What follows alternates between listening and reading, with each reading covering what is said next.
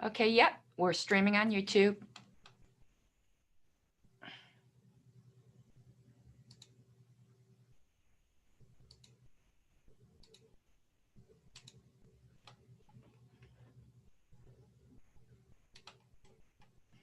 You guys are killing me with these last minute motions. I just saw that email come across with some more. I'm like, I'm going to charge for this and make a side job.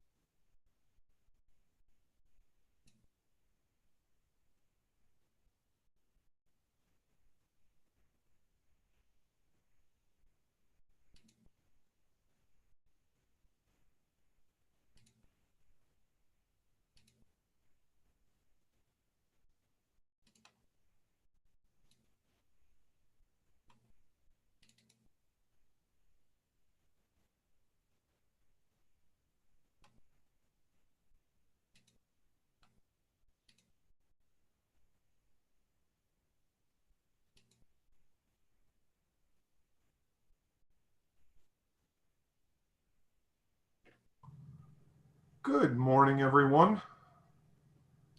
Good morning. Ahoy.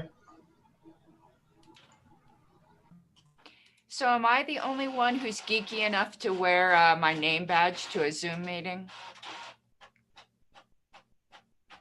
It looks that way. Zoom prints mine on there for me. Well, me too, but you know, gotta look official. You don't get to use it very often. I put mine behind me.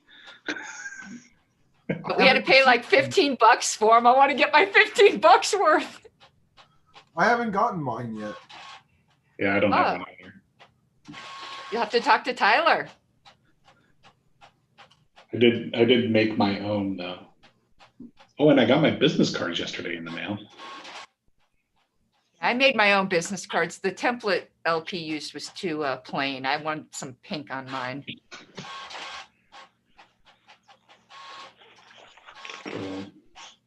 One of the old organizations I was a member of, I no longer needed that name tag, so I just glued the porcupine on top of it. So that's my perfect. That's my name tag now. Looking good there, Tim. Should we get in the holiday spirit and be reindeer for the meeting? I like it. Oh my goodness, look at you. That's so fun.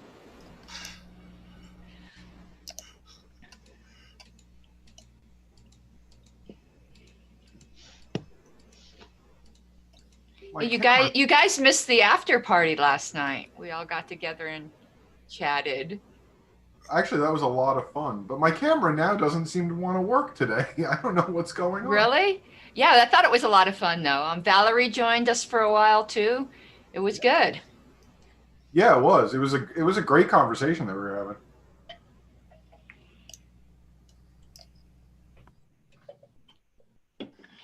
Though I tell you, I went over to the eCamp support forums immediately after that and raised holy hell. And they're like, well, we don't know what your settings were. I go, well, ask me, I'll tell you, because it was awful. Though I think I may have pinned down where it's coming from. I got to do some testing with Wayne today. make him sign on with me and see.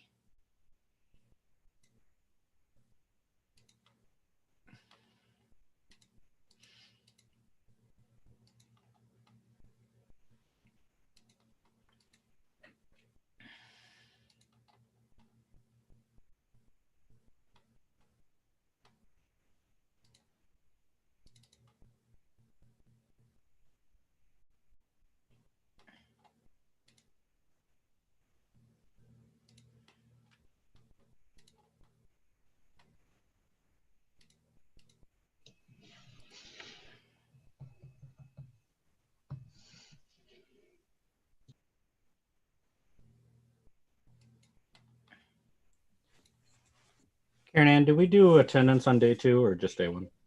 We do for a Zoom meeting because it's not like everyone's stuck in California and they're not going anywhere.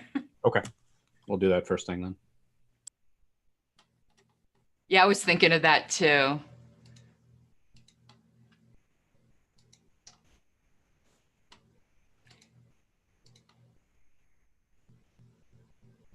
But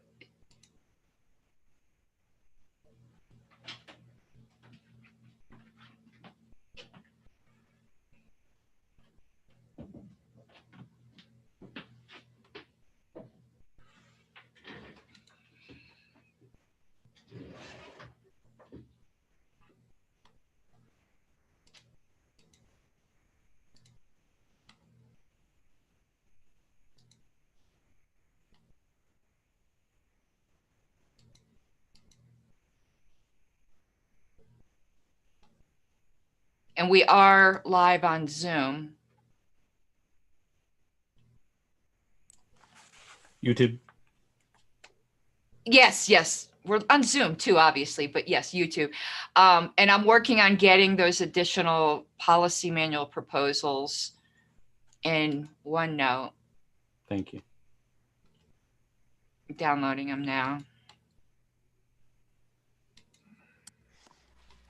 I'm going to make things difficult. I'm working on a substitute right now. So I'm charging now.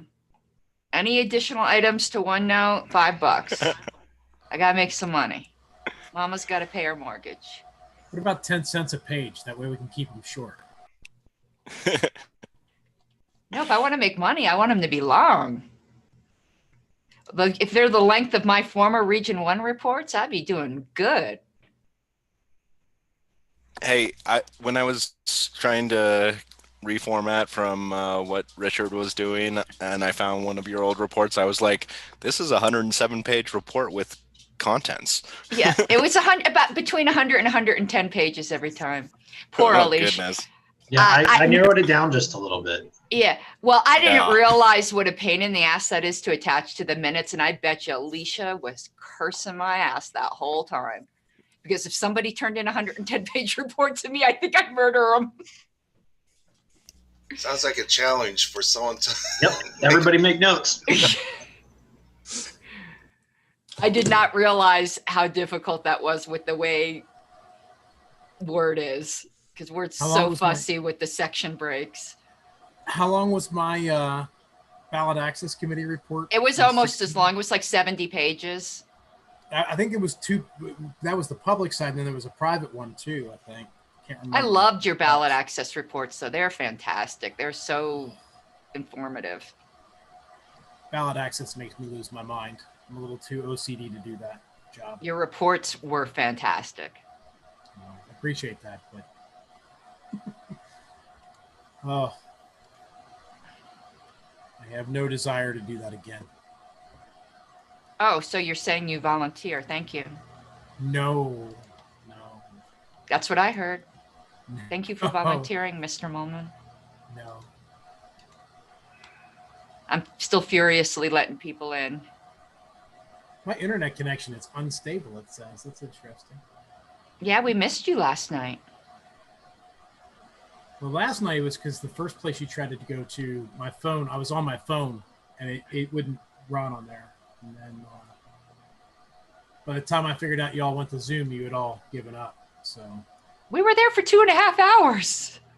well, So I fell asleep at like 10, and then I woke up at 2:30 this morning, and then I have been awake since. So I got a lot of good stuff done, though. If you don't sleep, you can get all kinds of Wait, work. you were productive? Oh yeah, I try not to be productive. I got all the data for a state to get imported, ready to go. Handed that off to Andy. What the hell else did I do? What state was that, Ken? Oh, Jared, I don't know. Which one would it be? It's jar day. It's jar day. If it's I not believe- Indiana, I want to know which state it is. It was Indiana. Yay, thank you. Thank you very much. Do you need anything from me still? The only thing left that we need from Indiana is your Stripe credentials. All right. But I got the event. The event is mostly set up, other than obviously being hooked to Civi and Stripe. And then all the data is exported, put into a private folder. Andy's got all that. He's going to work on that today. And then, dang, I did something else. That took from 2:30 to 3:30. I got that done. I did something else. Oh, I figured out that I was actually on the agenda for today, so I built the presentation. Did that. And then, yeah, I don't know. Then I worked on a puzzle for a little bit. Make my brain think about something different. Anyway, we're past the start time, and I'm too chatty, so I'm going to mute. It is 11:03 Eastern. Give me 1 second because I got to switch a screen here. I'm putting up that new stuff into the whatchamacallit. Okay, I'm good now. Thank you. And I'm calling us to order for day 2. And Ms. Harless informs me we need to do attendance again, so the secretary can call the roll. Yep. Let's just note when we are in and go over to here 1 second. For some reasons, OneNote keeps reorganizing my tabs and it's really annoying, but here we go. Mr. Bishop Henchman. Here. Mr. Mullman. Here. Mr. Hagan. Here. I'm here. Ms. Epke. Here. Mr. Longstreth. Present. 1 second, let me let somebody in. Ms. Sarwark. I'm here. Mr. Smith. I'll come back to him. Ms. Bilyeu. Here. Mr. Coburn. Here. Mr. Hewitt. He won't be here today. He won't be here today. 1 second, then let me hold him here. What did I do? Okay. Ms. Hogarth. Here. Mr. Nana. Here. Mr. Nikela. Here. Mr. Phillips. Here. Mr. Went. Here. Ms. Adams. Here. Mr. Bowen. Here. Mr. Buffman. Okay, let me just note that. Mr. Fiera. Present. Mr. Hall. Here. Mr. Lucchini. Okay, I'll come back to him. Mr. Sexton. Mr. Valente. Here. Mr. Smith. Okay, Mr. Chair, it looks like Mr. Smith is absent. Mr. Hewitt is absent, which means Mr. Fiera will be sitting in his spot. Also absent is Mr. Buffman, Mr. Lucchini, and Mr. Sexton. Thank you. Our current order of business is adoption of the 2021 budget, and I think we are back on the main debate. So, raise your hand if you'd like to be recognized. Well, I had said at the close of yesterday that I had a motion to offer first thing. Okay. Well, all right, Ms. Harless. I got to look up that line number one. Let me go up here. Okay, so I would. What was the amount? We were left at 35,000. That was still missing, Mr. Mullman. Yes. Okay, so I would move to increase budget line 8240 up $35,000 with a proviso that a dedicated fundraising fund be set up in the amount of $35,000, up to $35,000, and that additional increase would be spent as the money is raised. Do you have a written language for the screen, just so people have it in front of them? I can type it up really quick. I was Okay. kind of doing it. Is there a second? Might not need it. Okay, there we go. One sec. Sorry, who seconded it? John Phillips. Mr. Phillips seconds. Is there objection? Objection. There is objection, so we'll proceed to debate. Well, Ms. Harlos, after you type it up. Yeah, I'm typing it up right now. Ms. Harlos, and I believe when you were saying that, what I heard you say is 5 on one line and 30 on another line because it's a capital expense. No, I said 35 on 8240. If Okay. someone wants to amend that, they can do so.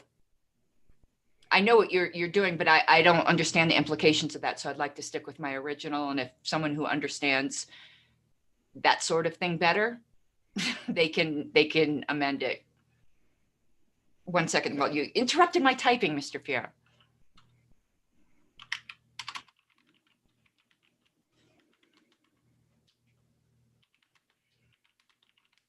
One second.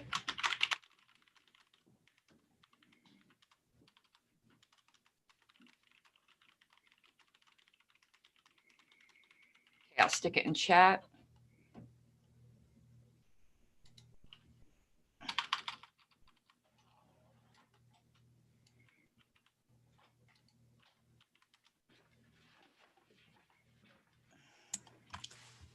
All right, it's in the chat window. Ms. Harlos, you're recognized to speak on behalf of it. Okay, and I see I put on the amount of 35. That should be in the amount of 35,000. We've done this multiple times before, particularly with ballot access. Mr. Goldstein used to insist upon it a lot that when the LNC encumbered certain ballot access funds, it was with a proviso that the states themselves had to raise a certain amount first. So this, I think, is similar. If this money is needed, I'd like it to be in the budget, but I'd also like it to be where we're not passing a negative budget, that we are basically dedicating ourselves to raise the money for that. The money that is raised for that won't be spent for anything else because we'll have a dedicated fund set up for it. And as the money is raised, if it's important to us, we'll raise it, it can be spent. Thank you, Ms. Harlos. I have Mr. Valente. Let me just read the speakers queue so everybody knows where they are in it. I have Mr. Valente, Mr. Molman, Mr. Hagan, Ms. Ebke, and Ms. Hogarth. So, Mr. Valente. Thank you, Honorable Chair.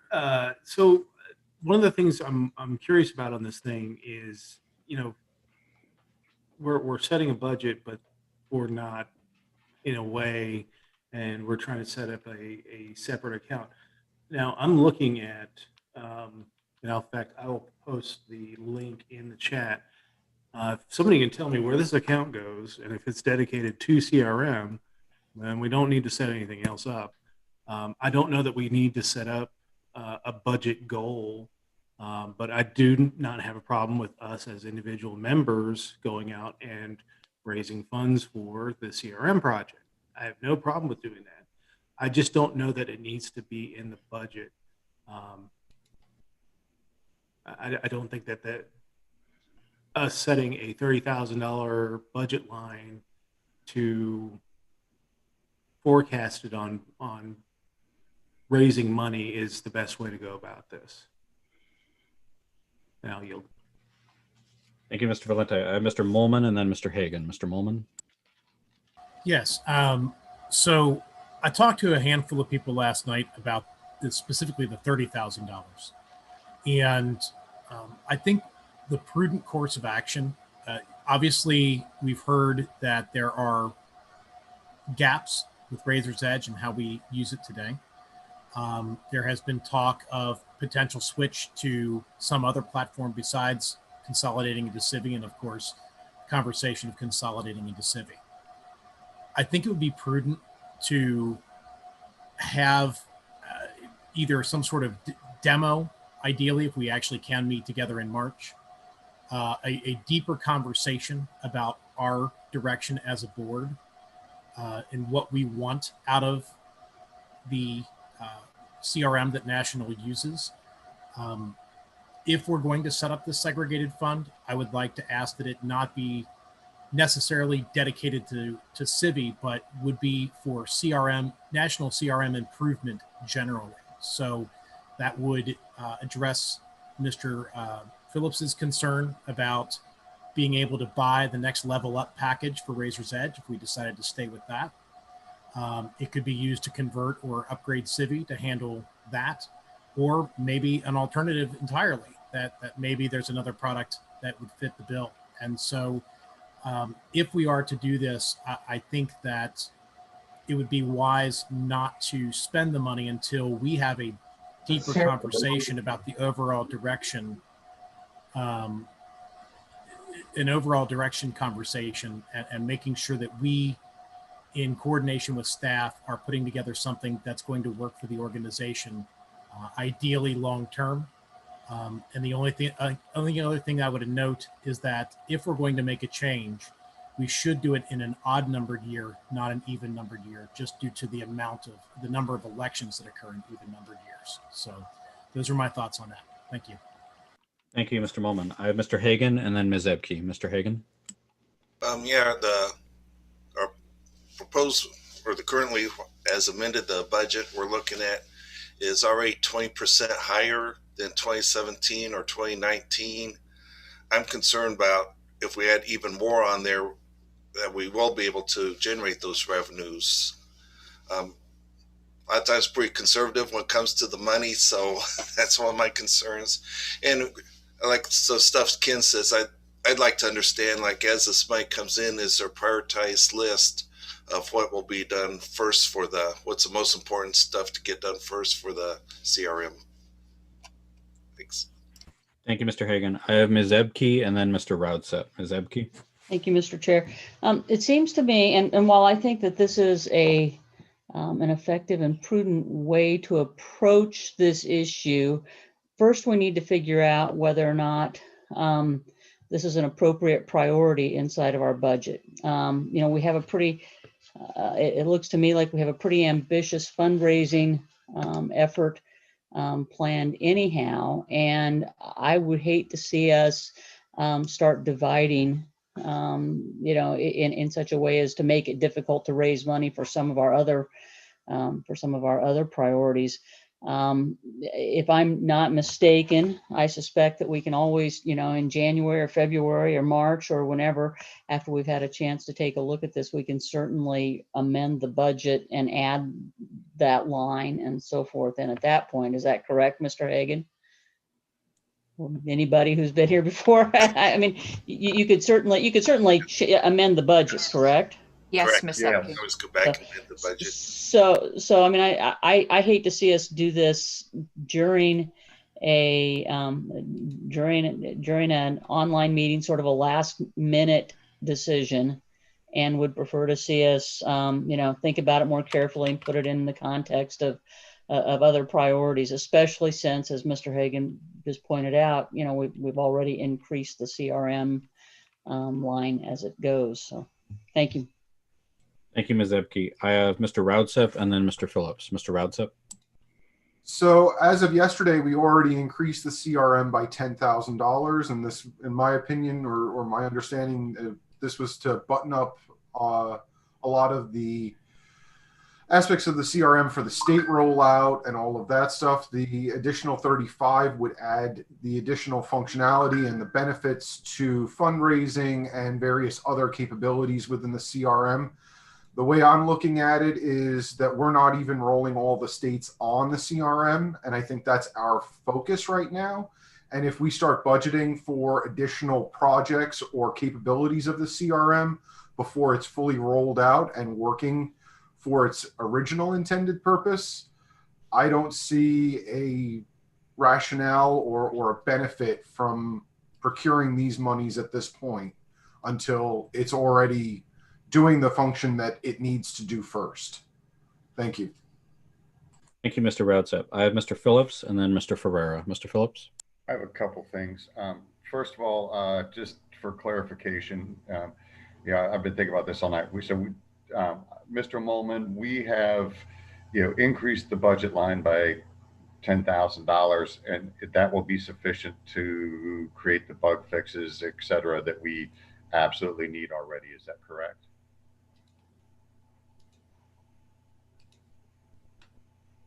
Yes. Okay.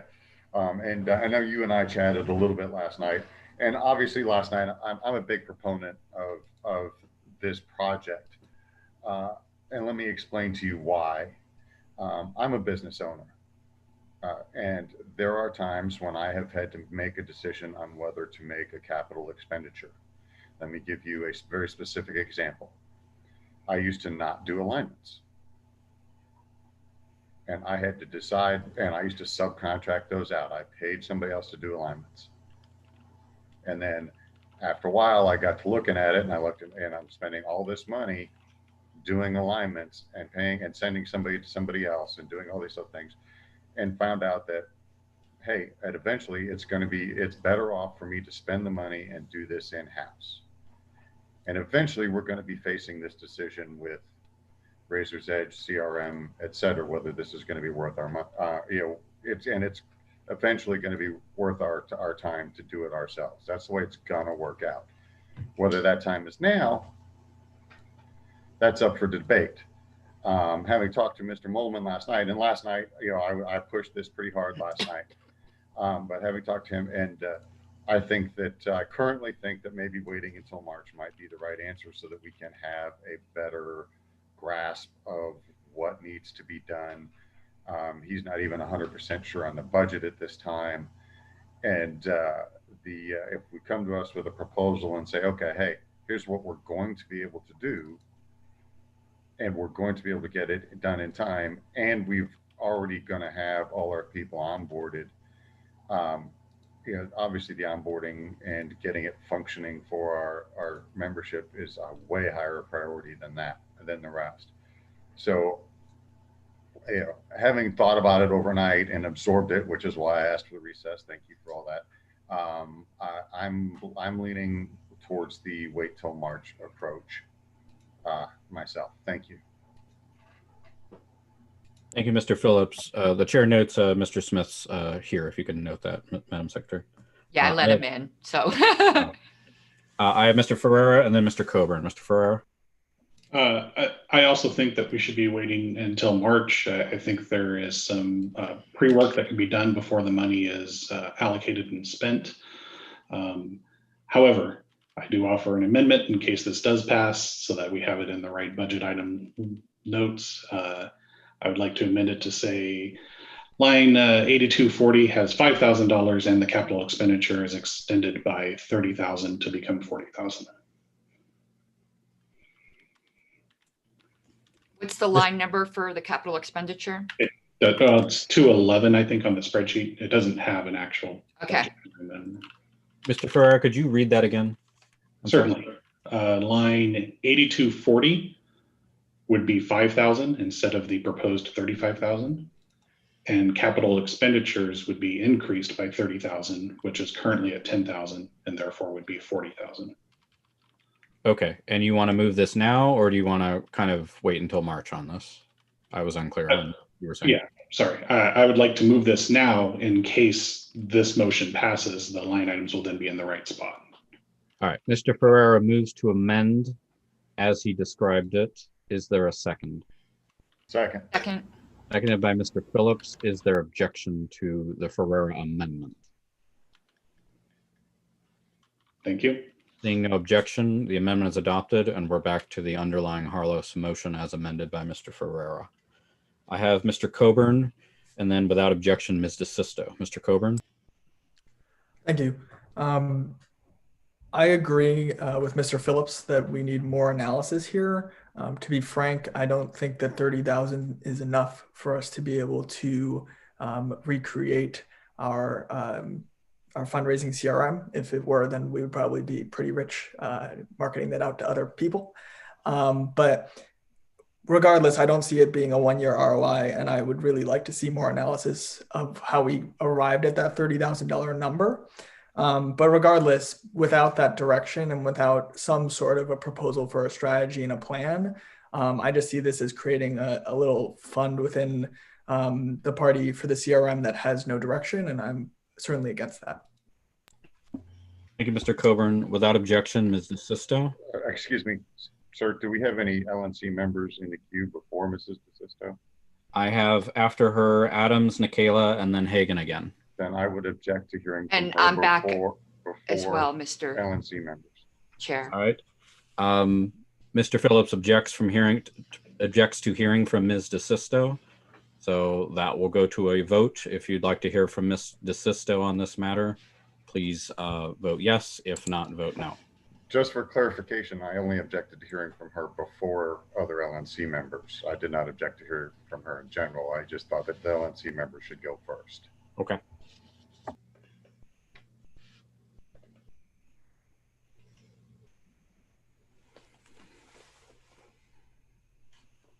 I'm sorry, Chair. Could you please explain the vote again? Ms. DeSisto was next on the queue. Sorry, Ms. DeSisto was next in the speaker's queue, so I recognized her. It requires consent of the body to hear from non-members of the body, so I asked for that, and Mr. Phillips objected, so we're now voting on whether to hear from Ms. DeSisto at this time. Mr. Phillips clarified that he wouldn't object from hearing from Ms. DeSisto later, he just didn't want to hear from her now. The vote, as I see it, is 6-6. The chair will vote at 7-7 now. The chair will vote in the affirmative, and we'll hear from Ms. DeSisto at this time. Ms. DeSisto? Thank you for giving me a little bit of time.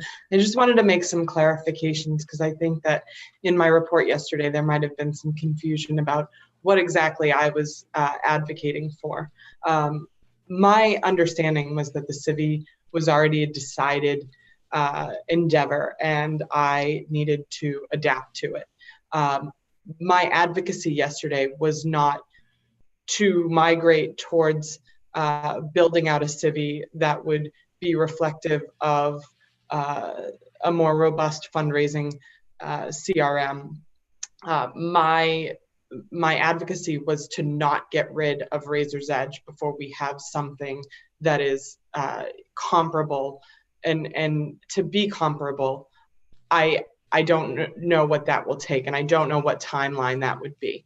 If there was an infinite amount of money, my dream would probably be to advocate towards Salesforce because they tailor a product, they give you a developer and they tailor a product using the tools that Salesforce has in-house to build out that capacity. And now that they've bought Slack, I think that is an amazing opportunity for us. I am aware that we are about to intake a significant portion of data that we have never attempted to bring in before. And we're going to have updated census information. Razor's Edge does charge per record, and running those through Razor's Edge would be extremely costly. So I know that the CIVI needs to be the home for that data, and I don't know what Mr. Molman and Mr. Burns will need to take that in. I think that's also really great because that gives that data an opportunity to be utilized throughout the affiliates. However, it does not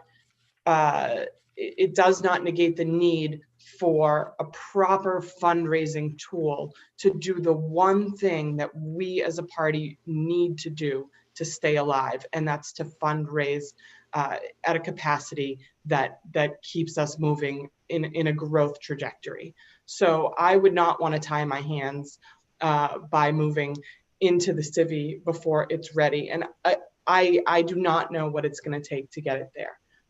But to clarify, my advocacy was not to build out the CIVI. My advocacy was not to get rid of Razor's Edge before we have something comparable. Thank you. Thank you, Ms. DeSisto. I have Ms. Adams and then Mr. Nikayla. Ms. Adams. Thank you. So as you all know, I've been a huge supporter of Civi.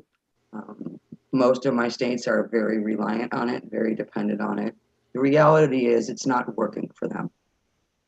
It's not working for them and hasn't been working for them. For example, in Oklahoma, if they get on to Civi on their end and run a membership report, it shows that we have 26 bylaw sustaining members, which anybody who read the membership report knows is absolutely factually inaccurate.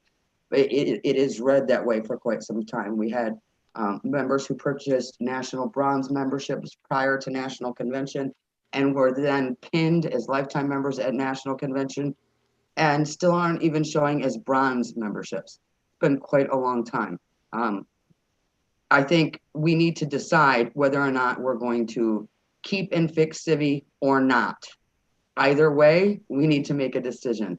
If we're going to keep and fix Civi, then we need to fully fund Civi. Right? We've got to have those discussions, I think, before we jump onto to where it's at. Certainly, what is it going to cost to keep it, to fix it, to make it fully functional? That's part of what we're doing, but I don't know that we've extensively explored that. What I do know right now is if we don't put enough money into Civi to make it functional, we might as well dump it, because as it sits right now, it is not the tool that we need. It is not useful. My states that are on it are ready to jump off of it and spend some money on their own doing something else. Membership's not updated. All of the tools that my states need in a CRM, the ability to send email blasts, text blasts, phone bank, none of those things are available to them. If we continue to delay, we are going to have enough states bail that the Civi project is going to die. So we either need to make a decision quickly, fund it, and make it functional, or we need to walk away from it. At this point, as someone who's been a huge proponent of Civi, I don't know that I care either way. I just want us to make a decision. Either let's fund it, fix it so that the affiliates can utilize it, or let's dump it and move on to something else, because we've spent 2 cycles now spinning our wheels over a Civi program that does not work as it was intended to work. Thank you, Ms. Adams. I have Mr. Nikala and then Mr. Hagan. I'm sorry, Mr. Nikala and then Mr. Wendt, because he hasn't spoken yet, and then we'll do second rounds on everybody. Mr. Nikala. Thank you, Mr. Chair. I think I can speak for everyone when I say we all want Civi to work and we want all the functionality that Ms. Adams and others have talked about. Right now, we have a small team working on Civi, and we obviously need resources to continue to get work done. Right now, with what we have in Razor's Edge as a supplement to what we are working on in Civi, there are some things that a billion-dollar company does better than we can currently do with our staff. And I think that we need to be conscious of that and direct our staff to make sure that Civi gets to work on the all the aspects that Ms. Adams has talked about, that my people in Florida, Georgia, and Tennessee are very interested in seeing happen. Another thing is that with the $30,000, we're not even sure if that's going to be enough money to replicate the features that we have in Razor's Edge. And I would like more time to see and make sure that itemized as best possible, perhaps in March, once we can conduct a proper analysis to figure out how much money do we need to get whatever it is that we need done. If you've ever done a major remodeling project, once upon a time, Ernest Hemingway built a pool in Key West.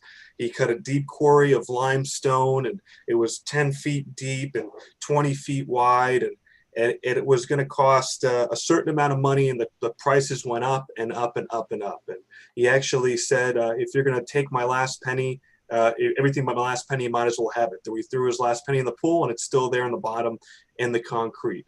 We don't know how much this project is going to cost. It could cost more money later on. So I want us to be prepared for what the actual costs are going to be and what we're going to get out of the project if we decide to move forward. Otherwise, we do have a small team. I prefer that we work on what we already have in front of us and go from there. So why don't we meet back in March, figure out what the costs are going to be, what actually do we want to achieve, and go from there. So I'll be voting no on this motion. But I do look forward to continuing to support Civi. I'm a big believer from the very start, and I do want us to continue and make sure we get functionality out there. But in the meantime, let's just stick with the folks that already have the product. Thank you. Thank you, Mr. Nikela. I have Mr. Wendt, and then unless anybody else who hasn't spoken yet wants to speak, it'll be second round starting with Mr. Hagan. Mr. Wendt. Thank you, Mr. Chair. What I really want to say is, like, yes, we know that this kind of came out of the blue as an ask, and it's not a fully formed ask because it did come out of the affiliate support committee. So what we really need to look at is the logistics of, do we even have the people to implement this on top of making sure that we get the states onboarded? And it speaks to what Mr. Nikela was saying, is that, you know, we don't have a feasibility study. We don't necessarily know where this is going. And, you know, we don't want to write a budget on hopes and dreams. So I am also a proponent of looking at this, getting a good feasibility of how can we do this transition. We all want to have a product to replace Razor's Edge because of the various costs that'll be encumbered when we start importing a lot of data, and we need data cleanliness. So once we focus on and prove that those things are capable in the CRM, so that we don't have affiliates trying to jump ship and create their own solutions, then we can look at that expansion. But I think what we've already encumbered as far as the 10,000 for capital, we need to see that actualized before we move forward. Thank you. Thank you, Mr. Wendt. I have Mr. Hagan, Ms. Harlos, Mr. Molman, Mr. Coburn, Mr. Valente. Mr. Hagan. Call the question. Mr. Hagan moves to end debate. Is there a second? Seconded. Seconded by Mr. Nikela. Is there objection to ending debate? Yes, there is There I is object. objection, so we will vote on whether to end debate and proceed to a vote on the Harlos amendment as amended by Mr. Ferreira. Use the green check or the red X in your participant window. A yes vote will be to end debate. A no vote would be to not end debate.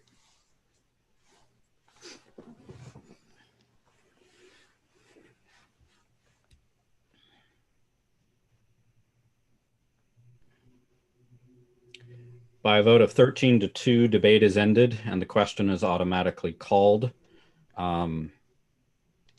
We wouldn't need to do a roll call on this because it's not a main motion, right? We wouldn't know, but on the demand of any one member, we would. Okay. I'm not going to demand that. Well, we'll do the same thing then with the green checks and the red X's. Just to remind everybody, the motion is to, actually, Ms. Harless, can you read it? Mr. Chair, I would like to request that it be roll call just because of the online nature of this meeting. I think that all our online votes should be roll call. I hate to be that No, that's guy, fine. but I love roll call votes. Less work for me. More work for Ms. Harless, though. Ms. Harless, do you have the text of the? I do. Do you want me to read it? Why don't you just read it? Yeah. Okay, it is to amend budget line 8240 to raise it by $5,000 and to raise the capital expenditure line by $30,000. Is anybody unclear on what we're about to vote on? Ms. Billiou. Okay, where's the proviso that was originally stated with this, that the money would be spent as it's raised? Okay, I'm sorry, I didn't, because that wasn't amended. Let me add it with my mistake. Thank you so much. With the proviso that a dedicated fund be set up in the amount of $35,000 and this money would be spent as it is raised. Thank you. All right. Thank you, Ms. Billiou. Secretary will call the roll. Okay, one moment. I need to copy my template. 1 second. Ms. Billiou? Yes. 1 second. Mr. Coburn? No. Ms. Epke? No. Mr. Hagan? No. I will vote yes. And I'm trying to get your names, Ferreira? No. Ms. Hogarth? No. Mr. Longstreth? No. Mr. Molman? No. Mr. Nana, No. Mr. Nikela, Aye. Mr. Phillips, Yes. Mr. Routsev, No.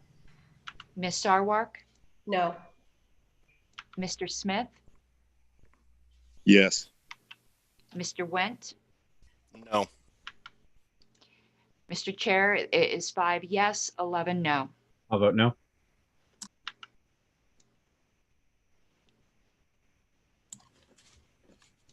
By a vote of 5 to 12, the amendment is not agreed to. We're back to the main motion of the adoption of the 2021 budget.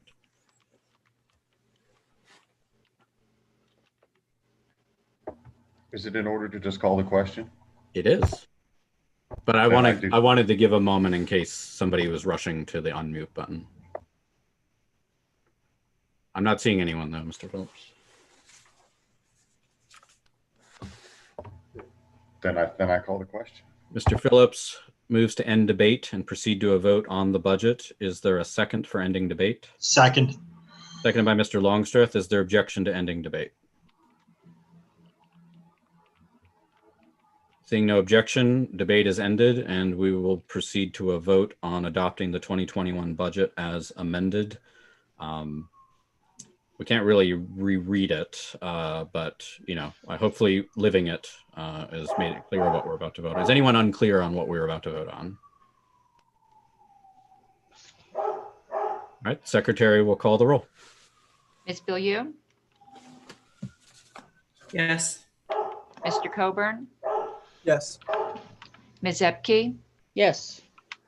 Mr. Hagan. Yes. I am going to abstain. Mr. Ferreira, Yes. Ms. Hogarth, Yes. Mr. Longstreth, Yes. Mr. Molman, Yes. Mr. Nana, Yes. Mr. Nikela, Yes. Mr. Phillips, Yes. Mr. Routsev, Yes. Ms. Sarwark, Yes. Mr. Smith, Yeah. Mr. Went. Yes. Mr. Chair, it is 15 yes, no, 0 no's, 1 express abstention. I vote yes.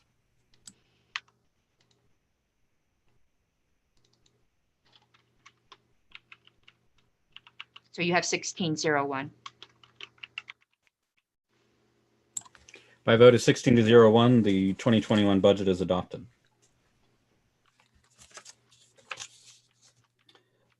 Next item of business. Well, Mr. Chair, I have a request. All right, Chair recognizes Mr. Longstreth. Yes, I would like to amend our agenda to include a new business policy manual change regarding the COC for 15 minutes. Mr. Longstreth moves to add under new business, and it'll go as G because it was without previous notice, an item related to, can you read that again, the title? Regarding the COC policy manual. COC policy manual. Seconded. Seconded by Mr. Phillips. Is there objection? Seeing none, the agenda is so amended. Let's see, Mr. Ferreira, is this an agenda amendment or what do you got? It's not. I just want to thank everyone for passing the budget. As a freshman coming in, I was told that this was going to be a really, really contentious, terrible meeting. And I know a lot of work went into this by the current LNC, the current staff, previous LNC. And I just wanted to thank everyone for all that work and making this go as smooth as it did. We're not done yet. So, all right. Next item of business is a policy manual change related to donor benefits. Mr. Molman, would you mind taking the gavel as I've sponsored this and probably shouldn't chair during the discussion of it? Yes, I can do that. So I guess then I'm immediately turning it right back over to you to speak to this, correct? Well, you can do whatever you want to do once you take the gavel. But That would Well, be nice. Yay, party. Yeah, so go ahead, Mr. Bishop Benjamin. All right. This is in the OneNote under new business with previous notice, which is a purple tab for me. I don't know if it's a purple tab for everybody else. And policy manual change, donor benefits. I've been working with our staff to review our stewardship policy, or our stewardship strategy, and there's lots of exciting things that are in the works, which of course are reflected in the revenue goals that we're setting for 2021. We did identify 3 things in the policy manual that are essentially obstacles to what we want to try to achieve. One of them is that we currently require monthly donors to contribute 20% more than annual donors to receive the same level of benefits, which is not something we even really, I don't think we actually carry it out. So like, especially this is especially confusing with lifetime members. So for instance, one subsection of the policy manual says you have to give $150 monthly or $1,800 to become a lifetime member. Subsection 3 says anybody who gives $1,500 within 12 months becomes a lifetime member. And subsection 4 says anybody who gives monthly at the lifetime level for at least 4 months becomes a lifetime member, which would be $600. These 3 are inconsistent with each other. In practice has been, as soon as somebody pays $1,500 within a 12-month period, they become lifetime members. And that's what this proposal would amend the policy manual to be consistent on that and just adopt that as the rule. Secondarily, it addresses our levels, primarily the pledge level and the top level, which is the chairman's circle. Currently, our pledge level is $50. This would change it to be $60, which divides more cleanly into 12 months. It'd be $5 a month instead of 4 point whatever it is. At the top level, currently our top level of giving is $25,000, whereas under FEC rules, we can accept individual contributions of $35,500. So we did have an instance of somebody coming to us and saying, I love you guys do amazing work, I'd like to come in at your top level. And because the policy manual specifies that's $25,000 rather than $35,500, we at least initially left $10,500 on the table. So that would fix the policy manual in this regard. And then the third item is frankly a request from me. I think either the last LNC or the prior one fixed all of the gender neutral languages in terms, or the non-gender neutral terms in the policy manual. The only remaining ones are the chairman's circle. So that's the only remaining reference to it. My preference is to use the title chair rather than chairman. And this would update the name of that from chairman's circle to chair's circle. So those are the 3 changes, and the full language is in the OneNote. And I'd ask for your support on this. Thank you, Mr. Vice Chair. Second. All right. So because of the way I see things, I don't see the way the hands went up in order. So I apologize. Ms. Harless, do you see them in order? No, I don't. And to be honest, I haven't been looking over there. I've been typing. Okay. Well, I'm going to do them in the order that Carrera I see them. Phillips, Mr. Vice Chair. Oh, thank you very much. Okay, so they're exactly backwards then. Cool. Okay, Mr. Hagan. For the chairman's circle amount, I'll remind you the maximum the contribution limit gets adjusted every 2 years according to the inflation rate, so it will change next month. So I don't know if I want to pass this as, I guess a question for Mr. Bishop Hinchman. You want to pass this as is, and then we'll amend it next year after whenever the FEC sends out the change? Mr. Vice Chair? Go ahead. I think that's probably the best way to do it. The other way that I was thinking about was incorporating a reference to the federal statutory provision that included that. I don't know how that would be received by the LNC of adopting a provision of federal law within our policy manual. So that's why I went with this route instead. Okay. I see Mr. Longstreth agreeing with you. Okay. Mr. Hagan, are you finished then? Yes, I'm done. Okay. Great, thank you. Mr. Phillips. I have actually I have two things. The first is once again, I apologize. I'm working on an antique laptop. Would it be possible to get this language shared on the screen? I can. The I second, well, go ahead. Madam Secretary, can you publish the OneNote link to the chat? Yes, one moment. If that would help.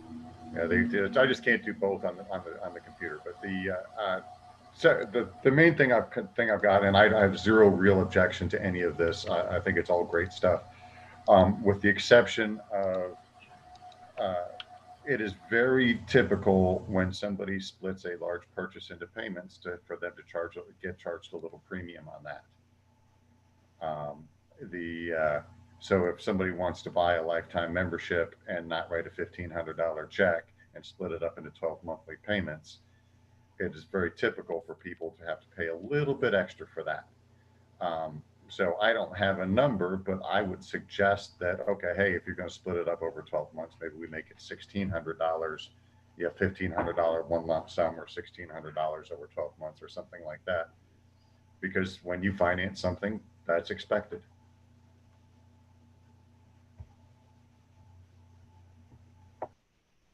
Are you finished then, Mr. Phillips? Yes, sir. Okay, thank you. I see Mr. Wendt is next up. I'm not sure if Ms. Harlos was before me or after. I was not. You were before me. Okay, thank you. Well, to speak to Mr. Phillips's point that he just put there is, it's a question of cash flow and what's more important. Is it more important that we're earning interest on it? Is it more important, like, what is the time value of money? And that's the big question. And over a 12-month period, the time value of money is very negligible. So I don't believe that that charging in interest or anything along those lines is necessarily beneficial to our membership, because we're not here, to basically play the interest game with our members. We want more members and we want them to feel invested in the organization. So I think the easiest way to do that is to just simplify what they have to pay and make it, I think Mr. Bishop Henchman's proposal does that eloquently. So I don't see the need to put more work into trying to determine how much we can squeeze out of our members. Let's get their annual membership, and then let's ask them to support us when we do good work. All right, thank you, Mr. Wendt. Ms. Harlos. I am in favor of this for several reasons, and Mr. Wendt saved me a lot of time because I agree with everything he had said. When you start talking about charging interest and things like that, that is just going to rile up the porcupines. We're not like selling a car or something like that. We're selling something a little bit more intangible, and simplifying and not trying to squeeze every dime out of our members, I do think is the right route. And simplification is always better. And there are some issues, like I did with the population of the executive committee, of deferring to the chair's judgment. And I don't do that on so many things, but this would be one of the things too, where I'd say, if this is something that the chair thinks is better for us, he needs to be our primary salesperson, that even if I had some misgivings, I would defer to the chair's judgment on this particular issue. Okay, thank you, Ms. Harlos. Can you tell if Mr. Nana or Mr. Rodsep was next in the queue? I would have no idea. Sorry. Now, shoot. All right, I'm On our going to system. flip it. All right, I'm going to go with Mr. Rodsep. Very good. Thank you, Mr. Molman. I totally see where John or Mr. Phillips is coming from. However, I would like to point out that subsection 3 says that the person who gives $1,500 in a 12-month period becomes a lifetime member, not in a single sum. So that would also even include monthly payments, unless if we're looking to change all of the wording, which that would include. So that's my concern, and I agree with Ms. Harlos that it's the goal to create as many lifetime members as possible. So I would stand with the current motion. Thank you, Mr. Rodsep. Mr. Nana. I would like to call the question. Second. Okay, there's Second. been all right, that's been seconded. Let's just do it with a, if you guys could put your hands down, let's just do it quickly that way. Yes, if you're in favor of calling the question, no, if you want to continue debate.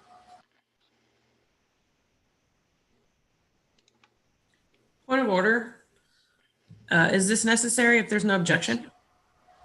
Oh, well, I guess technically I could have done it that way too. I apologize. Is there any objection? I objected because people still wanted to debate, and I believe in everyone having their say. Okay. So we will continue on. Yes to end debate, no to continue debate.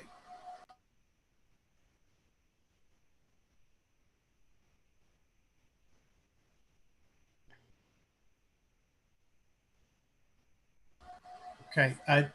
I'm not sure that everyone has their vote in yet, but there is definitely a majority here. 1, 2, 3, 4, 5, 6, 7, 8, 9, 10, 11, 12, 13 in favor. I see 14 in favor of ending debate, and I only see 1 opposed. So with that, the question is called. Just because I think someone's going to object, Madam Secretary, would you mind taking the roll? Yeah, this is a main motion, would have to be by roll anyway. Okay. Let me just copy my template. Okay, Ms. Bilyeu. Yes. Mr. Coburn. Yes. Ms. Epke. Yes. Mr. Hagan. Yes. I will vote yes. Mr. Ferreira. Yes. Ms. Hogarth. Yes. Mr. Longstreth. Yes. Mr. Molman. Pass for the moment. Mr. Nana. Yes. Mr. Nikela. Yes. Mr. Phillips. Yes.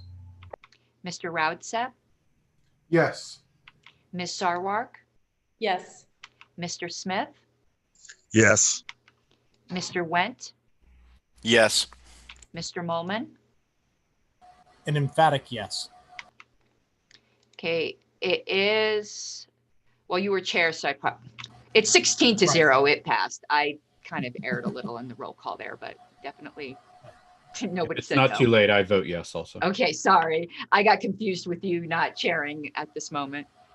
Mr. Chair, this is Susan Hogarth. I'm going to step out and David Valente is going to step in. Okay, so noted. And I'm going to turn the gavel back over to Mr. Bishop Hendry. And my Thank you, Mr. apologies on my confusion. Thank you, Mr. Molman. Next item on the agenda is Mr. Molman for 15 minutes.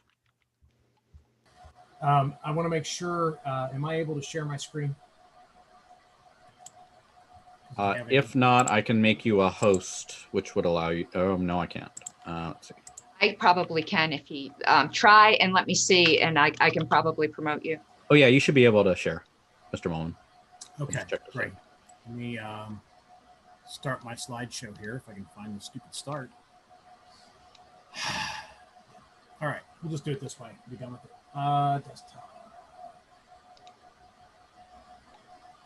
This one right here. Share. I think that's showing the right one. Are you guys seeing a PowerPoint presentation? Yep. Excellent.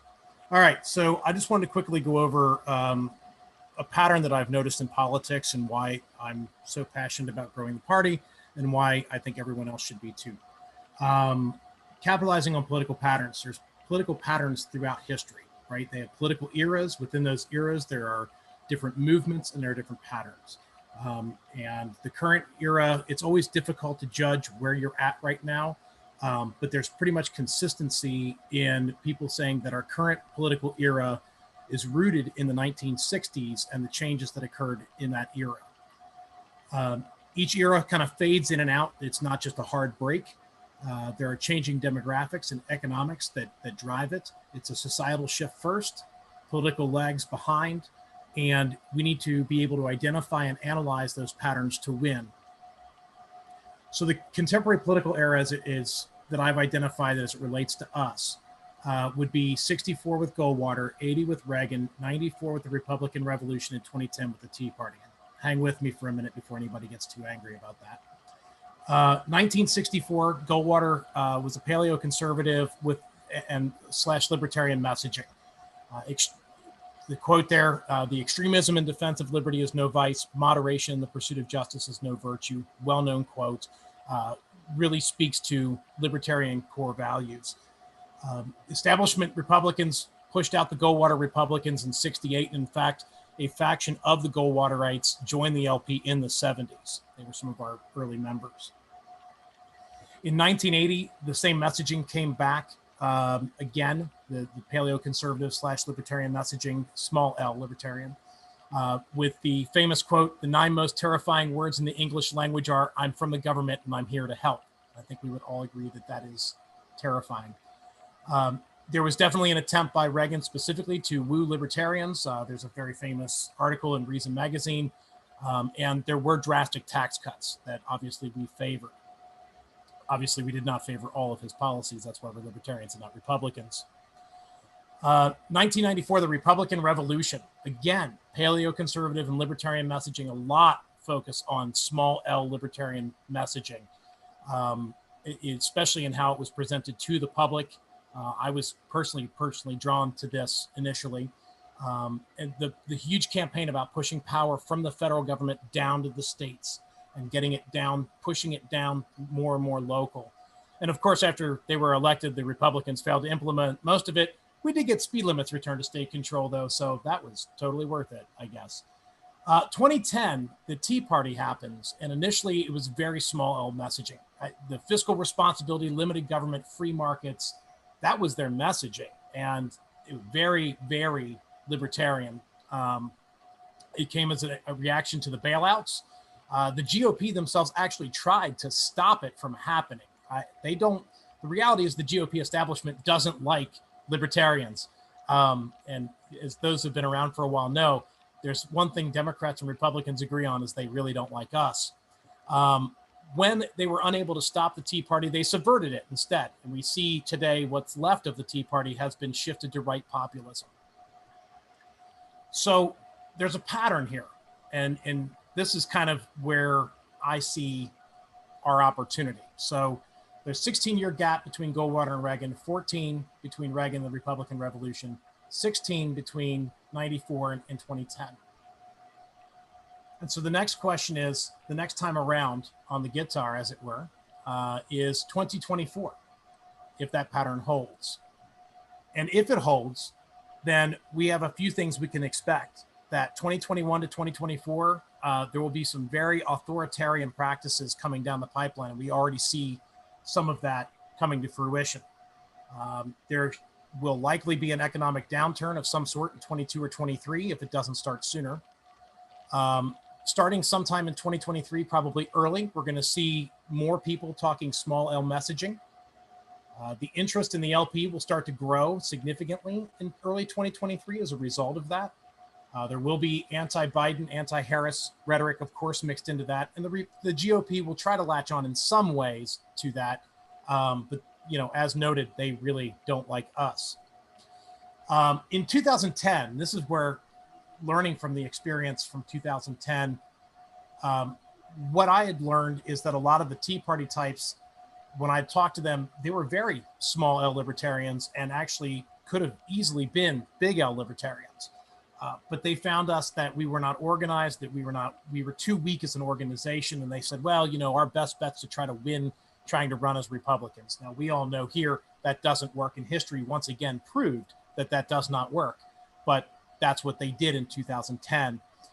At the time, the LP did lack infrastructure at the local level in most places, and that was a issue. We also had poor follow-up and engagement at the time. A lot of our messaging was shotgun approach, not targeted, not well done. I believe that the Trump era is probably going to be the end of this current era. The patterns say change is coming, but as we transition from where we are now into what comes next, we need to be ready to latch on to what will be the end of probably the last era and the beginning of the next. So in my opinion, there are a handful of things we need to be focused on: infrastructure, training, building our bench, developing our leadership, and never forgetting our mission. And we must establish ourselves as a viable vehicle for individual liberty, not just within our own circles, but that the public understands that we are a viable vehicle for individual liberty. I think we've done a whole lot of that in this past year, and we need to continue to do that. So that was the whole presentation. I just want to make sure people knew that I saw a pattern there and that our opportunity we're building toward. And hopefully, if I'm wrong, then okay, I'm wrong. But if I'm right, then we actually have the opportunity to grow into something that we actually become one of the main two players in the next election era or political era. So that's all I had. Thank you. Thank you, Mr. Molman. There is a handout from Mr. Valente. Do you want questions? Oh, sure, absolutely. Mr. Valente. Thank you. A very interesting presentation.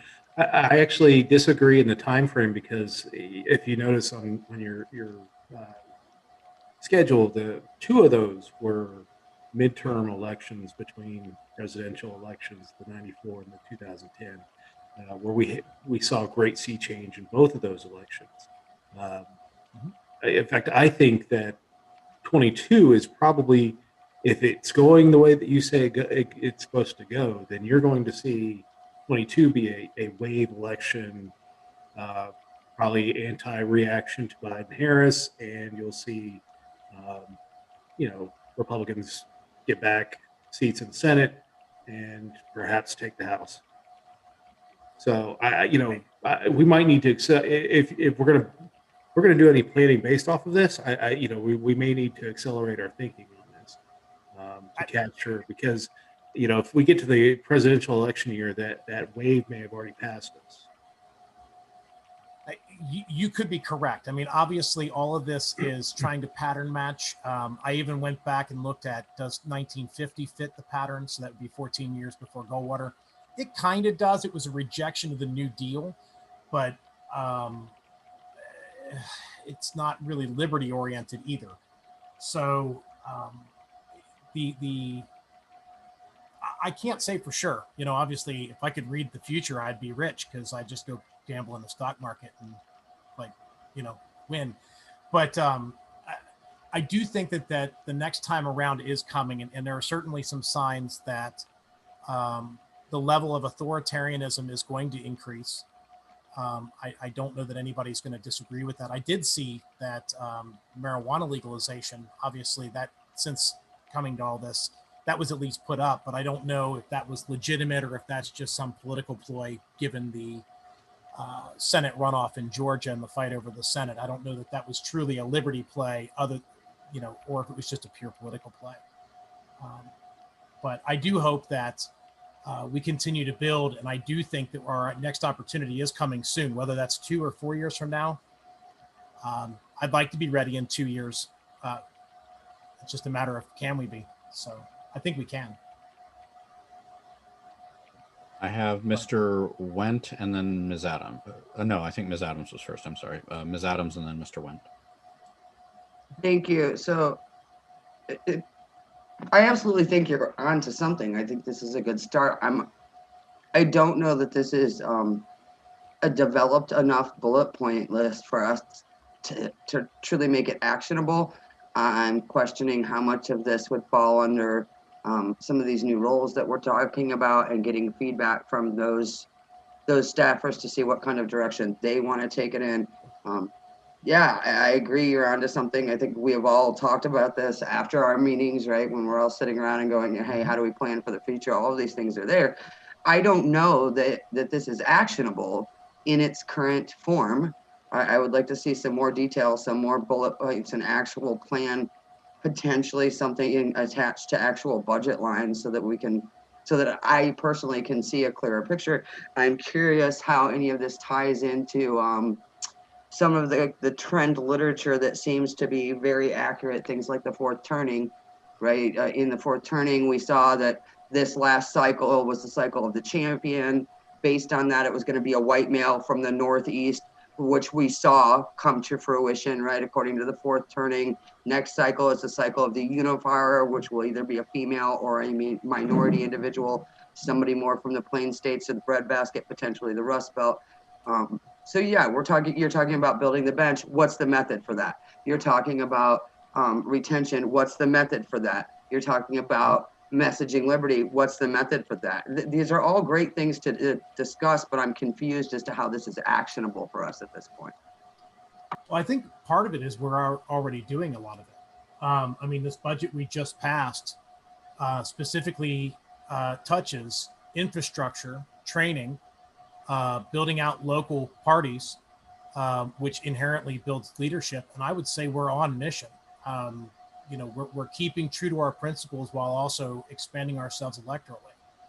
I think what I was really going for with this more than anything is to hopefully provide some motivation to those who may not see an end game, that there is an end game here, that we have a short-term goal.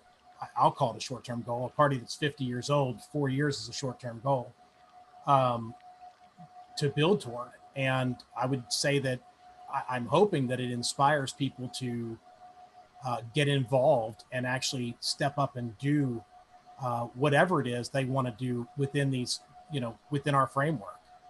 So I'm always open to ideas. If there's more better things to do, I'm always open to those too. But I feel like we're heading the right way.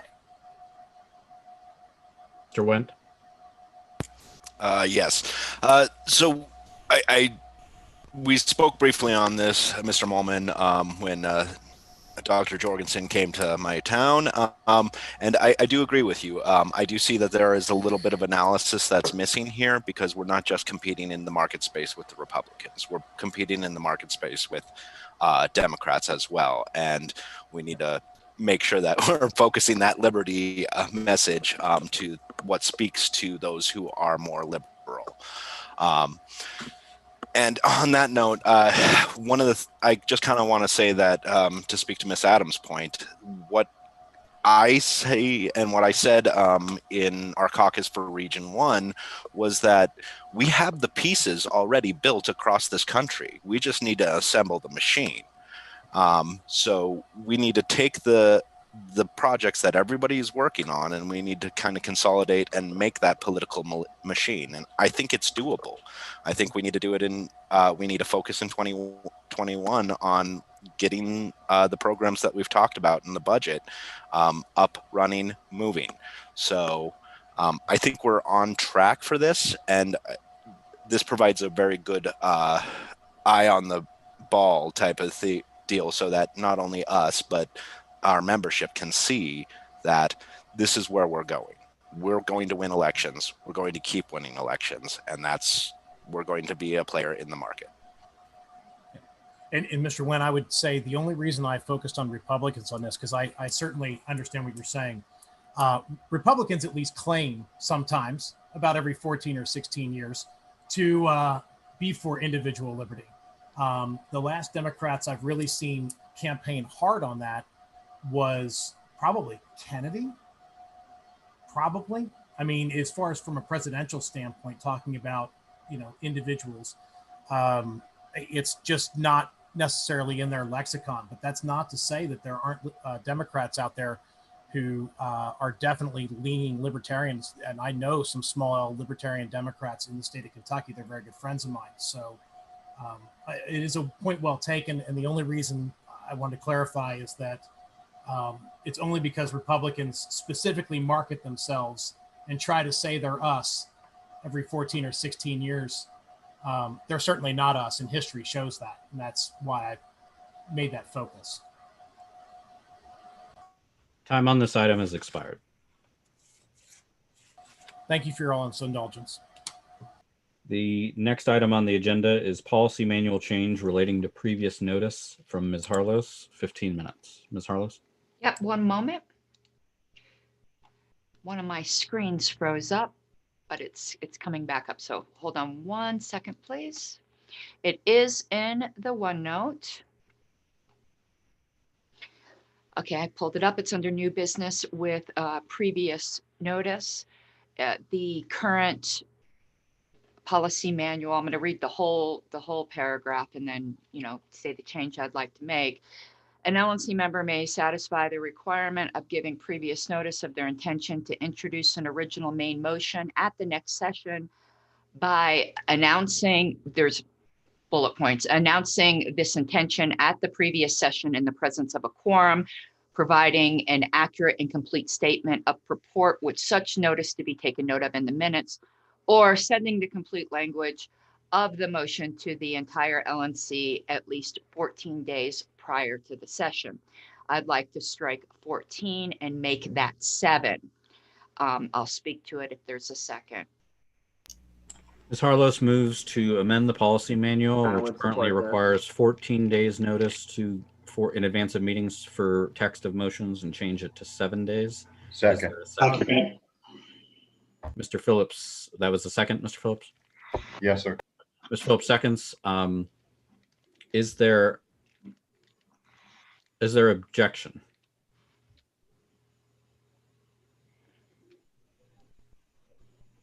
Going once? Going twice? It's adopted. Thank you. Next item on the agenda is Committee to Address COVID-19 Response by Ms. Harlos, 15 minutes. Right, one moment. I want to pull this up here again. There's been a lot of discussion amongst membership, and I know people have a lot of different opinions on this. That we've been, well, I'm making an argument. I don't want to make an argument yet. So that was just an introduction. I'll say my motion, and if there's a second, I will give my argument. Establish a committee to work with staff and the party chair regarding the party's messaging in response to the violations of civil liberties by the state due to the COVID-19 pandemic. The committee shall comprise Karen Ann Harlos, Aaron Adams, Jeffrey Hewitt, plus 1 additional LNC member to be chosen by the party chair, and 4 non-LNC members to be chosen by the 4 LNC members of the committee. Ms. Harlos has moved the language she just read to establish a committee to that effect. Is there Second. Seconded by Mr. Longstreth. Is there objection? I object. There is objection, so we'll proceed to debate. Ms. Harlos, I'll recognize you first, and anybody else wish to speak, just raise your hand. I'll put you on the queue. Ms. Harlos? Okay, and I'm sure I'm going to end up putting my hand up to address objections because I don't really know what they all will be, but I'm trying to anticipate them. I firmly believe, though I'm sure some people would say it's arguable, that what is going on right now is the biggest peacetime power grab in violations of our civil liberties. And the reason I say peacetime is I can imagine being a Japanese person interred and be like, yeah, really, you're upset. So I will just say peacetime. And we've been largely silent. And I think that's shameful. I didn't believe, I thought maybe I'm just getting old because I am. And I went and did a search on lp.org to see, surely we've said some things on this. The only article I could find was back in March. And it was a great interview. It was with Dr. Varner. But with my knowledge of the party's history, when violations of civil liberties had happened in the past, and I know we do not have a communications director at this time, but we would throw royal fits.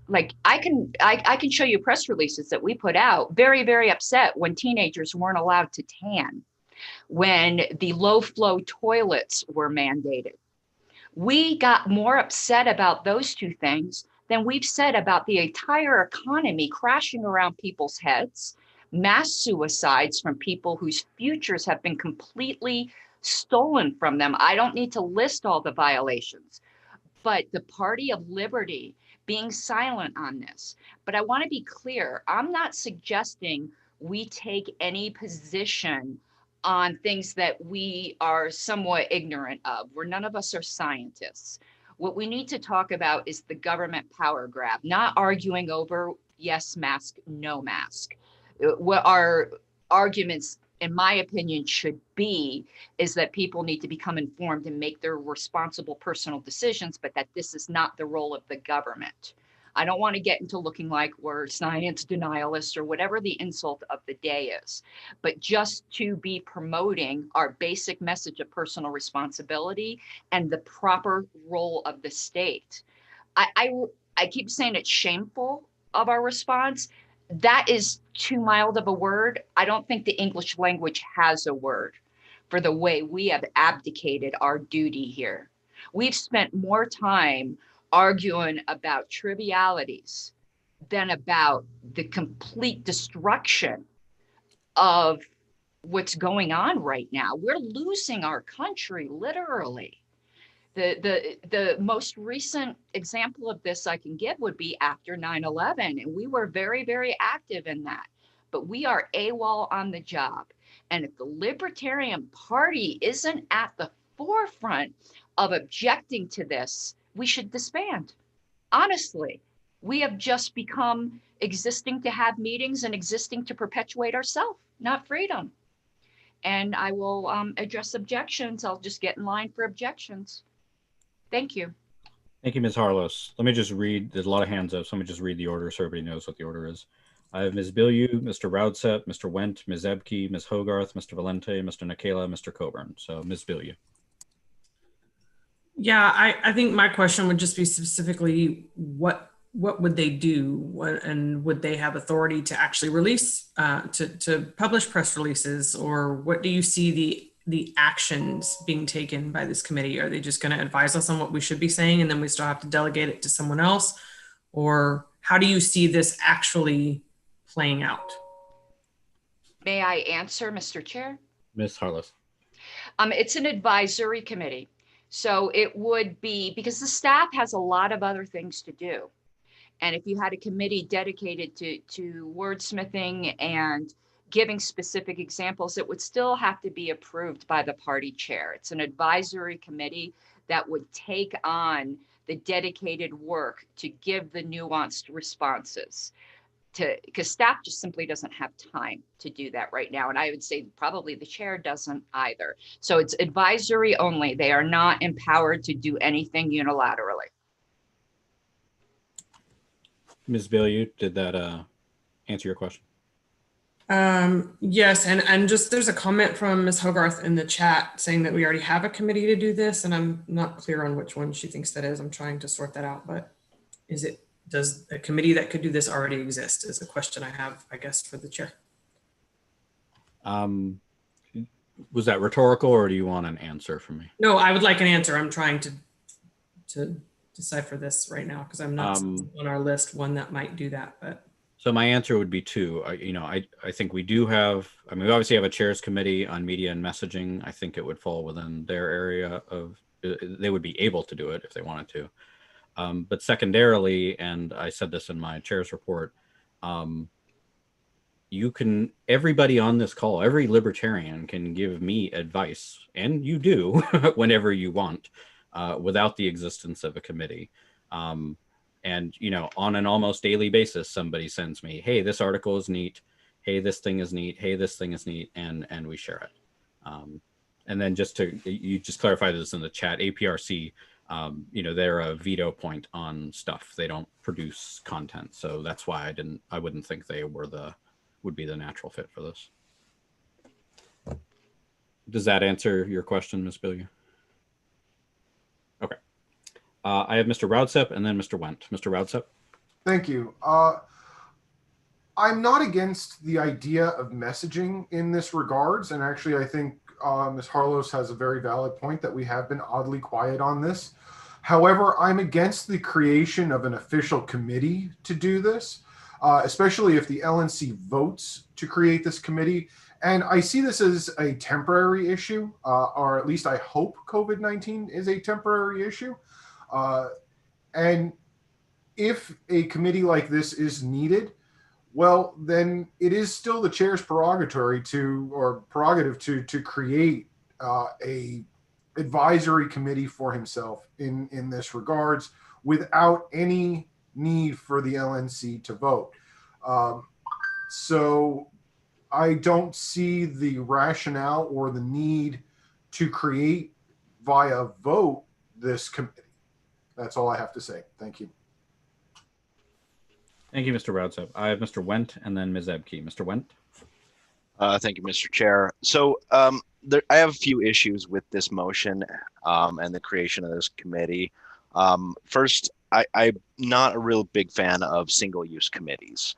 I realize that's what ad hoc committees come from, but if you look at the traffic that I've been putting forward, it's about trying to reduce our single-use committees and kind of stop some of the crossover. And what I see with this committee on messaging, it's a single-use committee, and it's going to cross over into items in the budget that we just passed. I mean, we're looking for a communications director, not officially. That's all up on employment, but that's one of our goals. So, are we going to just kind of undercut that right from the start? And then, yes, there is the media and messaging chairs advisory committee. So.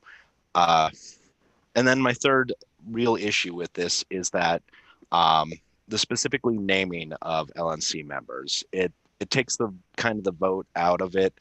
If I were to amend this to say to strike the names listed and list Laura Ebke, Valerie Sarwark, and Jared Hall as the names, would it change the composition of the committee? And I do believe it would.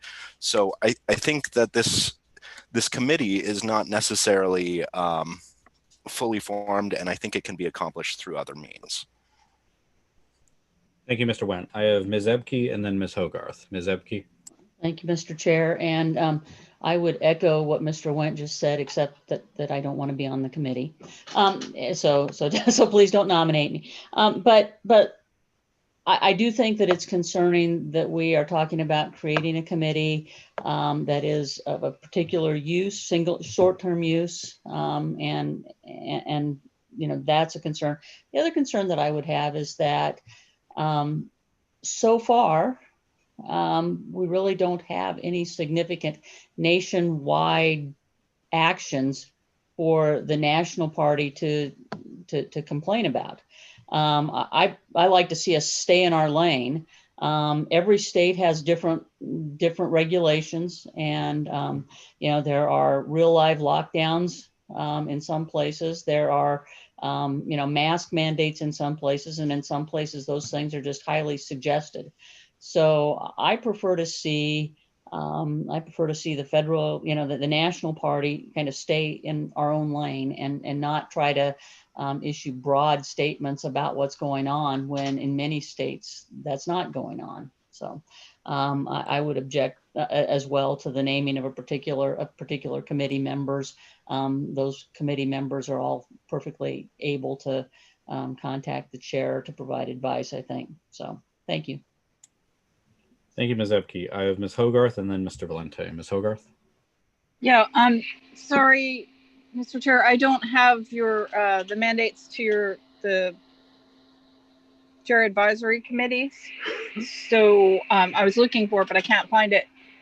I'm just wondering what the marketing and media subcommittee, if this does fall within its purview. I think it is an important issue and we should address it.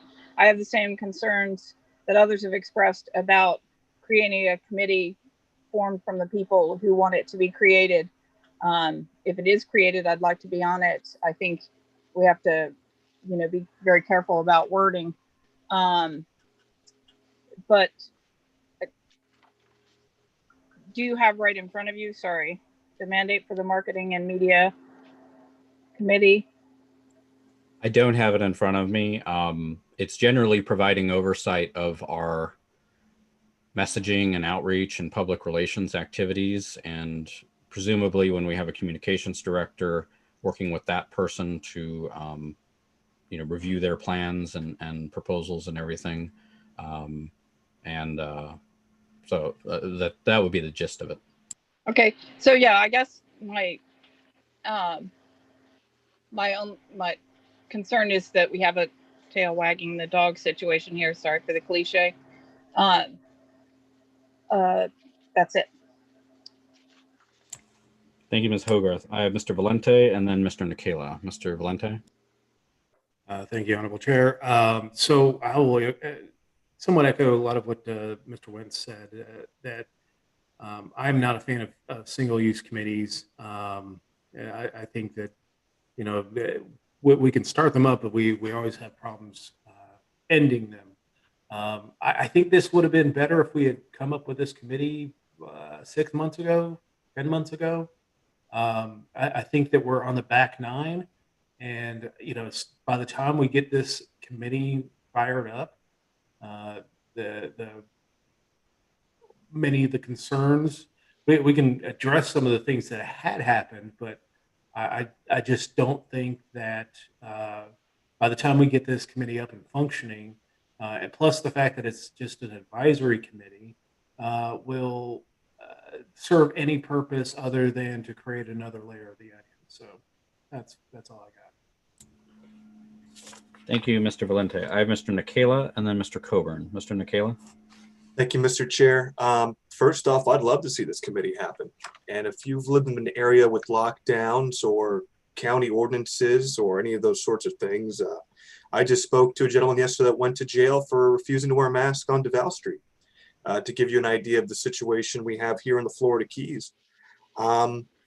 Regardless of whether or not this passes, I'm in favor of the LNC members getting together if we do act in an advisory role, and I'd love to be a part of this because I do believe the party should be stepping up and being at the forefront of this issue, as we are the party of liberty. We should be having much more of a voice in the media through our channels when it comes to this. This year alone, I've been on Telemundo, MSNBC, The Tom Woods Show, local media, and more, just because I've been engaged in the issue with the Libertarian Party of Florida.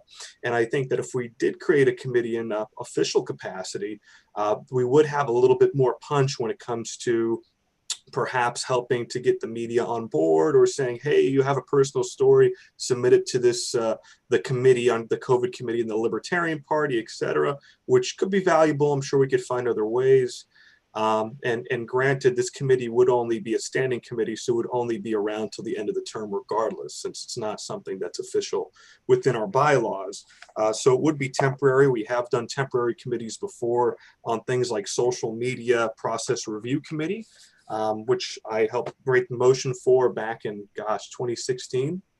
So we do these things time to time. I think our response hasn't been great. I think until we get a communications director in, we really haven't had a strategy on how we're going to address COVID. And I think that, like I said, regardless of whether or not this passes, I'd be happy to get with the people that are interested in putting something together, because we do need a more directed strategy on COVID. There is a lot of opportunity there, I believe, with a lot of what's going around in the country. We should be in California right now, but we're not. We're here on Zoom because Governor Newsom and the terrible, hypocritical laws that are being put into place over there, as well as other places. So I would like to capture the opportunity. Whether or not this passes, I definitely would like to get together with the others. And even if we're an unofficial, we'll call it ad hoc, or just an LNC get-together group, I think that would even be sufficient.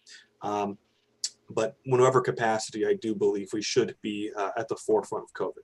Thank you. Thank you, Mr. Nikela. I have Mr. Coburn and then Mr. Smith. Mr. Coburn. Thank you.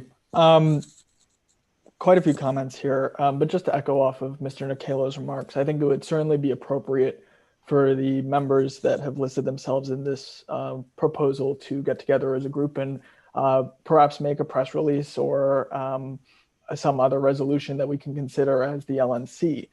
To be frank, I think there are other major affronts to our civil liberties that have happened recently that we have not responded to by creating a committee, creating an advisory committee. I would point back, I mean, it's still ongoing, but the Black Lives Matter movement was really a hot button issue just a couple months ago, and we didn't make an advisory committee on that.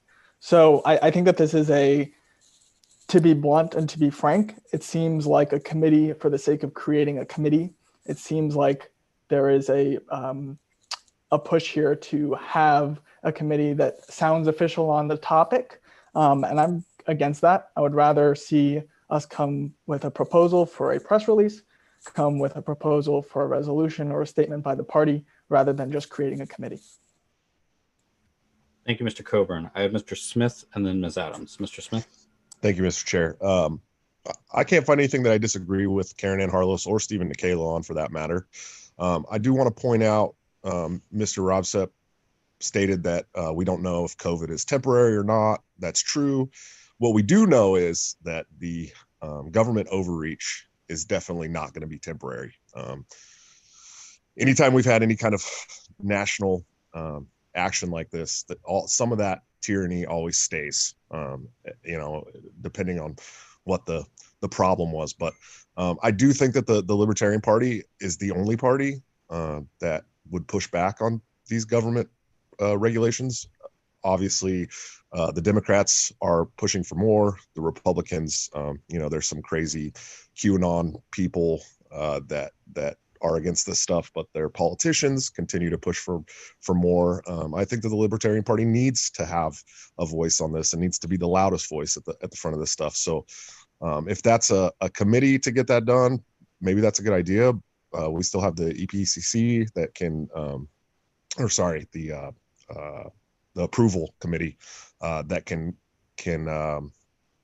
stop things from going out or whatever. But the APRC, we do need to craft messaging about this. We do need to be loud about it, and we need to make sure, especially with Biden coming into office, promising lockdowns and mask mandates. We need to be loud about it. And so if that's a committee to get that done, then we should definitely have a committee to get that done. So thank you. Thank you, Mr. Smith. I have Ms. Adams and then Mr. Phillips. Ms. Adams. So as someone who's listed in this, to be clear, to my own fault, here I get to throw out some character flaws for you. I have been so focused on budget. I'm sure that Ms. Harlows and I have discussed this at some point. I'm sure I agreed to be on this committee at some point if it were seated. It had completely slipped my mind. Yes, COVID is a huge deal for me. Yes, I think we should be responding. I do work in a healthcare field with a vulnerable population, so I do see both sides of these arguments. I am happy, however, if someone else would like to be seated on this committee instead of me, that's awesome. I do think maybe instead of calling it a COVID response committee, if we're going to seat a committee like this, maybe some type of crisis response committee, because there is always one crisis or another that is seated and called up only in response to things like, I don't know, the earthquake in Mexico in the 80s, Chernobyl incidences, whatever, whose job it is to try and craft messaging in response to a crisis might be a better fit than simply a single issue committee. I agree. I have issues with single issue committees. Typically, they take a whole lot of time to gear up and ramp up, and then the response comes late when it does come. So I agree. And yeah, I think there are a lot of different approaches on this. We should be saying something. We should get in front of the messaging. If this isn't the way to do it, it isn't the way to do it. If someone else would rather have my seat because they want to participate and they're uncomfortable that specific LNC members' names were listed, please know I am happy to do that. I'm happy to duck out in favor of someone else if that's what they would like to do. For me personally, I will continue to make whatever statements I feel as an individual I need to make about government overreach, regardless of what the LNC does. I would like to see us make some statements as a party, but that certainly isn't going to silence me from making the statement as an individual. I don't need permission to speak out against overreach, and it would be incredibly unlike me to ask for it. So, I mean, however we want to handle it, we do need to make a statement. When it was the 55-mile-an-hour speed limits, we were all over that shit, right? When it was Ebola and Zika, we did come out and speak about overreach, but on COVID, we've been silent. Yes, we need to address it, just like we need to address numerous other overreaches of government that we've continued to be silent about. However we decide to handle this, I just want to see us making a statement and handling it. Thank you, Ms. Adams. I have Mr. Phillips and then Mr. Nana. Mr. Phillips.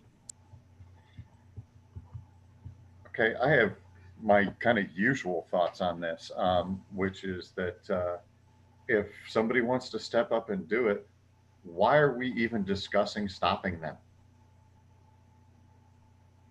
It makes zero matter to us. All they're basically doing is asking for our blessing. It affects not one other thing. Not one. So why would we even discuss stopping them from doing it? That's ridiculous. People want to step up? Let them. Thanks. Thank you, Mr. Phillips. I have Mr. Nana and then some second rounds, which I'll sort out in a moment. Mr. Nana. I call the question. I would really like to respond. Mr. Nana has called the question. Is there a second to ending debate and proceeding to a vote? Second.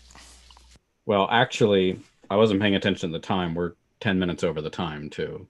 So the question actually is called unless there's a motion to extend time. I move to extend for 5 minutes. Carlos moves to extend by 5 minutes. Is there a second? Second. Seconded by Mr. Phillips. Is there objection? Objection. Yep. There is objection, so we will vote on whether to extend time by 5 minutes. Please use the votes in the participant window. The check yes to extend time by 5 minutes. The red X to not extend time by 5 minutes.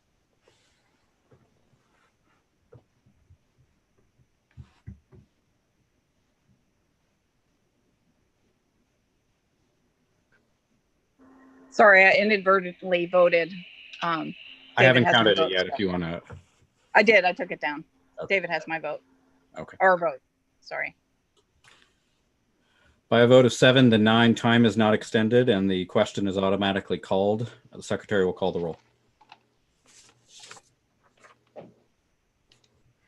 One moment.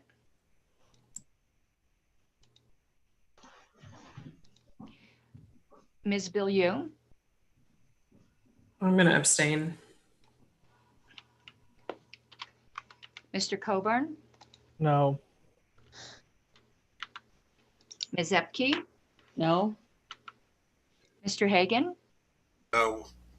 I will vote yes. Mr. Ferreira. No. Ms. Hogarth. David is voting for Yeah. Region 5. Mr. Valente. No. Mr. Longstrap. Pass. Mr. Mullman. I'll say yes. Mr. Nana. Yes. Mr. Nikela. I vote aye. Mr. Phillips. Yes. Mr. Radsep. No. Ms. Sarwark. No. Mr. Smith. Yes. Mr. Went. No. Mr. Longstrap. Yes. It's 7 yes and 8 no, and 1 express abstention. I will vote no. So we have, 7-9-1.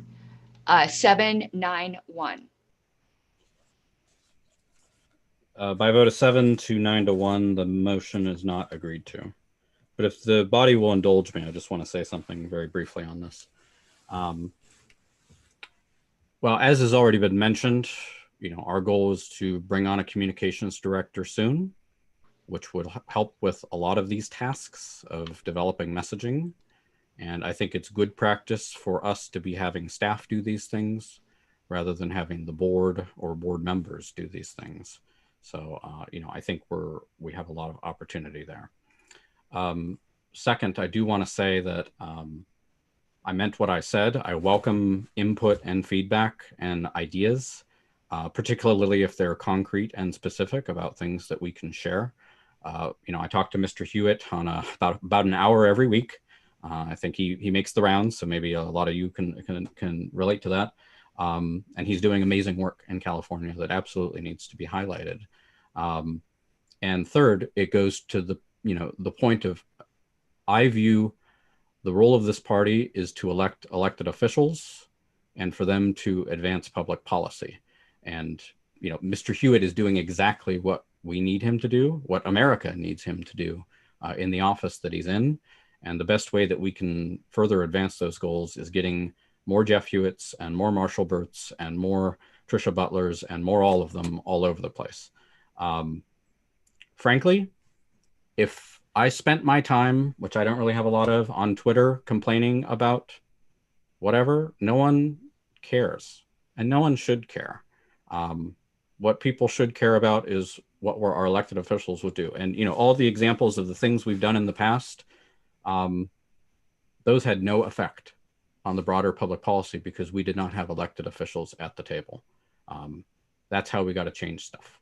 And as far as rhetorical stuff to provide ammunition and support for it, there's no shortage of groups out there to do this. And there's certainly no shortage of individuals willing to do that. And, you know, the idea that I tweet something and it makes a difference.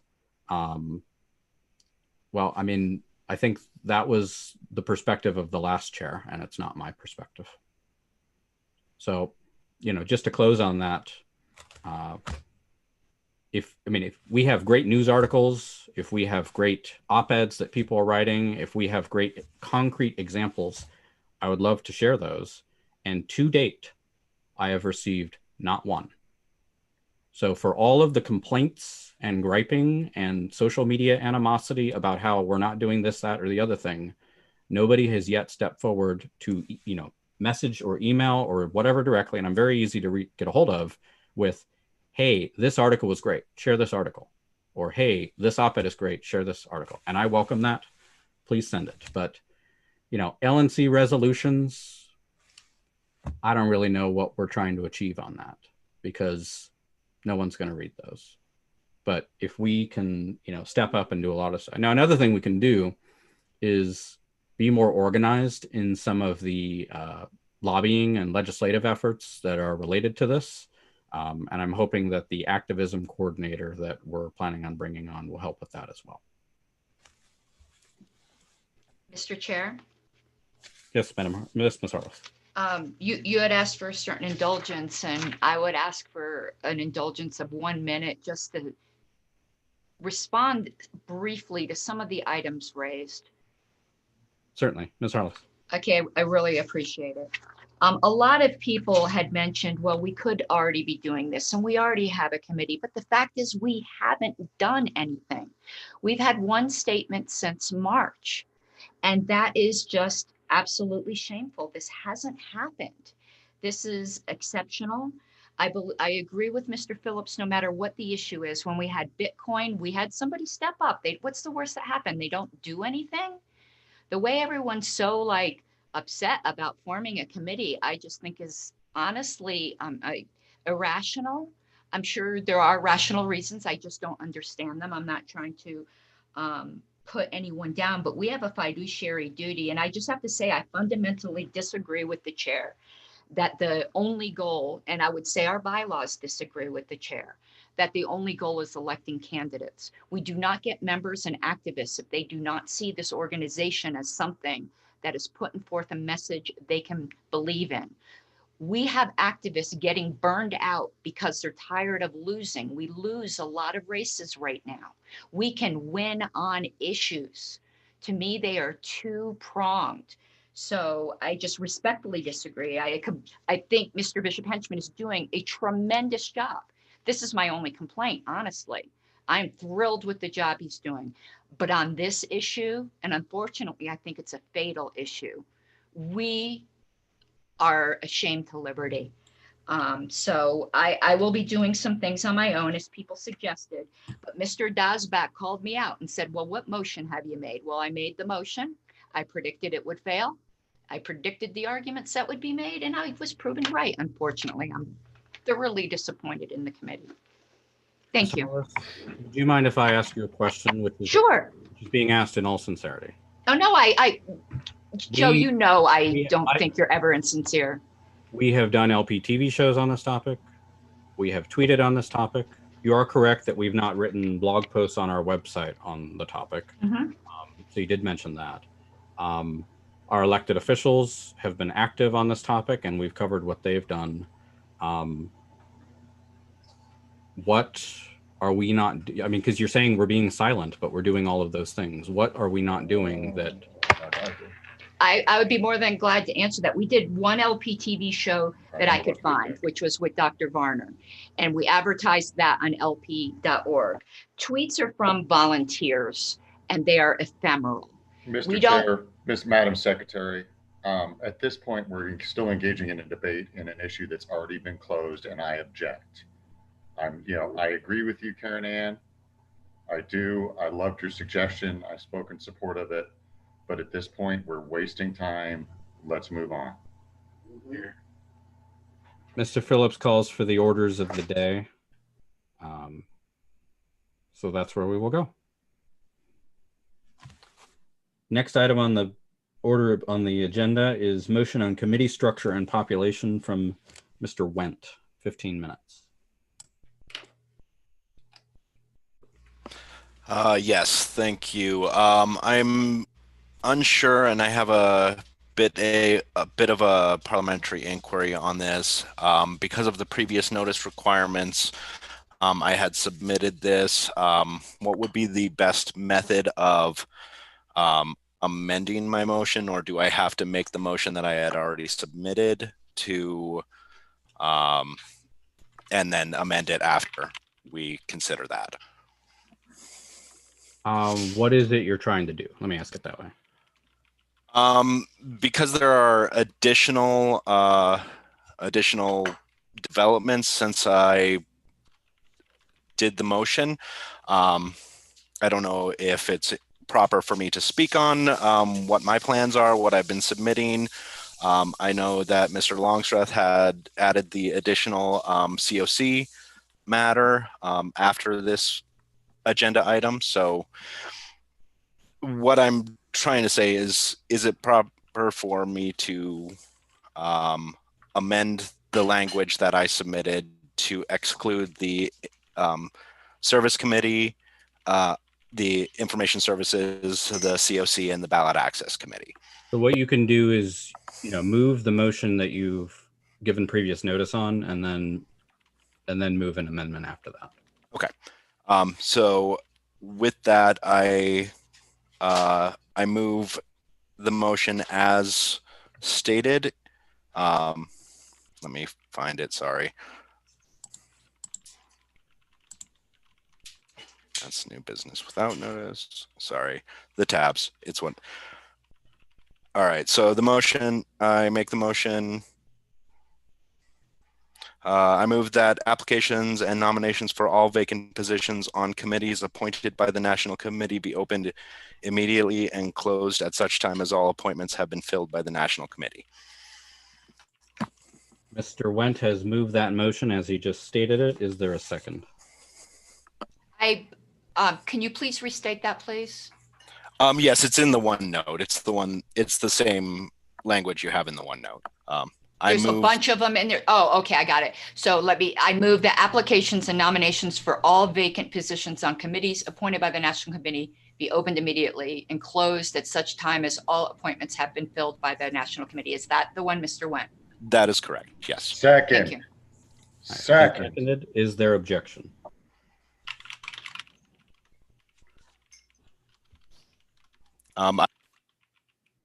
So this is the question. If we go, can I object to my own? You can. I will object then. All right, there is objection, so we'll proceed to debate and motions on it. Mr. Wendt. Yes. So to speak with this, the reason that I felt this is I felt the need to bring this to the matter at this meeting as opposed to the January special meeting is because I didn't want to go another month without having these committees starting to do their work. I also intend that with the wording of this language, it also applies to the bylaws committee, the credentials committee, and the platform committee. This does not state that any of them will need to be filled by any time certain. However, it does open the door so that we can start getting people start getting members engaged, because we filled the LNC slots, but we need to start looking at getting the members populated on these committees. However, as I know there are contentions over the 3 committees that I had previously stated, I would move to amend, adding the language, nomination for all vacant position on committees. So I would add the phrase excluding ballot access committee.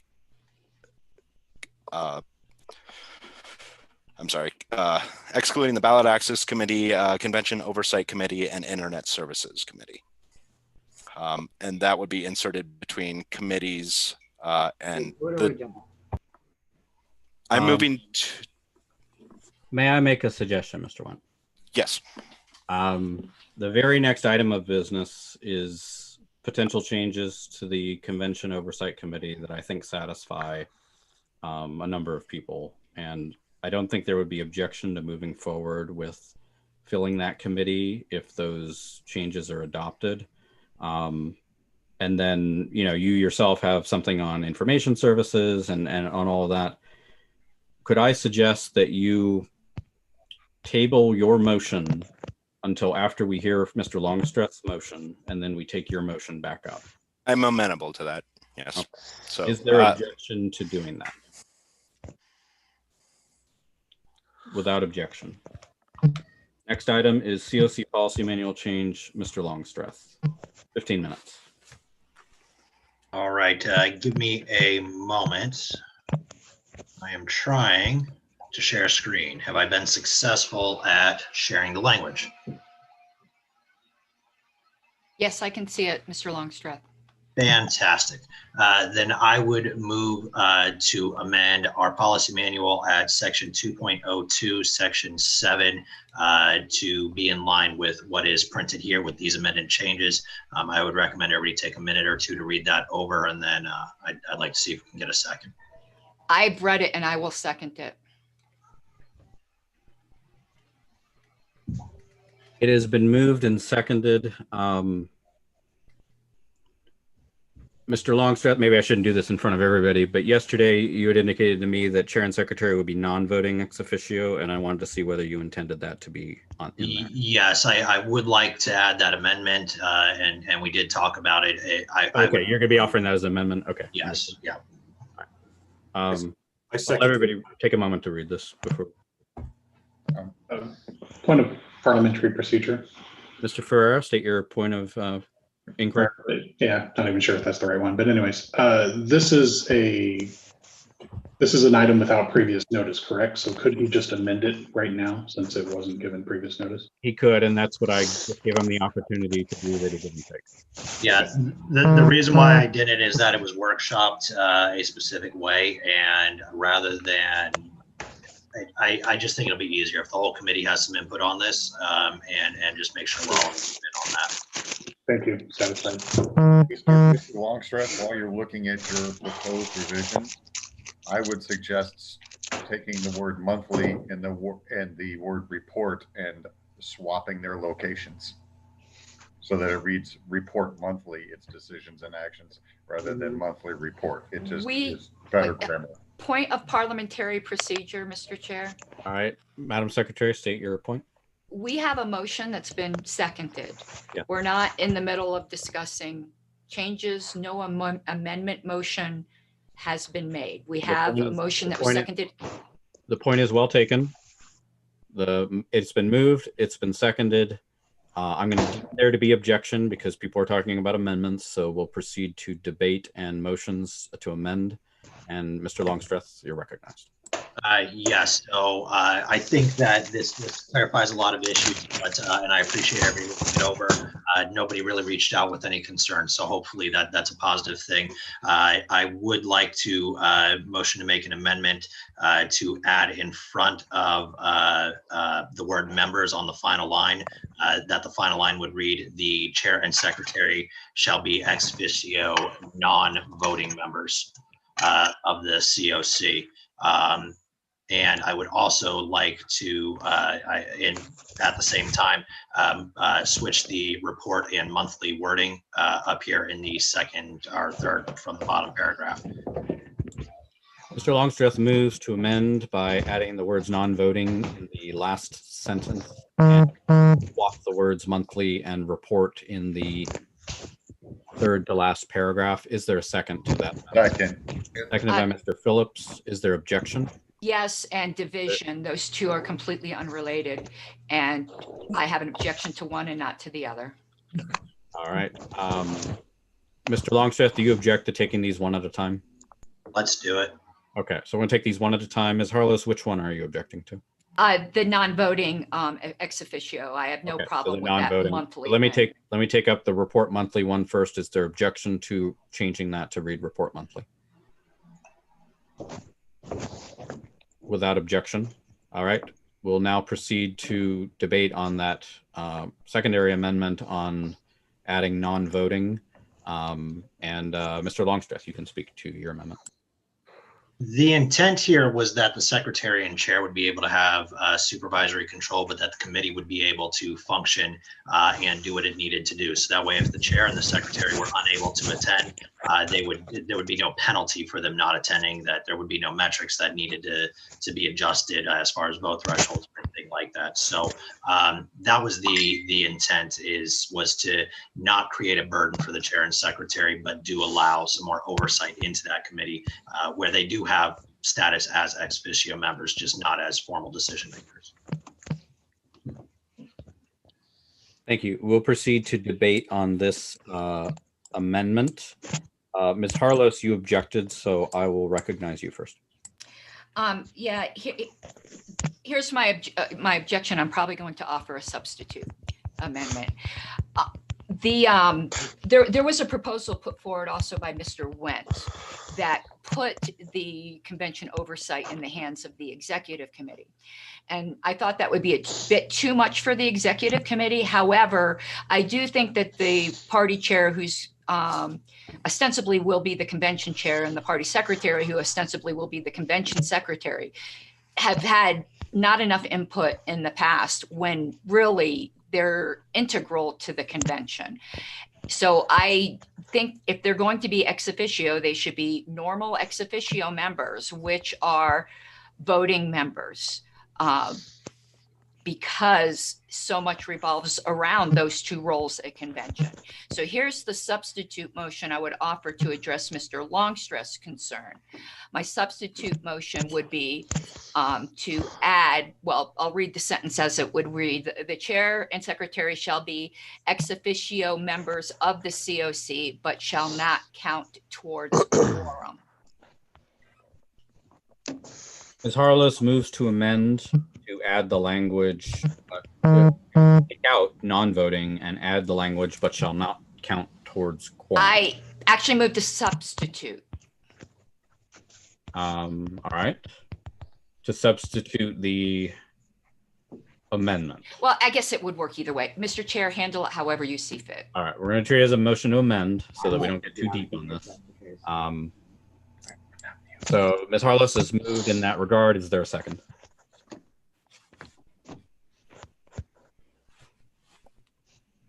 Going once? Going twice? Dies for lack of a second. Mr. Chair, point of personal privilege. Mr. Phillips. Somebody besides myself, who I just realized is not muted, and I'm hearing a lot of heavy breathing and things like that that are kind of interfering with the audio stream. I think that person has now muted themselves, so hopefully that should be better. Thank you for raising that. We are back to Mr. Longstreth's amendment to add non-voting. I know we've moved very rapid fire here, and people may have their hands up for the main motion versus not. So if, well, I'll just run down the list, and if you want to speak on the main motion, I'll note that and skip you. So we'll run down it. Mr. Phillips. I'm in favor of this, but my hand was up for something else. And I just forgot to take it down. Okay. I have Ms. Bilyeu and then Ms. Adams. Ms. Bilyeu. Yeah, I actually wanted to speak on the main motion, but I do have something to say here. with regard to the secretary and the chair having voting rights on this committee, oftentimes the chair and or the secretary will be running again at conventions for those positions. And there are times when it is highly inappropriate for those people or people in those positions, particularly the chair, to have influence over how the convention runs. And this is my opinion based on my experience. When we have someone on the committee for, and I've been on the COC for two terms. And when we had someone on the committee who may have been running for a high profile position such as that, they would recuse themselves anyway. But I do not believe that the chair and or secretary should have to be on the committee with voting powers. I just don't see why that's necessary. If the LNC has the ultimate authority over this, which I think is what the intention is here, then I don't know why that's necessary for the chair to have to influence how the convention goes, where the convention goes. I think that gives the chair, it concentrates a little bit too much power in the chair's hands for matters of convention. That's just my opinion. So I would not support taking out the non-voting membership there. Thank you, Ms. Bilyeu. I have Ms. Adams and then Mr. Hagan. Ms. Adams. Yeah, my hand's up for the main motion as well. One moment.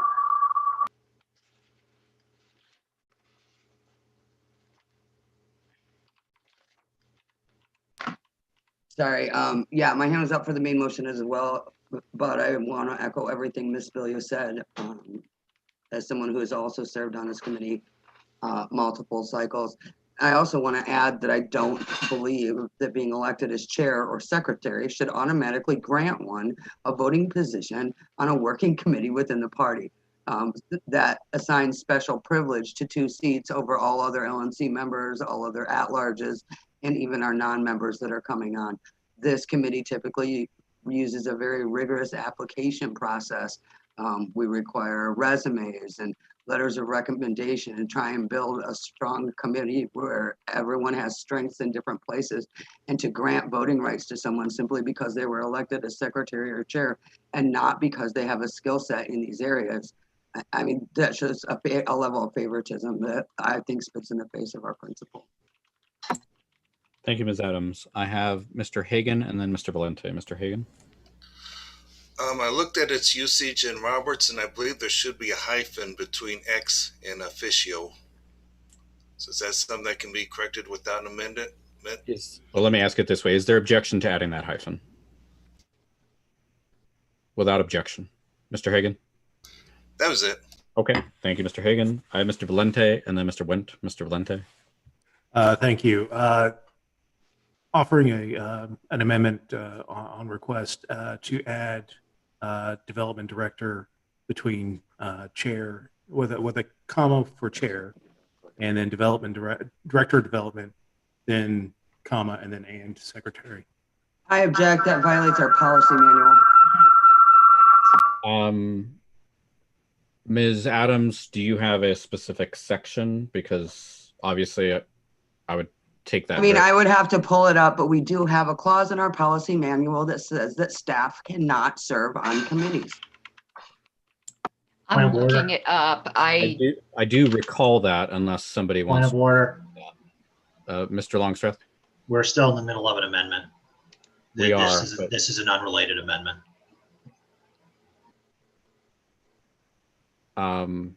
Let's see. It was moved. It hasn't been seconded yet, and I haven't asked for it. I think it's out of order. All right, Okay. Ms. Adams, I'll whoever, you could try to find that language, and then if you want me to rule on. Certainly, I'm on it. I will. Actually, I'll withdraw. Okay, Mr. Valente withdraws that amendment. So we're back to the debate on this amendment on non-voting. Mr. Valente, did you have anything more? No, I'm for this. So let's move on. Okay, Mr. Wendt. I think it might be out of order. So it's a point of parliamentary inquiry. When would be the proper time to offer the substitute motion I put forward? On the whole thing? Yes, on the whole thing. What I would suggest is let's get past this amendment and then maybe do that if you want to. All right, sounds good. Thank you. Is anybody wishing to speak on this amendment? Because I've gone through everybody. I did, and I think Whitney did. Again, on this amendment? Oh, no, the main motion, sorry. Yeah, I've got you noted for the main motion. Anybody else wishing to speak on this amendment? Ms. Harless. Ms. Bill Yu, I think, did raise an excellent point that gave me pause. But then she also raised the issue that very often people on the convention committee itself are either running or rerunning. And I would hope that, as people have done in the past, people voluntarily recuse themselves from decisions that would affect their race. If at any particular time your party chair or secretary would not recuse himself from such decisions, you have a bigger problem, a systemic problem other than that. But I do think she raised an excellent point. But the fact is that point exists for everyone on that committee potentially. So that's all I wanted to say on that. With no one remaining to speak on this amendment, the question is automatically called. If using the participant window, if you want to please vote on whether to add non-voting to the last sentence there. Wait, it's to add or to take out? I'm trying to remember. Add. It is to add. So it would amend the language to change chair and secretary to be non-voting members. If you want them to be non-voting, vote yes. If you want them to be voting, vote no.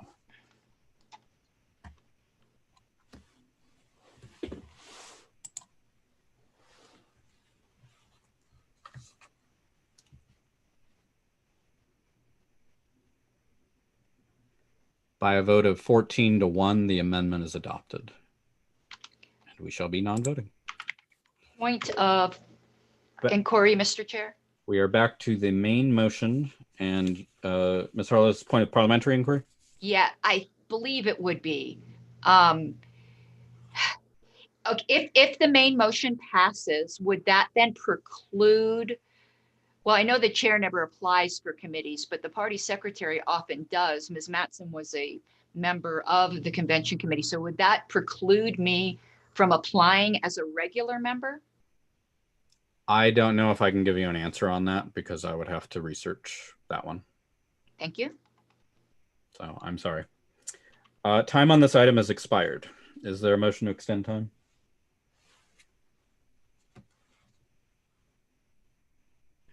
Seeing none, the question's automatically called. Secretary will please call the roll. One moment. And to clarify, this is on the overall proposal.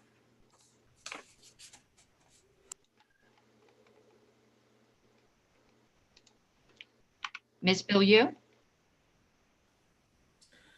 Yes. Mr. Coburn? Yes. Ms. Ebke? Yes. Mr. Hagan? Yes. I shall vote yes. Mr. Ferreira? Yes. Ms. Hogarth?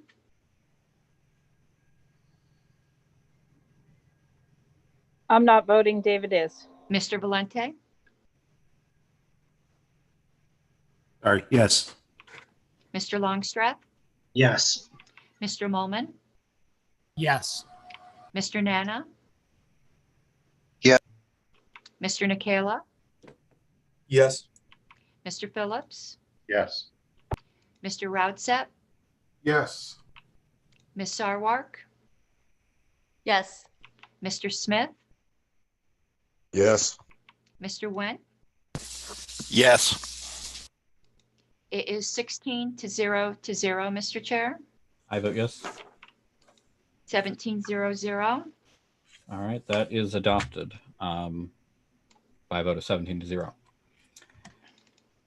Next item on the business is going back to Mr. Wendt's postpone motion, which, you know, well, Mr. Wendt, let me, do you know what you want to do?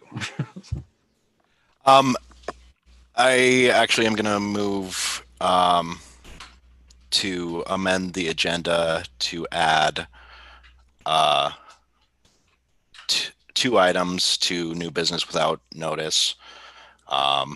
And that would be to add for the consideration of my amendment to the policy manual for the Internet Service or Information Services Committee. And then the second item would be to consideration of the policy manual amendment for the Ballot Access Committee. And is that the one you distributed or the one that somebody else distributed? Oh, you already do have the Ballot Access Committee on here. It's not on the agenda. This is not me subtly asking anything. It's just okay. No, yeah. So- It would be for the one that I would distribute, and I expect the substitute motion on that. So, okay. Mr.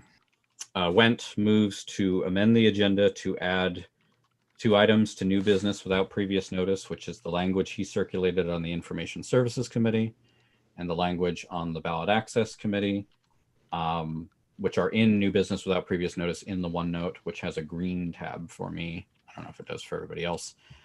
Is there a second to amending the agenda in that regard? Yes, second. There is a second. Is there objection?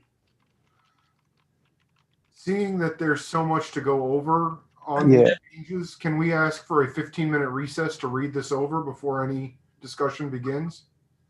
Trying to think if that's in order right now. It would be, Mr. Chair. Okay. Mr. Ratsep has moved for a 15-minute recess. Is there a second? Second. Second. Is there objection? Seconded by Mr. Molman. Is there objection? Seeing no objection, we are recessed until 1:30 p.m. Eastern Time. Since we're not in session, I'll just ask, which ballot access committee are we looking at? The one that's Bishop Henchman, the one that came from, it looks like Thrasher, or no, that's just, which one are we looking at? It is initially the Went one, but anybody can substitute in the other one if they choose to. So As an informal point of. that has, All right. sorry, go ahead. No, you're good. I've got a different subject real quick. Then real quick, this is the one that affected 3 committees, correct? The one that was for executive committee that obviously is going to be moot now. For Yeah, he CFC, didn't add that one. IT moves into ASC It's just IS moving into ASC and and ballot access. ballot into access CSC. either moving to candidate support or adding, or that's Went's version or my version, which adds a coordinator. Okay, well, we're considering them separately, and they've been added to the agenda separately. Went has added his 2 to the agenda. Mine is not on the agenda, but when we get to the ballot access item, anybody can substitute if they want to. Okay, thank you. I would ask for clarification from Mr. Went because the latest language that he circulated on the email was to strike ballot access. Unless I'm reading this wrong. So what I was doing, as I actually incorporated Mr. Thrasher, the most recent one, I incorporated Mr. Thrasher and Mr. Redpath's language that the chair distributed and into my plan of striking ballot access and combining. So it's kind of the middle ground, best of both worlds.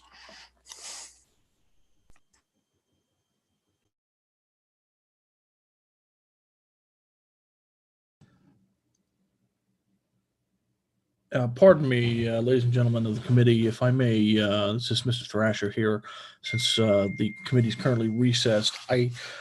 Mr. Went, I'd like to inquire your thought process on combining the candidate support and the ballot access committee. Is it your intent to? Is this a deficiency situation, or I'm very curious before we get into the actual debate of the motion, what your thinking is on combining the committees.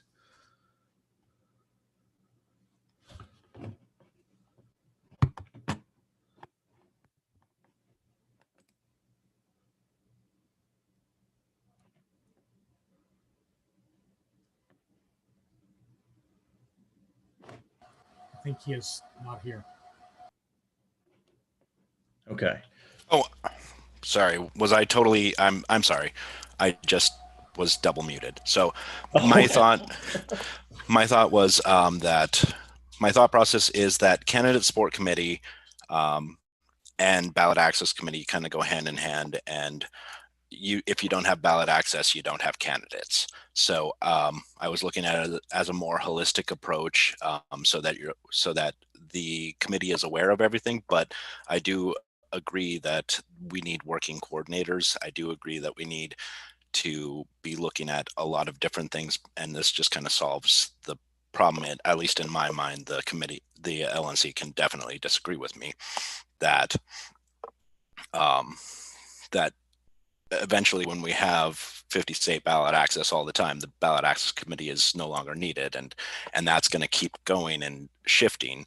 So I think kind of putting them together so that it's eyes on and a little bit higher kind of satisfies that. That's my thought, Mr. Thrasher. Okay, understood.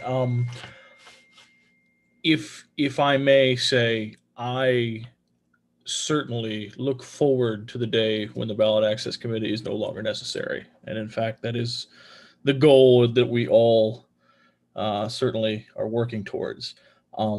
I will say that I have concerns with merging the two committees, because in the interim, you are talking about an awful lot of work in one committee, and I worry about taking efforts away from candidate support at resources time, if they have to worry about ballot access too. That just right now, that really concerns me. I would have to agree with you, Mr. Thrasher. Chris, I got a question for you. Fire away. Was it your suggestion, or Redpath's, or both, to reduce the committee size to 5 voting members? That one was me. Okay. Just because it's easier to get 5 people on an emergency conference call than 7 people. Okay. Yeah, No, I mean, and you both served on the committee, so you can tell me if that's a misplaced concern, but not necessarily. I think the biggest thing, first of all, we're certainly on the same page as far as the need for a coordinator, and the committee is useful in certain things. A point person is useful in others when it comes to ballot access. I guess I don't know if it's a size issue with the committee so much as it is whoever's going to be on that committee's got to do the work. Mr. Chair, I've mentioned that to you many times before. It's got to be a group that puts in. I mean, this is, like I said, hopefully eventually it won't be the bear that it is, but right now there's still a lot of work to be done. So. Chris, you had to travel around the country in that role, right? That was part of the commitment, was just being kicked around America for a while. Well, have to is probably a strong word, but the point is, when someone can, as anyone who has run or even vaguely directed people or coordinated people on a ballot access drive can attest to, there is just there's no substitute for being on the ground and being able to deal with the incessant requests of petitioners, et cetera, et cetera. So, it's a very specific requirement of, I don't want to call it a skill set, because I mean, let's be honest, we all pretty much just learned as we go here, but it is a very specific job description, and nebulous at the same time. Believe me, so you would not believe some of the requests you get from petitioners, for example. But Chris, I tend to agree with you that combining these committees would be a big, huge misstep. Just the sheer volume of work that we're now asking 5 people to do instead of 10 or 14, it blows my mind. I can't even imagine asking those 2 committees to do that. I can't. And I know how hard you guys work, right? You and I have been on the campaign trail together several times, and I've watched you go sometimes days without sleep. Like, I can't imagine tripling your workload, and at the end of the day, still having any kind of positive relationship as friends. I wouldn't do that to you, man. Well, I appreciate that. I appreciate it. Now, the thing is, with Mr. Wood's proposal here, I admire the goal. I really do. But right now, Sure. I mean, I think someday yeah, we get there. I just think today isn't the day. I'm inclined to agree with you on that front for sure. I have a question for Joe if he's still here, and actually, Chris, I'd like your input too. I am. I am in favor of all of this, except I don't agree with reducing the size of the committee. Okay, I'm fine with going back to 7. Okay, was that easy, Chris? I mean, what are your thoughts on that? Because I mean, it's a lot of work, and if you're reducing the number of people it's spread, that's my concern. Well, the one thing that I don't see in the changes presented here by you, Mr. Chair, and that I guess on further reflection, I don't know if this needs to be quantified within the policy manual. But the idea, I think Mr. Redpath and I had both spoken, and Ken, we talked about this on the and John on the call earlier this week about, or whenever it was, about naming individual members of the committees to work as liaisons with the state affiliates. And I guess it really doesn't need to be quantified or doesn't need to be in. I think it's a good idea. I don't know how we can do that in the policy manual as opposed to the committee doing it. I mean, you had to do a graphic as opposed to language. I think it's a very good graphic. But Look, maybe it can't be done, but is there not a way to just adjust the quorum requirement for emergency meetings for that committee, which would address our chair's concerns, right? It's easier to get 5 people together for an emergency meeting than 7. Could a tweak like that solve this problem without reducing the number of bodies to share the workload on the committee? That's possible. Just to put it on your last comment, Chris, down in the ballot access coordinator, I did specify that he or she can have deputy coordinators as needed. I see that. Okay, that was my way of addressing what you wanted to raise. And sorry for deviating from what Aaron just raised. No, that makes perfect sense there. And yeah, actually, that I'm ambivalent on the size of the committee. I'm just interested in individuals willing to put in the effort necessary, whether that's 5, 7, or 25. Maybe 25 might be a bit much, but still. I do like the idea of having advisory members. So that one I would certainly leave to the committee's thought process and probably defer to the chair on this one. But Miss Adams, I actually do like that idea. And the other thing is the policy manual also contains a provision where the chair, the LNC chair, has the ability to authorize an emergency expenditure without the committee, without the LNC, anybody. If there needs to be an allocation to pay a petitioner immediately, the chair has that ability, I think within a week or something like that. So there is that. I only exercised that about 35 times this year. So. Yeah, well, believe me, that's the under. So, So I guess my only question is, I'm inclined to either move this. Well, I guess somebody else is going to move it. I'd be inclined to try to put the 7 back in, unless, I mean, Chris, Dustin, you guys have served on BAC. I've served on BAC, but I'm not serving on it this time. So I'm inclined to defer to you guys, who I assume, and for that matter, John. Yeah, now I'm seeing John here too. I'd defer to you guys if you're planning on serving again. I mean, 5 or 7, what works for you guys? I wasn't on. I think 7's fine. I mean, I think that as long as, like Chris said, it's people that are committed to doing stuff. That's all. I like 7 because, as they say, many hands make light work. But I do like the reduced quorum requirement, because there are times when we have to have a quick meeting and somebody's busy, and and all of a sudden you've got 5 people on the call and you're going crap, or 4 people on the call and you're going crap, I don't have quorum. So that has created that. Wasn't a huge problem this time because people tried to make themselves available, but I could foresee it being an issue.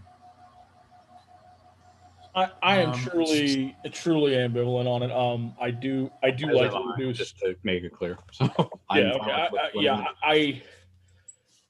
if again, my absolute requirement, if you will, is that people are willing to put in the work. So if the committee chooses to keep it at 7, I certainly have no qualms about that. I would also endorse the reduced quorum requirement, because I mean, this is not a case where, you know, nobody's gonna 3 members of the committee aren't gonna come together and try and railroad something through. I mean, this is, you know, when if an emergency popped up where something needed to happen, you know, it's, to me, it does not seem like there's any kind of oversight concerns. Let's put it that way. I'm having What trouble about- finding the language of this. Is it somewhere where I can get it? It's an email, John. It was sent. It's a thread that is titled "Proposed the Policy Manual Amendment Concerning Ballot Access Committee." Okay. So, And Joe sent his about 3 hours ago, and then Francis sent a follow-up 2 hours ago, and then Hagen provided some grammar Nazi an hour ago. So yeah. Actually, So which why one of does it these say is an the hour? final? Is this It's more final than one the one. last one from Francis at 4 hours ago? I think The one I will be moving is the one that I sent 4 hours ago. Thank you. I'll end up saying this formally in debate, and I'll probably be in the minority, but reducing a quorum requirement is a very bad idea.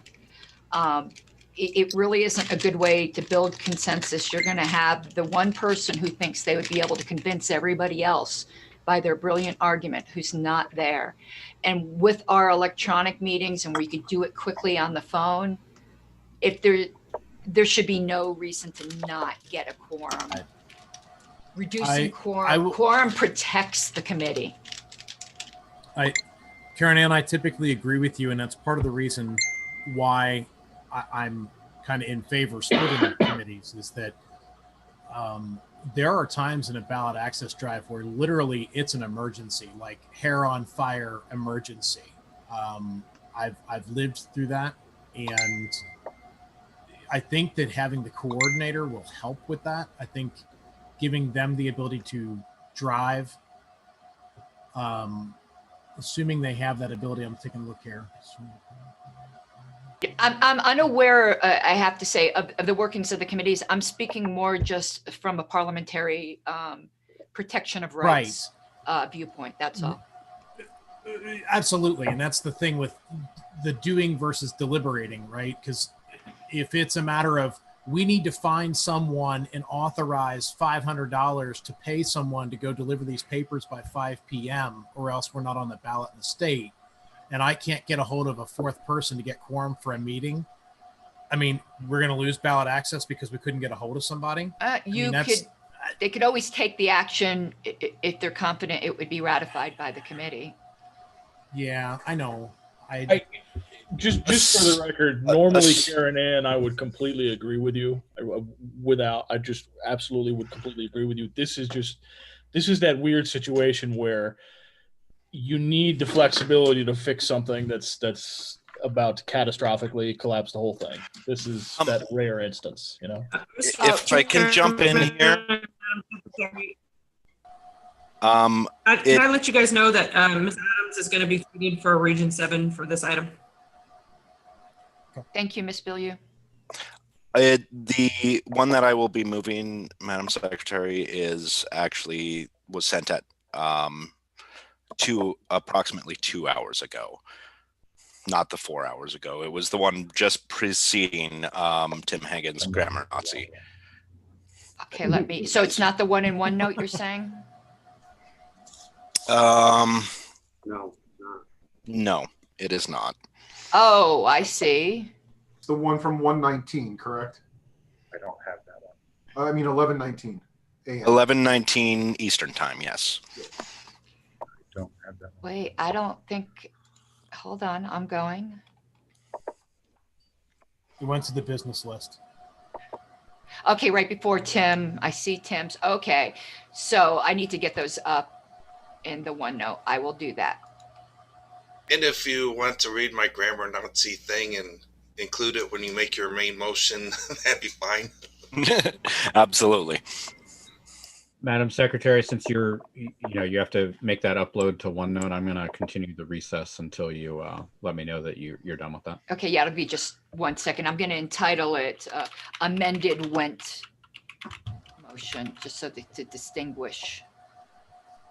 Just give me 2 minutes. And while that's going, Joe, with the ballot access coordinator, in the scenario I outlined earlier, where it's literally, hair on fire, we have 2 hours to get something done. Does the coordinator have the ability then to just do that thing? I think that's what's happening here, right? You're right. So quorum issue probably isn't even a concern. I just want to make sure that that's what I'm understanding. Yeah, no, I mean, this is the problem that the coordinator is attempting to solve, of like somebody who actually owns responsibility for this, as opposed to waiting around for the next weekly committee meeting and having a discussion and nothing happening. Okay, it is up, Mr. Chair, entitled amended went motion. Thank you. So, all right, let me call to order first. It is 1:32 p.m. Eastern, and we are called back to order. We are midway through a motion by Mr. Wendt, which was moved and seconded, to amend the agenda to add these 2 items, his proposal on the Information Services Committee and his proposal on the Ballot Access Committee to the agenda. That was seconded, and I was about to ask if there was any objection to adding those items to the agenda, so let me do that. Is there objection? Without objection, those items are added to the agenda. Mr. Wendt, and well, let me just preface this. So the version you are moving is the one that incorporates the language that I sent early this morning from, incorporating the stuff from Mr. Thrasher, Mr. Redpath, and everybody. So our language is identical. The only difference is whether it's in the Ballot Access Committee, which is what I have, or merged into the Candidate Support Committee, which is what you have. That is correct. Is what I just said correct? Okay. That is correct, yes. All right. So it's your motion, so I will recognize you.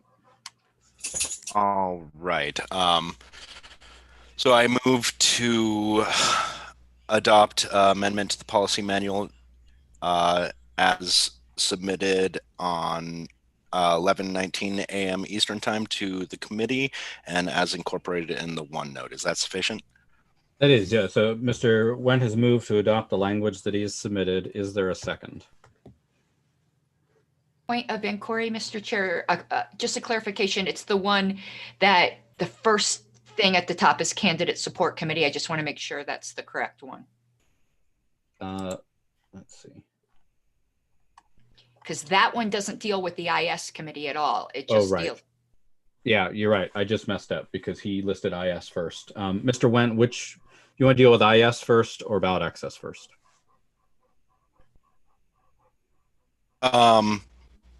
If we can deal with ballot access first, I apologize. Ballot access first. Since we're already talking about that. And it's in the OneNote as amended Wendt motion. Mr. Wendt has moved it. Is there a second?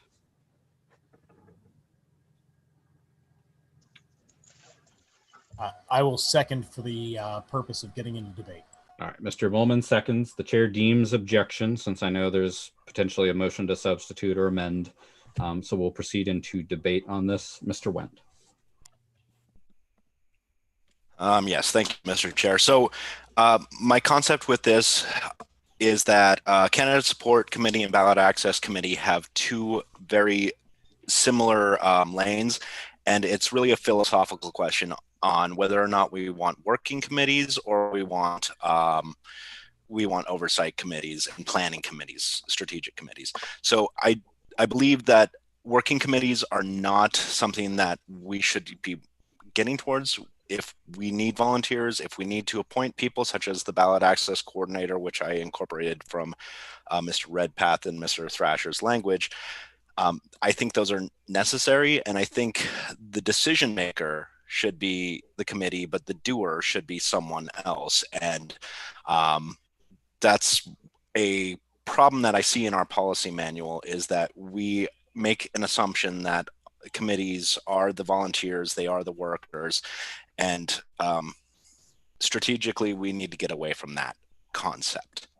So what I really want to see is reduction of these single-use committees, which the Ballot Access Committee, though it is a very large workload, it is still related to candidacy, and it is the Ballot Access Committee is a single-use committee. So that is my rationale for why wanting to combine these committees, because I believe that as the timeline grows, as we get further down and secure ballot access continuously, the Ballot Access Committee will no longer be necessary. It is still necessary. The functions are still necessary right now, but I want to plan for when it's not. Thank you, Mr. Wendt. I have Ms. Harlos and then Mr. Routset. Ms. Harlos. Okay, thank you. I've been on the candidate support committee before. I haven't had the honor of being on the ballot access committee, but from what I know, they're not that similar at all, really. I'm not, there's just I think a fundamental philosophical difference. I'm not in favor of less committees. I don't see a reason why to be in favor. It seems almost like an aesthetic preference that I don't think should guide our decisions. I'm actually in favor of more single-use committees. If people want to dedicate themselves to something and they're not asking for money, though ballot access, I'm just speaking on the overall issue, why would we stop them? My theory with volunteers and activists has always been let them find what they love and let it kill them. And that's what single-use committees can do, because people can't be jack of all trades. Somebody who's good at supporting candidates is not the same skill set as being someone who's good at ballot access. And I also have a fundamental philosophical disagreement with being opposed to working committees. In a party our size, that's what happens. I can tell you just from my experience on the committees that I've been on, to get a volunteer to work for a committee is a nightmare. 1 out of 20 of them will work out, and you've wasted time on 19 of them. Whether or not this makes logical sense to anybody, people want a title. People want to say they're on the X committee. You give them that title with no money, it's nothing, it's weird glory, but then they'll do the work. People want to say, I've been on this for the national party. It's a point of pride for them.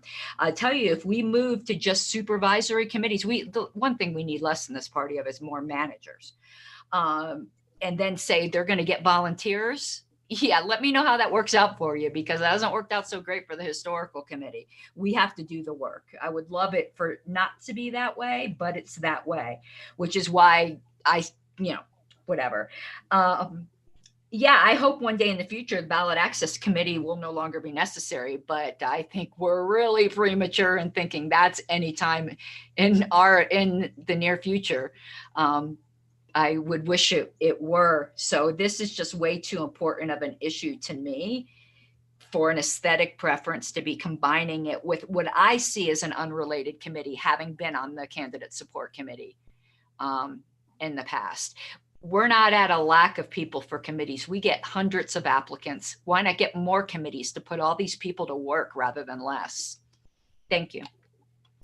Thank you, Ms. Harlos. I have Mr. Routset and then Mr. Molman. Mr. Routset. I actually agree with Ms. Harlos on several points. I don't see combining these two committees as a smart move at this point. I do agree with the idea of freeing the hands of individuals on the ballot access committee to make snap decisions or to make emergency motions. But I just don't see the rationale or the benefit of combining these at this point. Thank you. Thank you, Mr. Routset. I have Mr. Molman and then Mr. Coburn. Mr. Molman. Yes, Mr. Chair, with no disrespect or lack of, I don't know what I'm trying to say. what I'm trying to say is I would like to make a motion to amend by substitution to amend to use the language that you had distributed this morning at 10:17 a.m. Eastern Time regarding the Ballot Access Committee modification. Mr. Molman moves to amend by substitution to substitute in the language that is immediately next on the tab under Ballot Access Committee, Bishop Henchman. And just so everybody understands what's going on here, the languages are essentially identical, or are identical, with the exception that the Went motion combines the Ballot Access Committee and the Candidate Support Committee. The substitute that Mr. Molman is moving to adopt keeps them as separate committees. And so we would now, if Mr. Molman's motion is seconded and we move into debate and we vote on it, it's on that question of whether they're the same committee or second committees. Mr. Molman, is that accurate to your understanding? Yes, Mr. Chair, thank you. Okay, Mr. Molman has moved to substitute. Is there a second?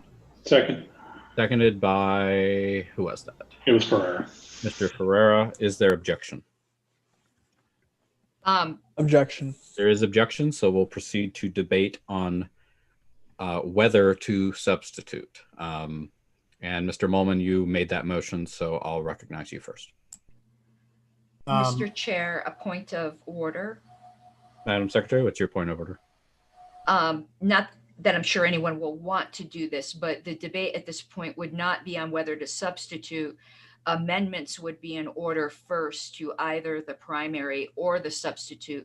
When the amendment process is over, then it proceeds to that step you just said. Okay, that is correct. So the point's well taken.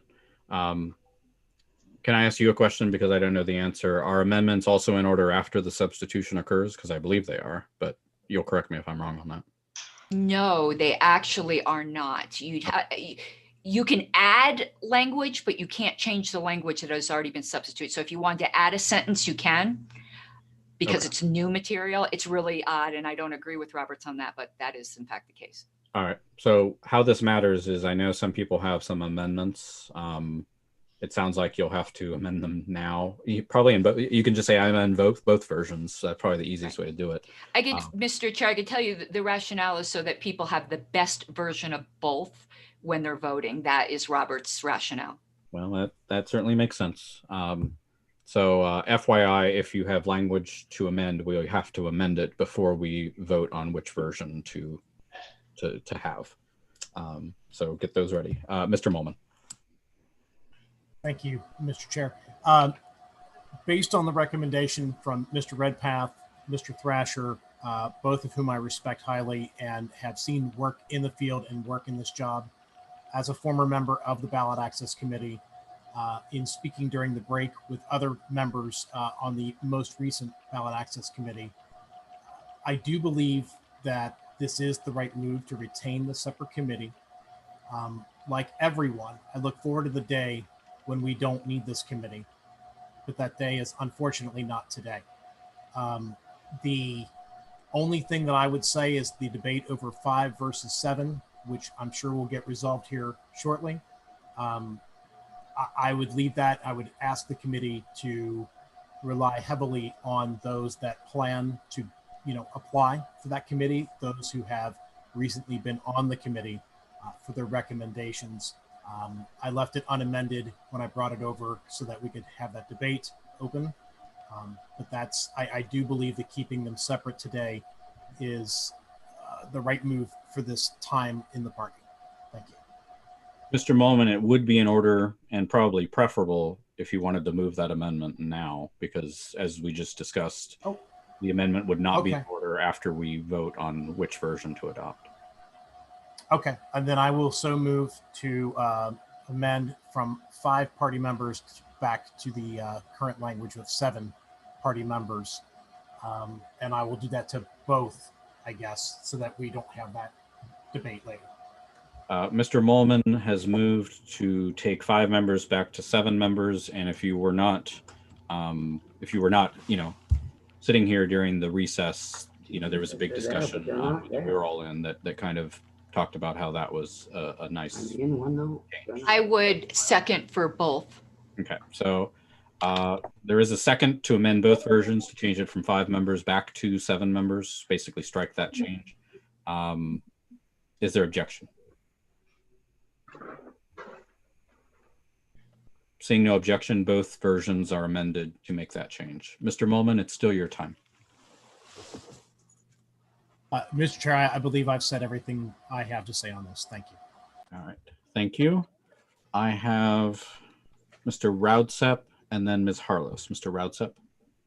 Wait. Mr. Chair, I believe I was in queue to speak. Yeah. Sorry, that was the wrong list. Mr. Coburn and then Ms. Adams. Mr. Coburn. Thank you. I'm in favor of Mr. Wentz language. I think that there are certain matters that don't get handled best in a committee. I've seen time and time again really good volunteers who really want to work to death for the party go into a committee and just quit the party or quit the committee and stop working. And I think that we've all seen that because there are certain matters that don't get resolved best in a Roberts committee. They don't get resolved best with us all bickering about procedural matters. They get resolved best by us going out and doing work. So I would like to see a future where the ballot access role is under the committee to deal with candidates, because I believe there are a lot of situations right now where we do have to field and find candidates for specific ballot access races. Also, it combines some skill sets that are needed for both of those topics, because a lot of the ways that we get ballot access as a party right now is through retaining it by running candidates for specific races, as I mentioned, and running good campaigns for those races. So I do see efficiency by combining the committees. And I frankly don't believe that a committee purely devoted to obtaining ballot access is the way to go for that issue. Thank you, Mr. Coburn. I have Ms. Adams and then Mr. Nikela. Ms. Adams. So I'm hearing strong, good, well-reasoned arguments on both sides of this. I think for me, I personally tend to differentiate between single use and single focus committees. I think that they're different. Single use, something that addresses the current COVID pandemic, a pandemic that will unlikely still be a pandemic problem in a year. That to me is a single use. Ballot access and the fight for ballot access is something that is very likely to still be a concern for this party, even in 20 years from now, is a single focus, single goal, but not a single use. And that's where I would differentiate that. Working committees, I've heard arguments on both sides, and there are good arguments on both sides. Some of our most functional committees within the party, the committees that have the highest success rates, really do accomplish the most, are indeed working committees. We also have some that are not as functional, and I think a lot of that comes down to the committee composition, who's chairing it, and how well they work together. I think maybe that's something we should put more thought into versus just do we axe working committees, but how do we seat working committees? At some point, I think that the conversation needs to be, are we going to continue to do this work in-house? And if we are, that means I think we still need these committees. If not, then we need to hire a vendor and let them do the work for us, and let's just outsource it. I think those are our only choices. And in looking at our budget, I don't see that we can afford to outsource that. The other thing is yeah, engagement is important. We have all these volunteers that just came in from the campaign. We see it every presidential cycle, who are sitting around on their hands, chomping at the bit for something to do. And statistically, historically, we fail to engage them. And volunteer engagement absolutely has a monetary value. We are costing ourselves money every year by not engaging these volunteers. And committees like these are a great way to do it. Ballot access is not a fight that's going away. It's a tremendous amount of work. Trying to combine that committee with candidate support and recruitment, which is also a tremendous amount of work, is asking a whole lot from our LNC members and from the volunteers that sit on that, a lot more than I think people are maybe understanding. I would be against this combination at this time. However, I have true respect for the vision that brought this motion to us. And hopefully the goal is to get to the place where these can be combined, or hopefully we don't need them anymore. I think that long-term strategic vision is valuable to our board, and I'm grateful to Mr. Wendt for bringing this forward. I'm still against it at this time, but I think it should be a goal. Thank you, Ms. Adams. I have Mr. Nikela and then Mr. Phillips. Mr. Nikela. Thank you, Mr. Chair. Colleagues, I am slightly terrified at the idea of totally combining these two committees. The Ballot Access Committee is probably one of the most, if not the most important committee that we've had. I believe 4 or 5 of the last 8 elections, we've had roughly 50 state ballot access plus DC, if I'm not mistaken. That is not a small task. Folks like Richard Winger and Bill Redpath have been experts in this field for decades and have helped us forge forward in this path of 50 state plus DC, which, mind you, is one of our biggest assets. So big that other infiltrators are willing to attempt to get into our party to take that ballot access from us, because infrastructurally is one of the most important things that we have. I don't see the reason why we would fix something that's not broken. If the committee comes to us with changes that they would see that would benefit them as a committee in order to continue their duties, I'm all for it. But I don't understand where candidate support and ballot access, I mean, I see where they cross paths, but these are 2 different specializations. One is a specialization in the law. It involves lawsuits, it involves petitioning, it involves gathering signatures, it involves boots on the ground, it involves all sorts of things. The other involves getting libertarians elected. So I believe that we need to keep these 2 separated for that purpose. And obviously in the future, when we one day have perfect ballot access, we will be able to nix that committee, but we are still a long way off. We have made tremendous progress over the last 50 years in getting us as to where we are today. We still have a lot of ground to cover, but my recommendation would be to keep the committees separate. They're very specialized bodies that do very specialized things with very high skilled personnel. So let's keep them separated. They can collaborate, but I'd like to see them on their own and working together on issues where they intersect. So with that said, I welcome ideas to streamline the committees separately, but I would not entertain the idea of trying to combine them at this time. Thank you. Time on this agenda item has expired, and unless there's a motion to extend time, all questions will be automatically called on it. I move to extend. How many people are in line to speak, Mr. Chair? Well, hands are going up and down. I had 6, but it now looks like 5. I move to extend for 10 minutes. Ms. Harless moves to extend time debate for 10 minutes. Is there a second? Second. Seconded by Mr. Phillips. Is there objection? Object. There is objection, so we will first vote on whether to extend time on this agenda item by 10 minutes. Use the participant window to do a green check to extend time by 10 minutes and a red X to not extend time by 10 minutes.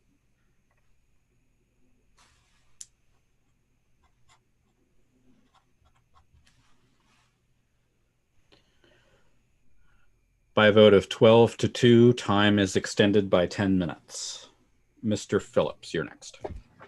I'd like to preface my statement by saying that many of you have sat in spitball sessions with me after an in-person meeting where I've actually suggested this exact same combination. For a variety of reasons, but at the time it had nothing to do with what the work that ballot access was doing. It was the lack of work that candidate support in the past has been doing. No slight to previous members intended. But now I'm looking at this group of people and the people that are currently on the candidate support committee and watching them want to do more. In which case, this no longer makes sense. It just doesn't. There's too much. I mean, yes, I disagree with people who don't see the overlap between the two. The problem is actually that there's too much overlap. There's too much overlap between the two for one committee to do all that work. And so I will be opposing combining the two. The rest of it, I'm okay with. I have my ideas on who should be ballot access coordinator, but to combine the two at this time, if we have a vision of more robust candidate support than we have been giving is absolutely a mistake. I'm done. Thank you, Mr. Phillips. I have Ms. Harlos and then Mr. Nana. Ms. Harlos. Okay, thank you very much. Mr. Coburn had said he has seen, a lot of times people get on committees and then like resign in disgust. I've never seen that. I've seen exactly the opposite, and it just could be maybe the nature of the committees. I have people, for instance, there's a gentleman on the historical committee who was in the party for like 6-7 years. Nobody had ever seen hide nor hair of him, and the committee is what invigorated him. I do see the overlap between these two committees, but combining them, I don't think is the answer. Cross conferring between them, the committees could always confer with each other. They're not islands. And from what I've seen, and people can correct me if I'm wrong, people who have been on both of these committees don't agree with the combining. I think it seems like the agreement with the combining is from people who haven't been on either committee. And I would put weight on that. And oh my God, Miss Adams nailed it with the single use versus single focus. That is exactly what I had been trying to articulate. She said that so well. And she had also said the issue probably is the composition of committees. If the working committee isn't working, I invite anyone to come to the Historical Preservation Committee to see a working committee that functions very, very well. I'm going to say something that might be a little controversial, but I think part of the problem with the composition of our committees is when we go, and this is a problem in state parties too, when we go to vote on these committees, some of the votes are more a popularity contest rather than a competence contest. The person who's most competent might be somebody we don't like. That shouldn't matter. And I'm guilty of that as well. So when we go to populate these committees, if we would look more on the most competent people rather than the people that are our friends, maybe we would have not so much of that problem. And I'm guilty as charged, absolutely guilty as charged. But I do say I absolutely respect where this was coming from Mr. Wendt. We do need novel ideas. And this was certainly, at least to me, a novel idea. I hadn't heard it before. But on the other hand, though, I don't think Mr. Wendt did this. But on the other hand, we need to be really, really cautious of having solutions looking for a problem. So we need to balance that, I think. But I'm going to vote in favor of the substitute, though, with a healthy dose of respect to Mr. Wendt. Thank you, Ms. Harlos. I have Mr. Nana and then Mr. Hagan. Mr. Nana. Yeah, having served on ballot access, I don't think combining them is going to solve any of the problems that are perceived or real. I think having a coordinator, though, is definitely going to be helpful. Having somebody who's able to devote all of their time to this specific issue rather than in a meeting every week and then giving suggestions. Somebody who's out doing the thing is never going to be bad. So I'm going to vote for, I guess it's the substitute now. And I urge the rest of my colleagues to do so as well. Thank you, Mr. Nana. I have Mr. Hagan and then Mr. Wendt. Mr. Hagan. I move to amend both versions on the sentence where it says provide oversight and assistance to the ballot access coordinator appointed by the LNC chair with the advice and consent of the LNC. After the word coordinator, add a comma, who is. So read the ballot access coordinator who is appointed by the LNC chair with the advice and consent of the LNC. Mr. Hagan moves to amend both versions to add a comma after the words ballot access coordinator and the first bullet point under describing the ballot access committees to add comma, who is. Is there a second? Second. Seconded by Mr. Ferreira, I believe. Is there objection to amending both versions in that regard? To that effect, rather. Without objection. Mr. Hagan, do you have anything further? No further. Thank you, Mr. Hagan. Thank you. Mr. Wendt and then Mr. Phillips. Mr. Wendt. Yes, thank you. I just wanted to add one thing that Mr. Coburn had kind of jogged in my memory. Where this came from is it's a question of time frame. it's a question of, are we spending money on a short-term fix, or are we looking at a long-term solution? And to me, running races and getting people on the ballot access races and working to kind of facilitate those things, be it through initiative process, be it through legislative process. I believe that that the way we've been doing it is the expensive way. I know that we're going to still have to spend that money, but I believe if we can start looking at it as more of a long-term solution, and that's where my combination came from. That's all I had to add. Thank you very much. Thank you, Mr. Wendt. I have Mr. Phillips and then Mr. Valente. Mr. Phillips? I had forgotten earlier to touch on the volunteer versus supervising volunteers versus working committees thing. Having served on the ballot access committee this time, I am here to tell you that if we had been dependent on only on volunteers and the members of the committee had not been working members of the committee, we would have failed. The heroic efforts of both Mr. Thrasher and Mr. Redpath saved our ballot access in 50 states plus DC. And that's including trying to track down volunteers, people who said they would do the work, people who were being paid to do the work and then didn't want to do the work, much less volunteers. Without those working members of the committee willing to step up, and I know Mr. Woolman did a lot. I was not asked to do very much, but I would have if it had happened. But without those people willing to step up and do the work, we wouldn't have had it. So, I hate to say it. I love volunteers. I love to ask them, but the truth is that about 1 in 20 works out.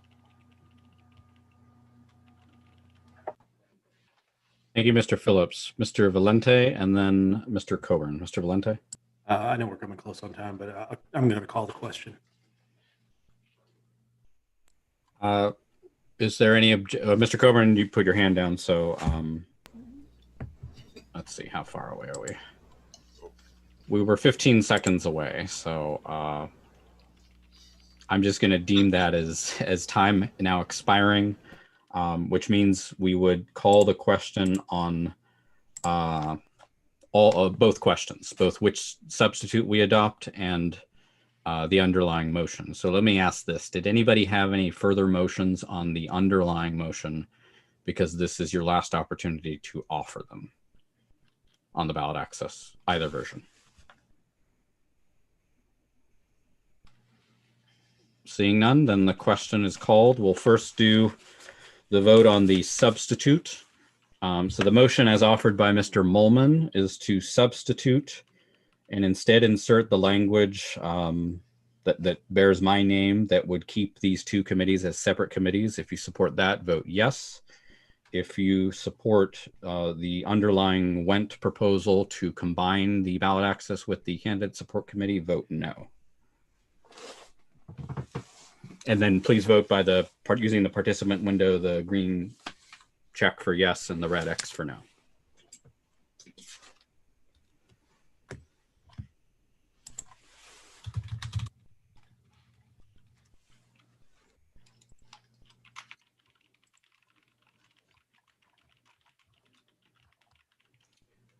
By a vote of 15-2, the Mullman substitute is adopted. And then pursuant to the rule that we discussed earlier, we have to proceed to an immediate vote on that substitute, and the secretary will call the roll. Give me one moment. Sorry, on that motion as substituted. Right, that's become the main motion. Yeah. Ms. Bill, is it Ms. Bilyeu or Ms. Adams on this vote?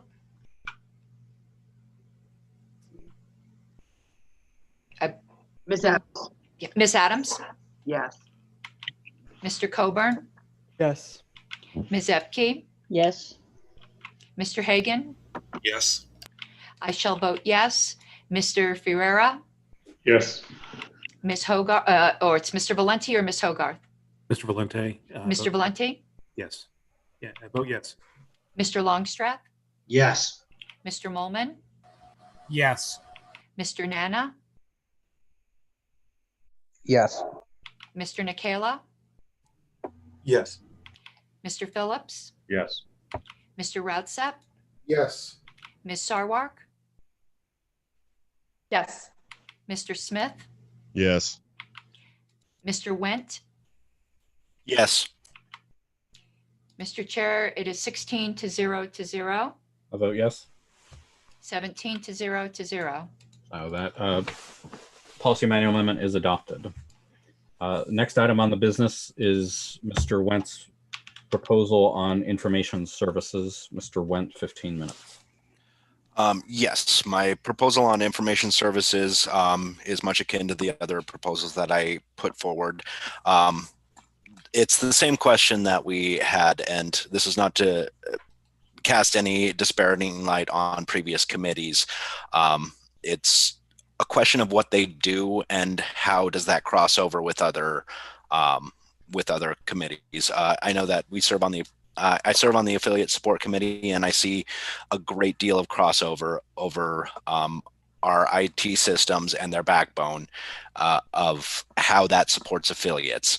And so what I really am intending with this is that without adequate IT solutions at the party level, it makes it much more difficult to support affiliates.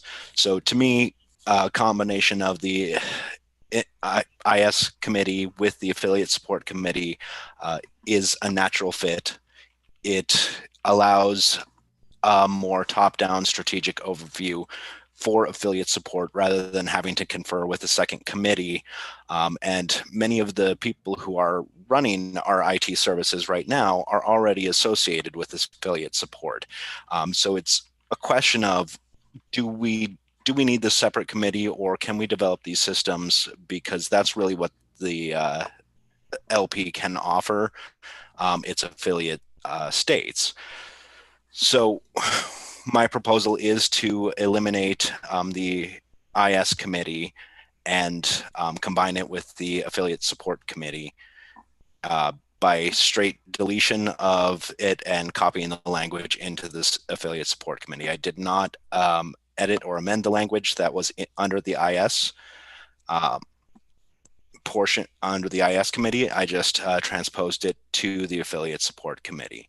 I believe that this is necessary and that we should work on getting a better overview and supervisory roles. Thank you. I do apologize to everybody. We skipped a step there, so let me not skip it. Mr. Went moves to adopt the language he distributed, which would move the responsibilities of the Information Services Committee to be under the Affiliate Support Committee, in addition to all their other responsibilities. Is there a second? Second. There is a second from Mr. Molman. Is there objection? Objection, There is just because I'd objection. like to hear the debate. All right, so since we're already in debate, Mr. Wen has already spoken on it, and so we'll proceed down the queue. I'm gonna write it up. I have Ms. Adams and then Mr. Molman. Ms. Adams? So again, I understand the motivation behind it and much respect for the motivation behind it. And yes, there's some crossover, but these two committees do have distinctly different purposes regardless of crossover. IT is highly specialized. And I think, again, we're at a point where we either keep the committee, or if we're going to eliminate it, then we find the money in the budget to outsource that IT work and make sure that it continues to move. When we're talking about the information services and everything that goes into that, there's a whole lot of IT there. There's a whole lot of technical jumping into the database and getting that kind of work done. And I just don't see these committees working at the same purposes there. Thank you, Ms. Adams. I have Mr. Molman and then Mr. Broadset. Mr. Molman? So certainly IT has focused heavily on affiliate support recently. I think that's a move that began probably in January or February of 2017. Previously, the IT committee was just a committee that went and researched stuff and brought it back to the LNC to approve. And that's basically what their job was. As many of you know, I've been in favor of the coordinator style role, and I do believe if there's something missing from this proposal is that I would like to see an IT coordinator created as well, although that does not preclude its creation with this change.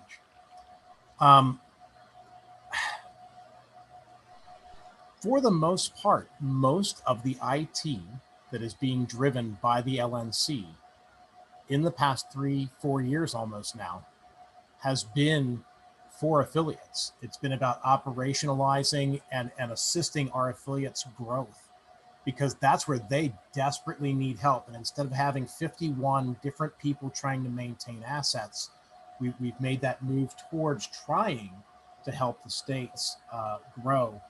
And certainly the efforts of Ms. Sarwark, who is the chair of the Affiliate Support Committee currently, and then handing off to me all the chairs that had CRM concerns, IT concerns, that seems to be working pretty well.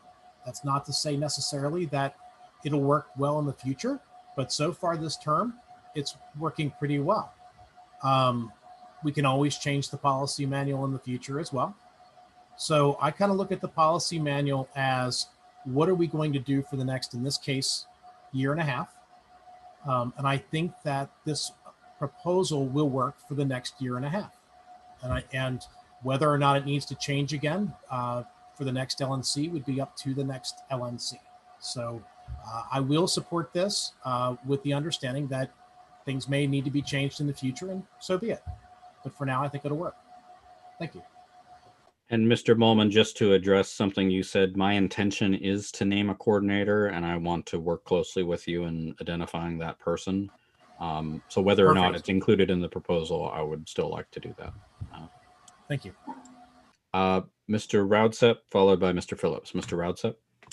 So I do not support the combining of these two committees, mainly for the simple fact that we spent a significant amount of time during our budget portion of this meeting discussing the information services ability to, or funding needs to combine Razor's Edge into our database program. That is something that is predominantly supporting the national aspect, especially today. So the Information Services Committee, it services both the affiliate and the national needs. And I fear that if we start shoehorning our Information Services Committee into affiliate support, they will be directed to have a balance of direction towards our affiliate and not to the national need. So I think keeping these two separate will benefit not only the affiliates, but also our national party. So I will be voting no on the combination of these two. Thank you, Mr. Raudsep. I have Mr. Phillips and then Ms. Sarwark. Mr. Phillips. We spent, echoing what Eric said, we spent a lot of time discussing the CRM over the last couple of days and all the things that need to go on with the CRM. And while I do understand that a lot of that does have to do with affiliate support, I don't think that they need the distraction of adding affiliate support to it before we get that done. I may not be opposed to this in the future, though my preference would actually be a different scenario where you take both of those and put them under the umbrella of a coordinator together. And they both basically report up in the same tree as opposed to combining the two duties. But at this time, until we get CRM functional for all our affiliates, I don't want to distract from our IT people at all from that mission. And you know, yes, there is some overlap with that affiliate support, but let's let them focus, as Ms. Adams said on the previous thing, and focus on that and get it done, and then we can discuss combining. Thank you, Mr. Phillips. I have Ms. Sarwark and Mr. Hagan. Ms. Sarwark?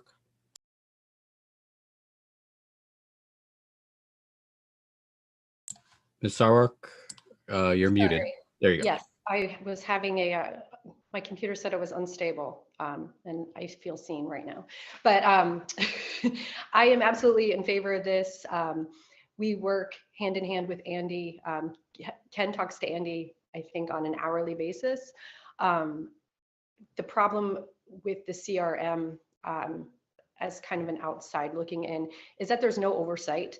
And I think if we are having a regular scheduled meeting, having a timetable with deliverables and keeping to those deliverables, I think that that's something the affiliate support committee should absolutely do. That's my opinion. I don't think that it's going to be a burden on anybody. I want the CRM fixed. I want it done. I want it done right, and I want it done on time, because after speaking to everybody, all the chairs and everything, the frustration in their voices was just like really, really sad, because this is something that we can provide, and this is something that we should provide, and we should have it done like years ago. So I am definitely in support of this. Thank you, Ms. Sarwark. I have Mr. Hagan and then Mr. Wendt. Oh, but you took your hand. You took your hand down, I think, Mr. Hagan. Right. Okay. All right. I have Mr. Wendt and then Mr. Nikela. Mr. Wendt. So I would like to kind of point out that the flip side of the arguments we used in our previous two debates is being used here. The previous motions did not have the support of the people serving or who have historically served on those committees. This motion has the support of the people who are serving on the affiliate support committee. And there's something telling about that, is because when we started evaluating our priorities and started looking at it, we realized we were up against a wall. That because of where the splits are, it made us almost impotent to the fact of being able to get anything done without the CRM. So if the CRM doesn't live under the affiliate support committee, then we're going to be at the behest and at the timeline of the IS committee. So it's a question of which committee do you actually want functioning, because they're not both going to function if there's any kind of hiccup. And creating that additional communication channel just creates inefficiencies, and our affiliates have been dealing with these inefficiencies for the last 3 to 4 years. So it's time for us to just take a stand and actually support our affiliates, to talk to Mr. Molman's cycle that he presented on. This is the way we need to go, and we can't kick the can down the street anymore. So that is, thank you. Thank you, Mr. Wendt. I have Mr. Nikela and then Mr. Coburn. Mr. Nikela. Thank you, Mr. Chair. Just so I'm crystal clear on this, this wouldn't be putting the IS committee underneath the affiliate support committee. This would be combining the two committees. Is that correct? So, see, I find that very strange. And I've been on the affiliate support committee for 3 terms now. It was the first committee I've been on since I've been a member of the LNC. And that committee has a very not specific, but actually rather a broad duty to provide services and support to the affiliates. Some things we've done in the past as the affiliate support committee include competitions, grants, different things here and there that fall outside of the scope of what would be considered IT. And I do understand that our affiliates want this service, the CRM. However, I'm just confused and uncertain as to how the affiliate support committee will be better equipped to provide that service if the two committees are combined, because quite frankly, things like affiliate in a box, support material, competitions, all these things that fell under affiliate support in the past would essentially not have a committee home to base those projects off of. Those would have to be done through the LNC or perhaps through staff. So while I understand the rationale somewhat of combining the two for the CRM, I just don't quite understand the long-term mission of the affiliate support committee beyond that. So I will be voting no on this because to me, I believe those two committees should continue to be segregated for the purpose of providing other ways to support the committees while we, as the LNC, continue to support the CRM project. Thank you. Thank you, Mr. Nikela. I have Mr. Coburn and then Mr. Molman again. Mr. Coburn. Thank you. I'll keep it brief. I think we all agree that there needs to be better oversight here. The question is who should be providing the oversight. I don't believe that the Information Services Committee as its own standalone has been very effective in the past. Prior members can correct me if they believe me to be wrong, but just from watching its activities, I would assess it as not performing particularly well. So we do need some better oversight. I see that as either being this LNC as a whole or being an appropriate committee. And I think that appropriate committee is the Affiliate Support Committee. Right now, at the very least, we've talked about in the previous discussion what is appropriate for the party right now versus what is appropriate for the party maybe 10 years from now. And in the long term for the party, I think we would all agree that we want our information services group to be working on things that aren't just delivering a good CRM to our states. But right now, that is the main focus of this group, whether it be a committee or not. And I think that that just means that it makes sense for the group to be overseeing that to be the Affiliate Support Committee. Thank you, Mr. Coburn. I have Mr. Molman and then Mr. Valente. Mr. Molman. Yeah, I wanted to just touch on a couple of things. The IT committee I've served twice, and the 2016 to 2018 LNC was based on multiple assessments. That term, the IT committee was very functional. It was very functional because it specifically ignored Robert's Rules of Order. It specifically did not really operate as a committee. It operated as an IT department with volunteers.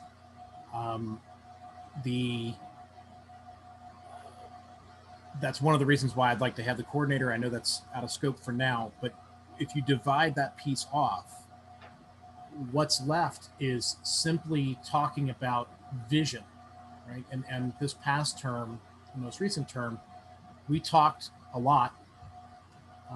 We managed to rename ourselves.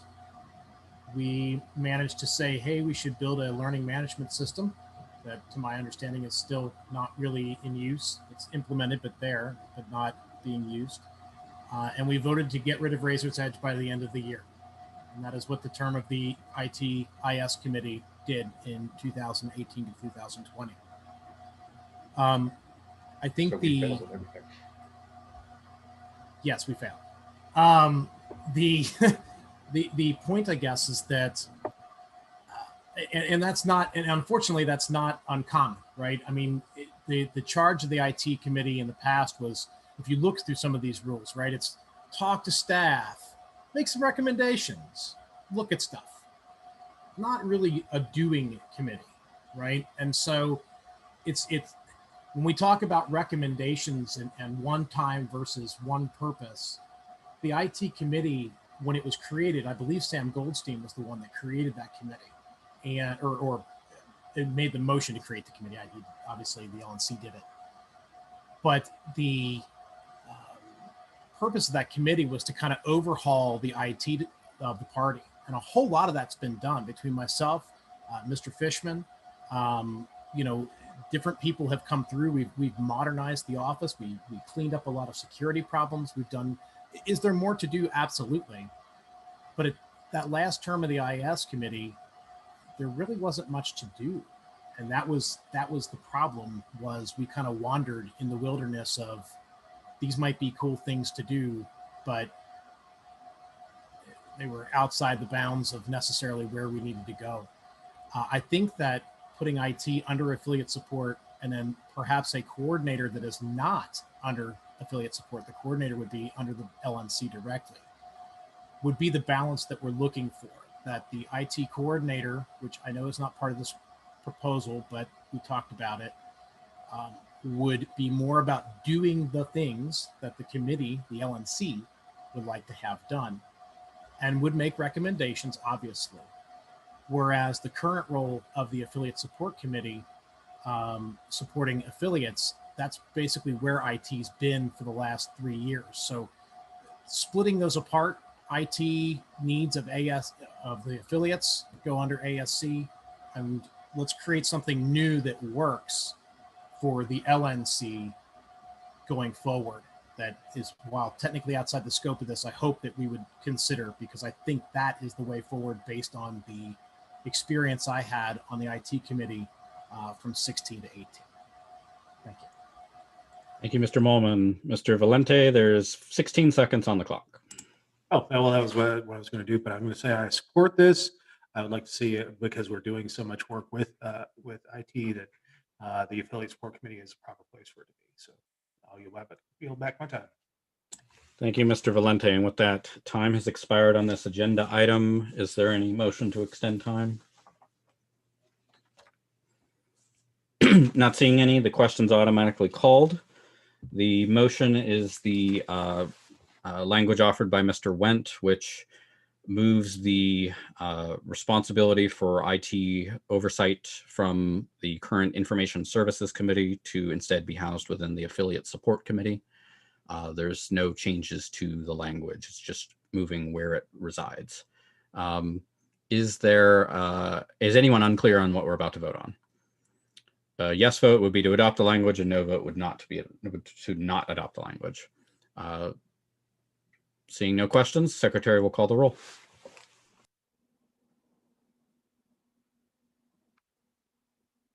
I'm muted. Ms. Adams? No. Mr. Coburn? Yes. Ms. Epke? Yes. Mr. Hagan? Yes. I shall vote no. Mr. Fiera? No. Ms. Hogarth? Mr. Valente is in for Ms. Excuse me, Mr. Valente? Yeah, voting yes. Mr. Longstreth? No. Mr. Molman? Yes. Mr. Nana? No. Mr. Nikela? No. Mr. Phillips? No. Mr. Raudsep? Pass. Ms. Sarwar? Yes. Mr. Smith? No. Mr. Wendt? Yes. Mr. Raudsep? Abstain. Mr. Chair, the vote is 7 yes, 8 no, 1 abstention.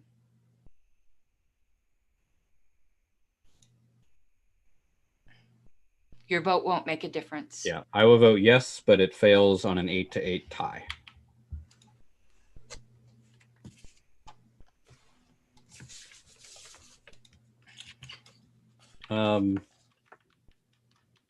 Maybe it's mean for me to say this now, but I actually appoint the members of the Information Services Committee, so most of them. So I just want to express the intention to appoint people who are on the Affiliate Support Committee. So we've got some overlap over responsibilities here, which hopefully makes everybody happy. But FYI. Now, at long last, we are back to Mr. Wendt's original agenda item, which is motion on committee structure and population. To read it again, if I can find it, it's under new business with previous notice. I think. No, I don't think so. There it is. So Mr. Wendt's motion to move that applications and nominations for all vacant committees appointed by the National Committee be opened immediately and closed at such time as all appointments have been filled. Because we never amended or substituted this. We added stuff to the agenda. And so this was hanging out as what we're coming back to. Mr. Wendt, you've made that motion. Is there a second? Second. Seconded by Mr. Longstreth. Is there objection? Objection. There is objection. So we'll proceed to debate on whether to proceed to fill vacancies on all outstanding committees. Mr. Wendt, it's your motion if you'd like to speak to it. So I'm very aware of the perceptions of where our perceptions are online. And when you go looking and scrolling through our website, and you see that there's a bunch of TBDs up there under our subcommittees. I think that shows that we needed to have this discussion, these past discussions, to figure out where we stand, where we sit, and then we need to start populating these committees because we're about 6 months into this term. So we only have a year and a half left, so we need to get these committees moving.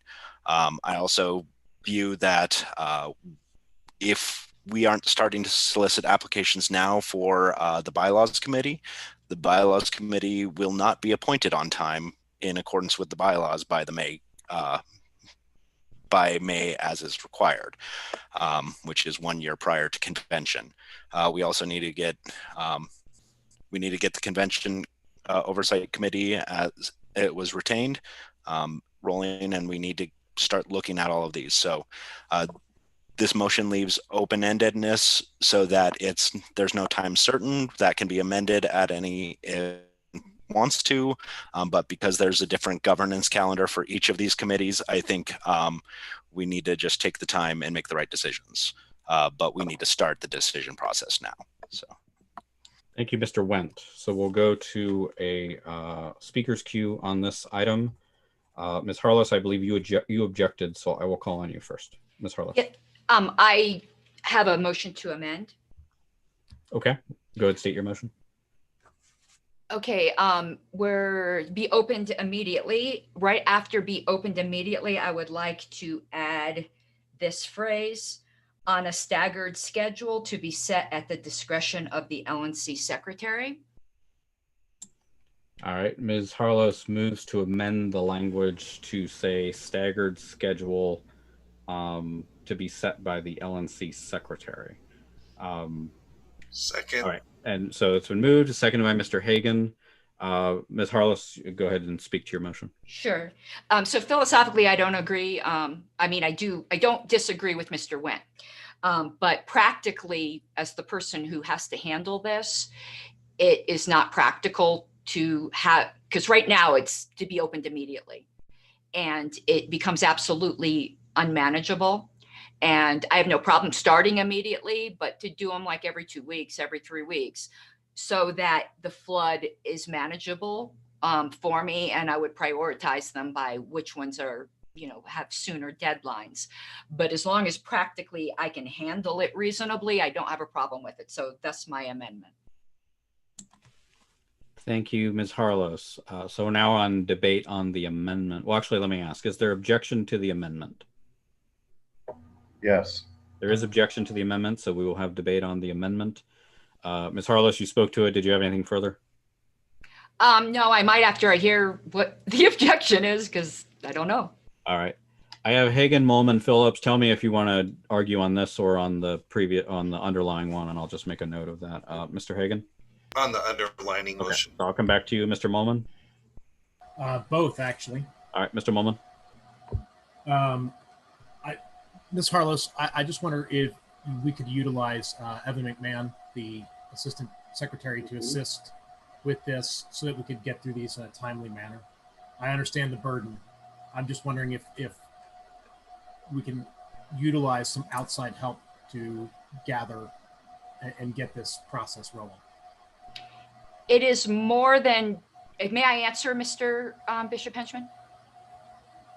Yes, Ms. Harless. Okay. Mr. McMahon had told me he is not going to be available until January, and that's when I am ready to touch base with him. But it is more than just a workload manageable thing.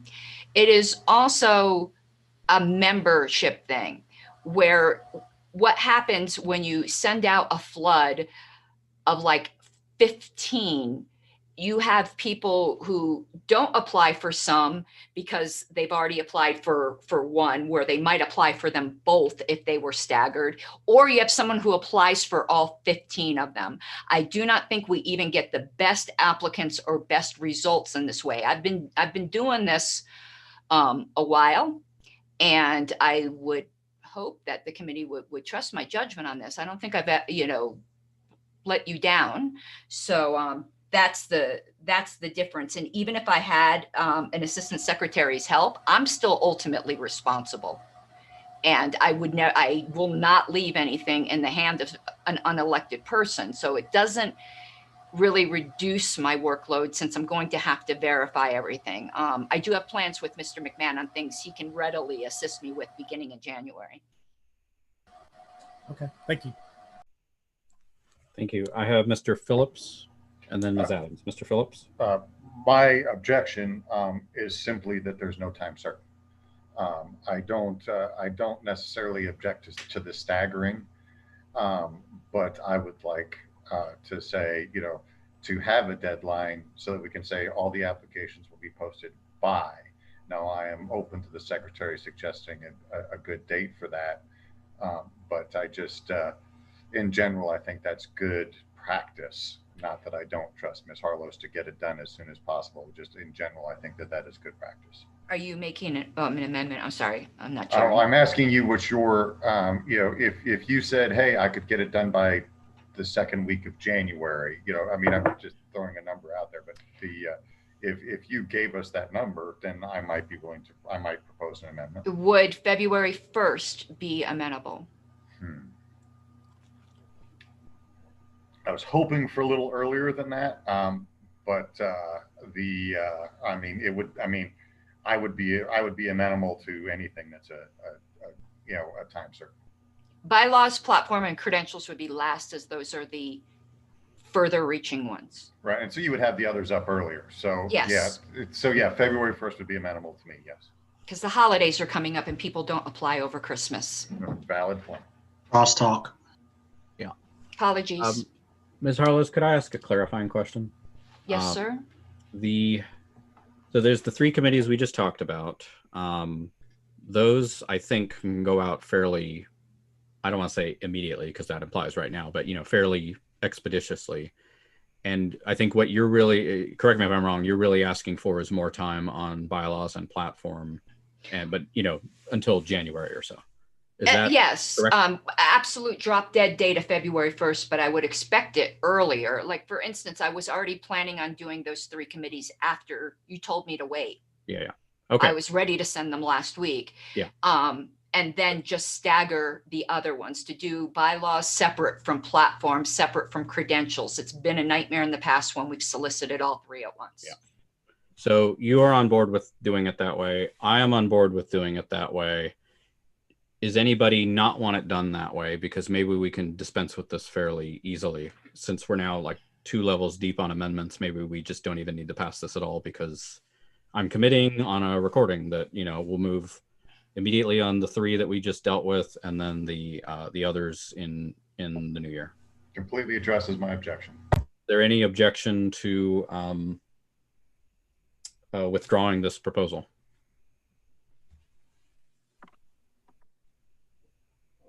Seeing none, it's withdrawn. That completes the business agenda. I'm sorry. I have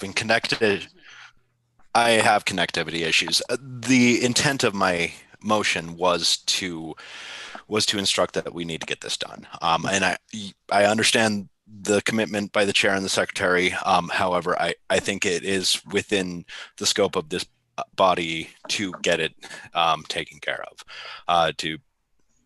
So I do object. Okay. So I will treat that as objection, and we'll continue with the debate. I had Ms. Adams next. Yeah, Mr. Chair, Mr. Went, Madam Secretary, is there a way we can find kind of a common ground, a central place on this? Maybe go ahead and seat the LNC members of these committees while still giving the secretary the leeway that she needs to populate. Would something like that help us find common ground so that we're addressing everyone's concerns, Mr. Went's concerns, Ms. Harlos's concerns?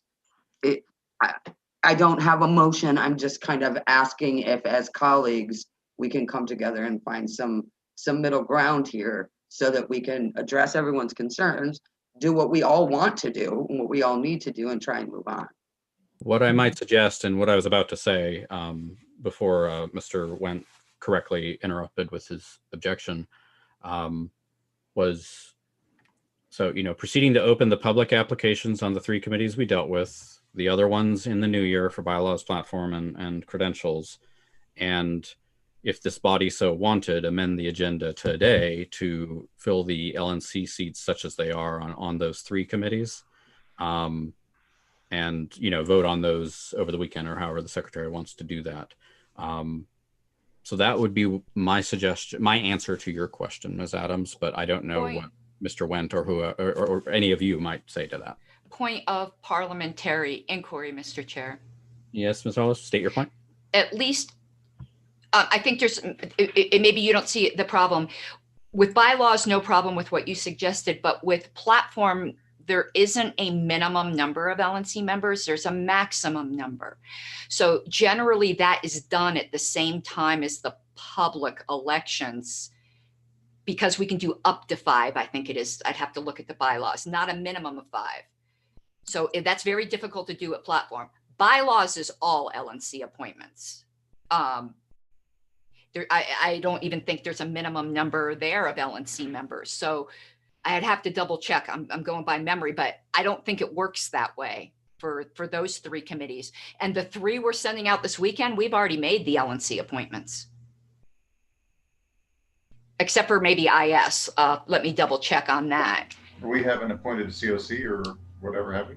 We've not done any of that. Oh yeah, you're correct. I'm sorry. I was thinking of when we did ballot access earlier because of the new deadline. Apologies. So those 3 we could. But I see a problem, Mr. Chair, with the bylaws mandated committees appointing LNC members. We have always done those at the same time. That's a fair point. We have 3 minutes left on this item. I have Mr. Nana as next. Mr. Nana. All right, don't kill me, but I'm going to call the question. Second. Mr. Nana has called the question, all questions, I'm guessing, or just the question on all. He said all. Well, Mr. Nana, did you? There's 2. I didn't say all, but I meant to say all. And all yes. Right.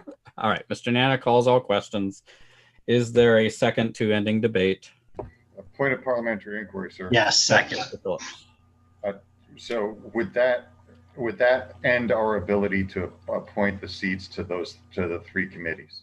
No, we would still be. Whatever we do on this motion, then I have no next objection. order of business can be to move to amend the agenda to add blah, blah, blah. Then I have no objection. Okay. I mean, that was my point earlier, is this doesn't really seem to do anything anymore. You know, it had a purpose when it was introduced, but whatever, I'm debating. I shouldn't do that. It has been moved to end debate. There is a second. Is there objection to ending debate at this time? Seeing no objection, debate is ended. Ms. Harlos, can you restate your amendment to the Wendt motion? Because that's sure. What we're My amendment was to add the phrase "after be opened immediately" on a staggered schedule to be set at the discretion of the LNC secretary. Informally, we discussed a deadline of February 1st that was never moved. Is anyone unclear on what we're voting on the Harlos amendment? We'll vote using the participant window. A yes vote would be to adopt the amendment as stated by Ms. Harlos. A no vote would be to not adopt it.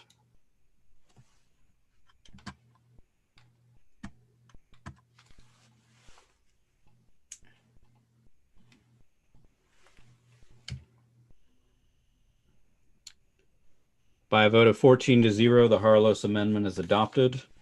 Mr. Nana had called all questions and time has expired anyways, so we'll proceed to a roll call vote on Mr. Wendt's motion as amended. Secretary will call the roll. 1 sec.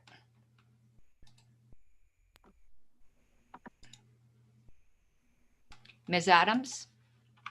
Yes. Mr. Coburn? Yes. Ms. Epke? Yes. Mr. Hagan? Yes. I shall vote yes. Mr. Fiera? Yes. Mr. Valenti? Yes. Mr. Longstreth? Yes. Mr. Molman? Yes. Mr. Nana? Yes. Mr. Nikela? I vote aye. Mr. Phillips? Yes. Mr. Routset? Yes. Ms. Sarwark? Yes. Mr. Smith? Yes. Mr. Wendt? Yes. Mr. Chair, it's 16 to 0 to 0, I'll vote yes. 17 to 0 to 0. By a motion of 17 to 0, it is adopted. Mr. Phillips, I believe you had a motion to amend the agenda. If I may step in, Mr. Chair, I'm sorry? if I may step in, this is Susan Hogarth. Now that everyone knows that David Valente is Region 5, I'm going to step back in. Okay. Ms. Hogarth is swapping back in for Mr. Valente. Mr. Phillips. You're muted, Mr. Phillips. Okay, then I move to amend the agenda to seat the LNC members of the COC, the IT, and ballot access. Except that now I'm lost my mind. Are we still seating IT, or are they part of it? You don't seat IT. I seat the two members of the Okay. of the IT, but the other two you can do. All right, Mr. Phillips has moved to seat the LNC member, or I guess, yeah. I mean, we'll do the election online using the stuff that we do, but to seat the LNC members of the Convention Oversight Committee and the Ballot Access Committee. Do you have a preference in what order, Mr. Phillips?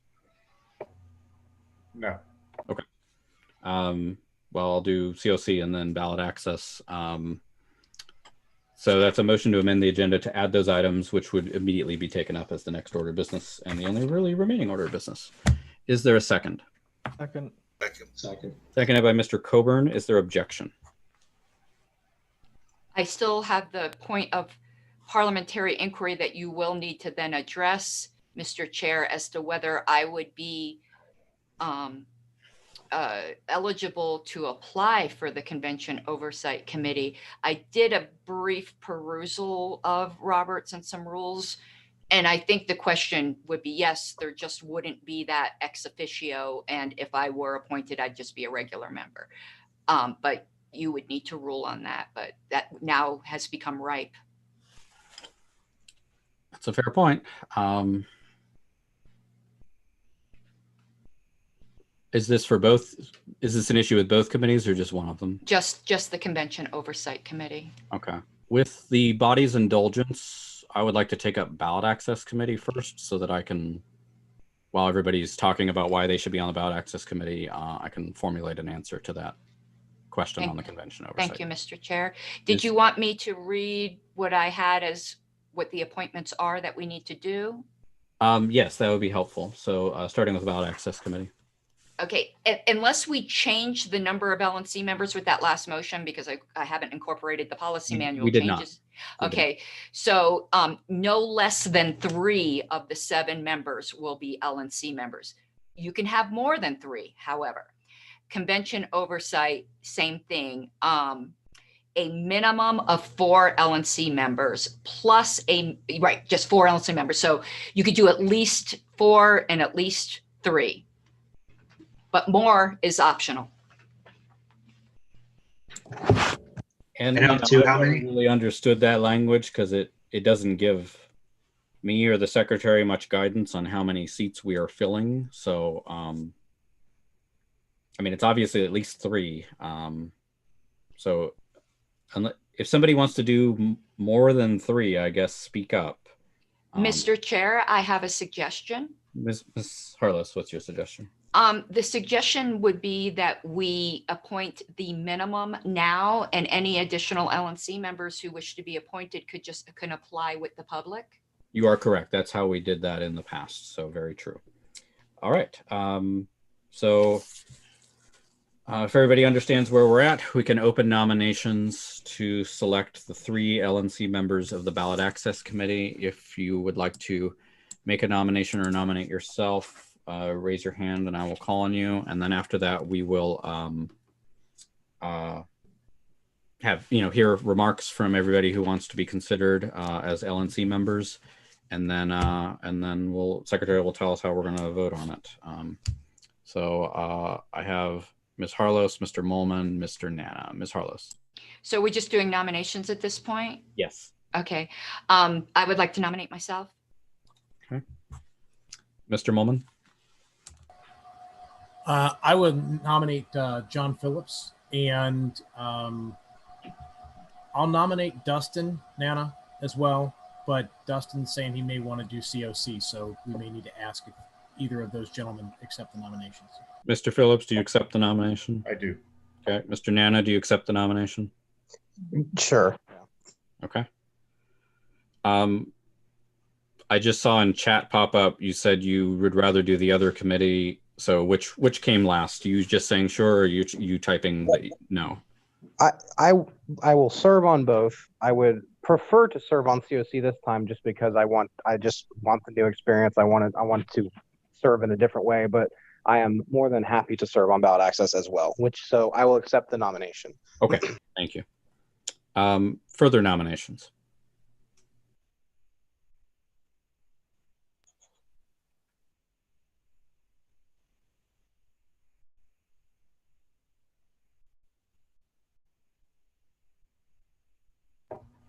I would nominate Matt Buffman. Okay, Mr. Phillips nominates Mr. Buffman. He has indicated to me previously that he would like to serve on that committee. Thank you. Mr. Molman. I'm sorry, my hand being up was an artifact, but if you'll indulge me, Okay. Mr. Chair, I just want to note that this is a working committee and it's hard work, but it is rewarding. 50+ DC is critical to our mission. Mr. Ferreira, alternates are eligible just in case you didn't know that. I understand. Thank you for the clarification, but still plan to apply with the public. All right. Ms. Epke. I'd like to nominate Jared Hall. Okay. Mr. Hall, are you on the call? You are. Do you accept? I'll accept. All right. Mr. Hall accepts. Other nominations?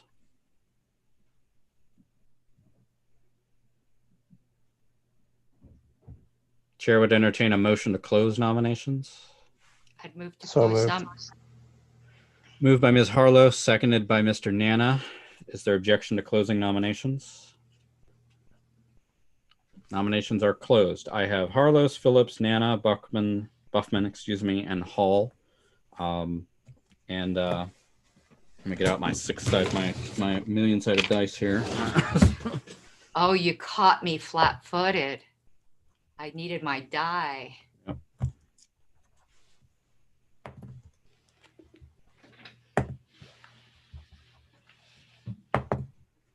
In anybody who was on before in the past, how long have we given each candidate to speak to themselves? A minute.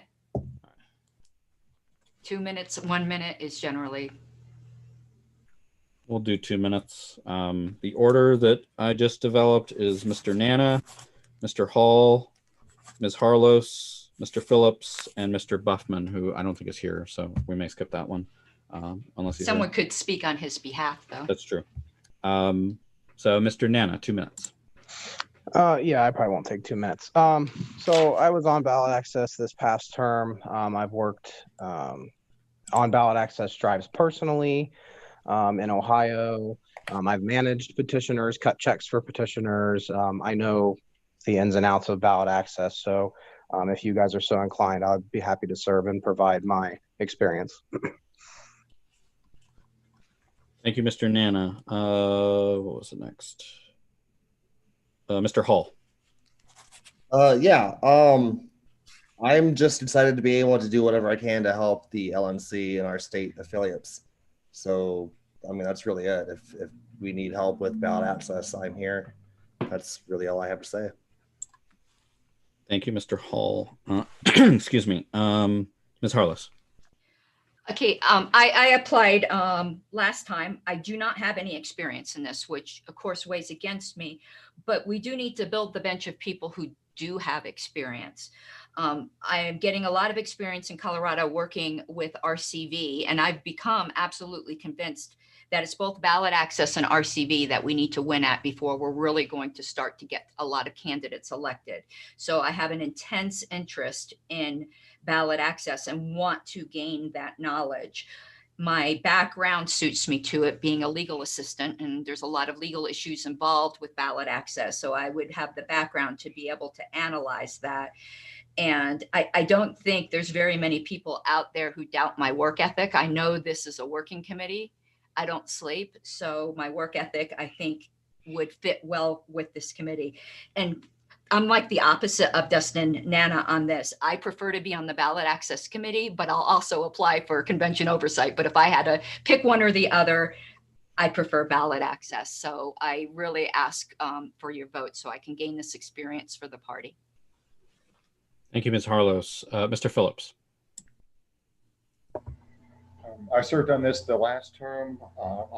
Same as Mr. Nana, I have done petition drives. I have worked on petition drives. In fact, I've helped in his state with petition drives, and people from his state have come to mine and helped with petition drives. And it's not just petitioning. We are now definitely working on doing some lobbying to get some of these laws changed, lawsuits, those things of all those natures that I have also been working on. So I have quite a bit of experience in this realm, and would love to continue to apply that knowledge and continue to learn. So that's what I bring to the table. Since I know Mr. Buckman is next, he is not here to speak for himself, but as the state chair of Wisconsin, he has also dealt with many of these issues, working on getting their candidates on the ballot, as well as coming down and helping us in Illinois. So, Thank you, Mr. Phillips. Madam Secretary, do you want to do this the same way we did the previous ones with like an overnight ballot and all that? So OPA vote, Yeah.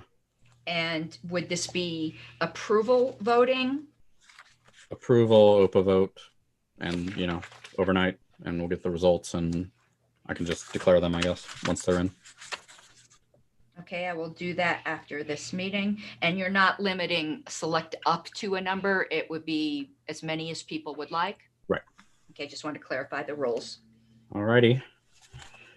So that's ballot access. Next is convention oversight and Ms. Harlos's question.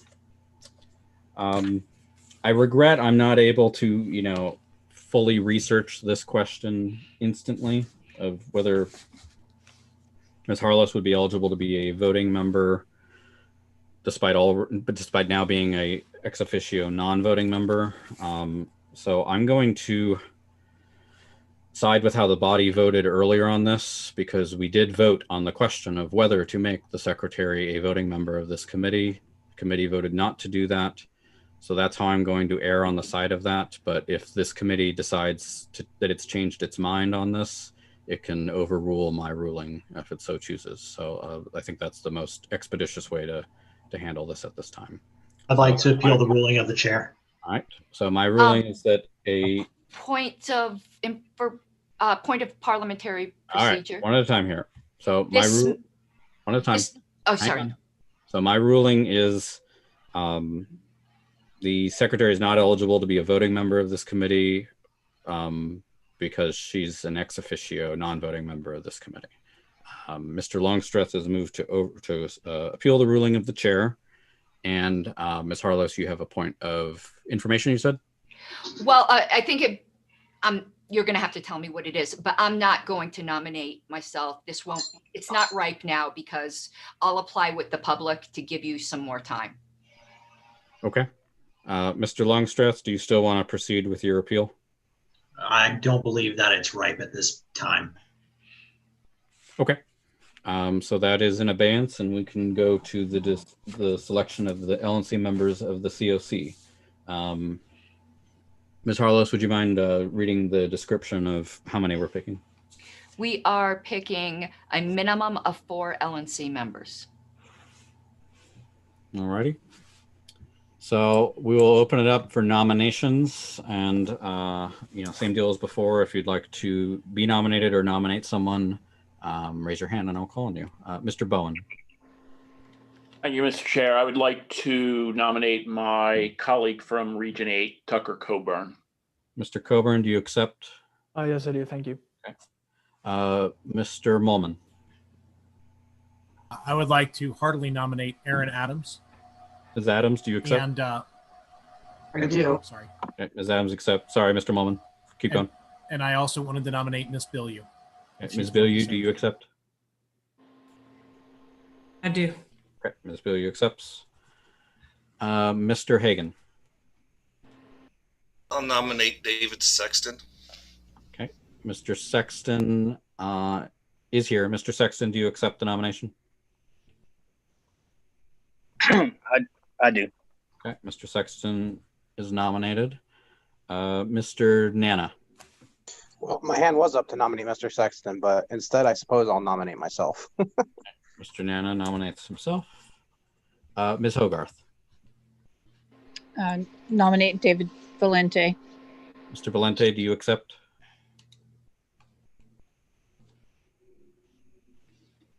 Yes, I do. Okay. Mr. Valente is nominated. Mr. Longstreth. I'd like to nominate Mr. Went. Mr. Went, do you accept?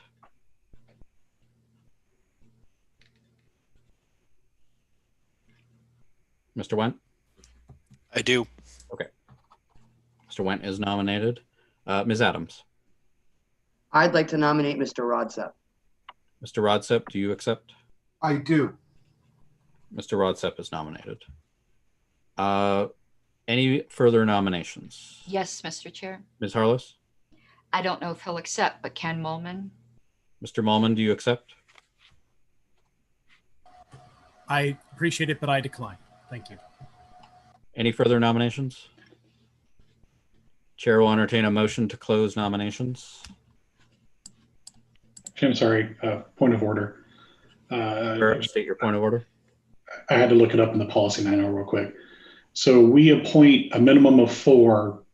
The committee has 7, and a minimum of 2 have to be non-LNC members. So we can appoint either 4 or 5, correct?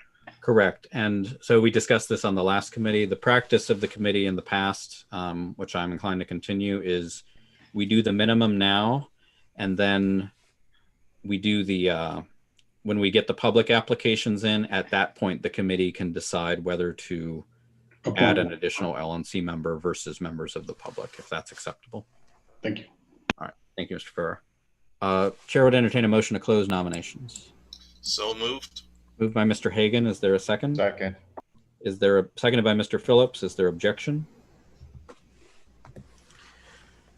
Without objection, nominations are closed. Let me roll my little dice here. Mr. Coburn, 5. Ms. Adams, 9.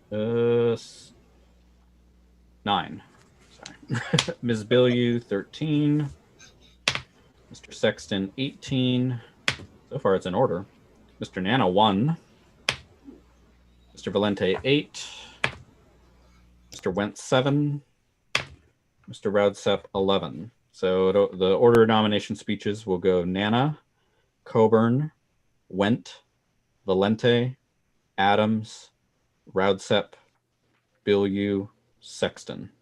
And there's 8 candidates for the 4 spots. All right. Same deal, 2 minutes. Mr. Longstreth, your hand's up. Do you have a point or something? That is an artifact. I apologize. No problem. All right. We will proceed to speeches. Mr. Nana, 2 minutes. Yeah, so I have experience doing convention planning, just not on the national level. I've been involved in every convention/conference we've had in Ohio since I got involved in the Ohio Party in 2016, I think it was. And so I have experience dealing with the venue, negotiating prices, stuff like that. So really, I'm just looking to get more involved in that same process on the national level. I think it's fun. I enjoy crunching the numbers, figuring out the best way we can serve our members while turning a profit. So yeah, no, I would appreciate your vote, and I'm going to enjoy the work, so I'm going to put my heart into it. Thank you. Thank you, Mr. Nana. I have, what was it? Mr. Went next. I believe I was next, Mr. Chair. Thank It was you. Mr. Coburn. You are Yes. correct. All right, while you talk, I'm going to order them because all right, Mr. Coburn and then Mr. Went. Mr. Coburn. All right, thank you. Yep, I'll be fairly brief. Interested in this committee for a few reasons. I think most of us probably have experience managing events, doing campaigns or doing state party work, and I certainly have that as well. But I do bring industry experience before all the coronavirus craziness, I was working as a floor manager in New York City in a restaurant, and in that capacity, I also had to deal with events and planning events and all of that. Though right now I'm just working as a server, it's something that I have interest in, it's something I have experience in, and I think I would bring a lot to the table. Thank you. Thank you, Mr. Coburn. Mr. Wendt? Yes, thank you for the nomination. I want to say that I'm interested in, I believe, well suited for this committee because of the fact that I currently work in hospitality for Hilton. And I am a sales manager, so I am very keenly aware of processes with hotel negotiations because I do that with this. So I also have a good operational management experience and good project planning experience as far as with the other military side of things. I am a very well-rounded individual, and I believe I can bring everything to bear to provide the best convention. Additionally, I am also the representative over our next convention in Sparks, Nevada. So. Thank you, Mr. Wendt. Mr. Valente, and then Ms. Adams. Mr. Valente? Okay. In my capacity as chair of the state party in West Virginia, I have taken part in planning for a convention, although that one was scuttled with the COVID, but we did have great planning, worked with the convention site and have experience in that in my professional capacity. I've also worked on conferences and both planning and execution of those conferences. So I do have experience in the area. Again, for me, it's about building a cohesive team that can work together and make sure that we get the job done with as little drama as possible. Thank you, sir. I have Ms. Adams and then Mr. Roudset. Ms. Adams? Yeah, so if selected, this will be my third term on the COC. I have an extensive events background, food and beverage director for Hilton International and Radisson, several national conventions under my belt. This is a working committee. You're talking 3 to 6 hours a week for the next year at least, at a minimum. It's a whole lot of work, but I love the work. It's the work that kind of feeds the happy place in my soul, is events, and I like the minutia. I'm really good at it. I think that I've shown that. I hope that I've shown that. I do hope that everyone who's selected is ready to work and work together as a team. Really, it's a divide and conquer approach, kind of staying in communication, but playing to everybody's strengths versus anyone's weaknesses that I think will set us up for success. We've got a great venue. Our next venue is selected. It's just going to be a lot of on the ground work, and I'm excited about it. I hope that you will give me the opportunity, and I would ask for your vote. Thank you, Ms. Adams. I have Mr. Roudset and then Ms. Bilyeu. Mr. Roudset? Yes, thank you. I have experience working with multi-hundred individual events. Yes, this would be the largest event that I've ever worked on. However, that doesn't preclude me from handling this because I do have experience in large events before. Not only that, however, the events that I do have experience with were media events. So it's coordinating with media, making sure sight lines are right, making sure that everything kind of goes off with a lot of different parts from different individuals who are completely unconnected. And that type of organization is just the type of stuff that I love. So I hope that you select me to be on the COC. Thank you. Thank you, Mr. Roudset. I have Ms. Bilyeu and then Mr. Sexton. Ms. Bilyeu? Yes, thank you, Ken, for the nomination. This, if I'm elected for this committee, this would be my third time as well. I've served in the last 2 convention committees, which were very successful. We had a little bit of an issue with this last one, as you might recall. But I do love the work. Like Aaron said, it is many, many hours. Even when we're not on calls, it's still many, many hours. And it would be from basically now until convention happens. Well, actually now and then for another 3 months after convention happens. So the other thing that I do want to point out is Aaron Adams and I are the only ones with previous experience on this committee that have been nominated at this point. So for sake of continuity, I would ask that you would also add me to the committee. Thank you. Thank you, Ms. Bilyeu. I have Mr. Sexton. All right, thank you. I have worked on the Tennessee Planning Committee convention for the last 6 conventions, and each one of those 6, year over year, the cost was reduced and we brought in more profits. So I do have a little bit of experience. Obviously, this is going to be on a much bigger scale, but I would appreciate your consideration. And just to keep it quick and simple, I'm low on drama and high on work ethic because this, like it's been said from Ms. Bilyeu and Ms. Adams, who have both previously worked on it, it is a lot of work and I am ready to get to work. So I'd appreciate your consideration. Thank you. Thank you. That completes the nomination speeches. Mr. Phillips, your hand is up. Yes, sir. I mean, if I could have the indulgence, I'd just like to speak on this topic and not talk about anyone in particular. Without objection. Mr. Phillips. As several people have mentioned, and I sat in on several phone calls for this last year and phone meetings last year, this is a ton of hours and a ton of work for people. And it requires some expertise, which we seem to have had on this. If you are not willing to put, and I think they underestimated the amount of hours they were putting in, if you don't have that availability, I would ask that you let us know. I don't think anybody doubts my work ethic, and I wouldn't be willing to put this kind of work into something. I wouldn't be able to put that kind of time into it. So if any of you who are nominated just all of a sudden go, okay, hey, listen, I can't put 10 or 15 hours a week into it minimum, and it really is that, then please let us know so that we can consider that in our votes. Thank you. Thank you, Mr. Phillips. That completes that agenda item. Madam Secretary, same deal on the voting as the other committee, overnight approval voting, no cap, etc.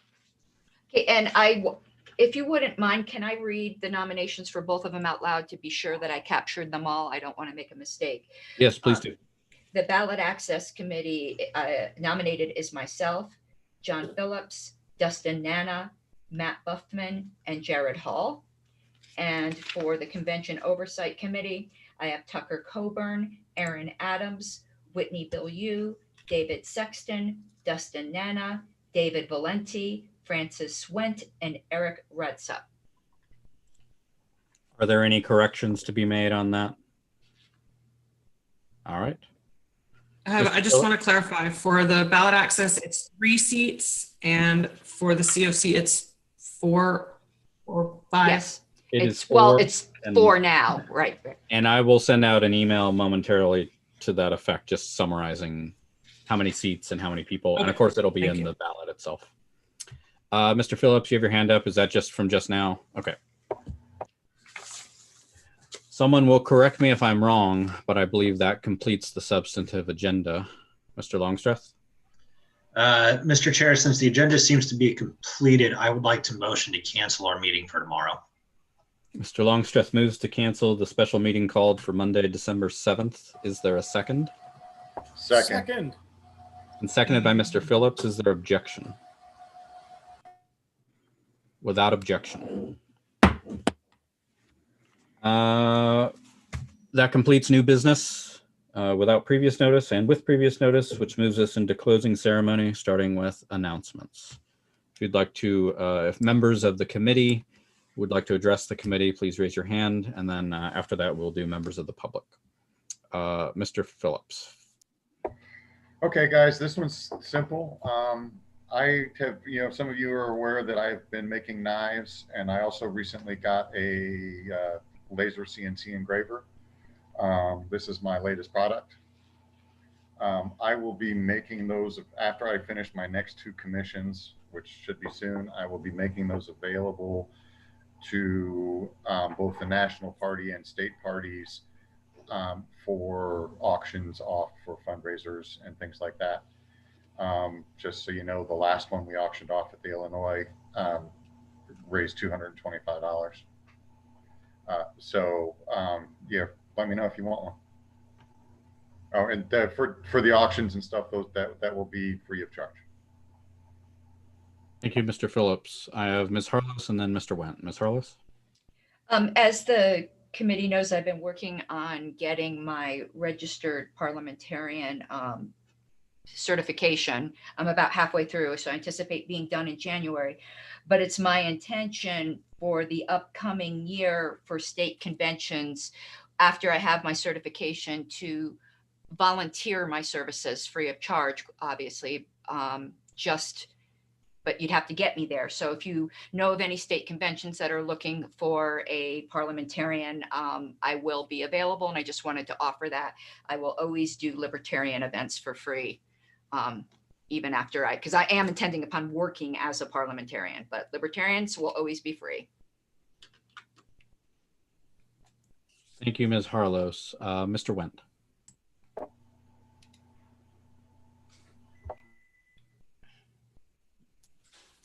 Mr. Wendt, you're muted.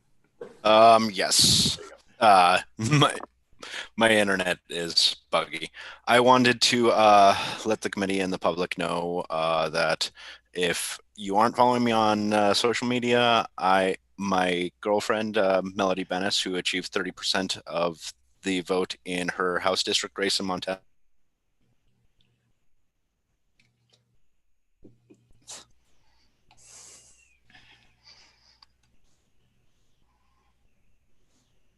Mr. Wendt, you froze for me. Is it just me, or can anybody else hear him? He froze.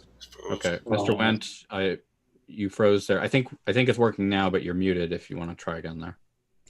Okay, yes, I have an unstable bandwidth. I wanted to say that my girlfriend, Melody Bennis, who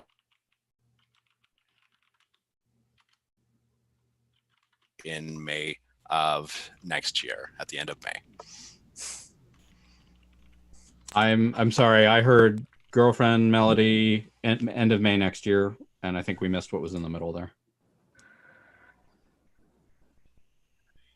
I suppose we can just play Mad Libs and try to fill the gap.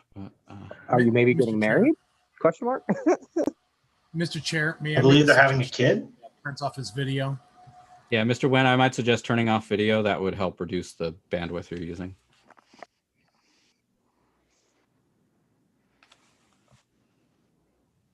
Something good's going to happen in May. Yeah. Baby.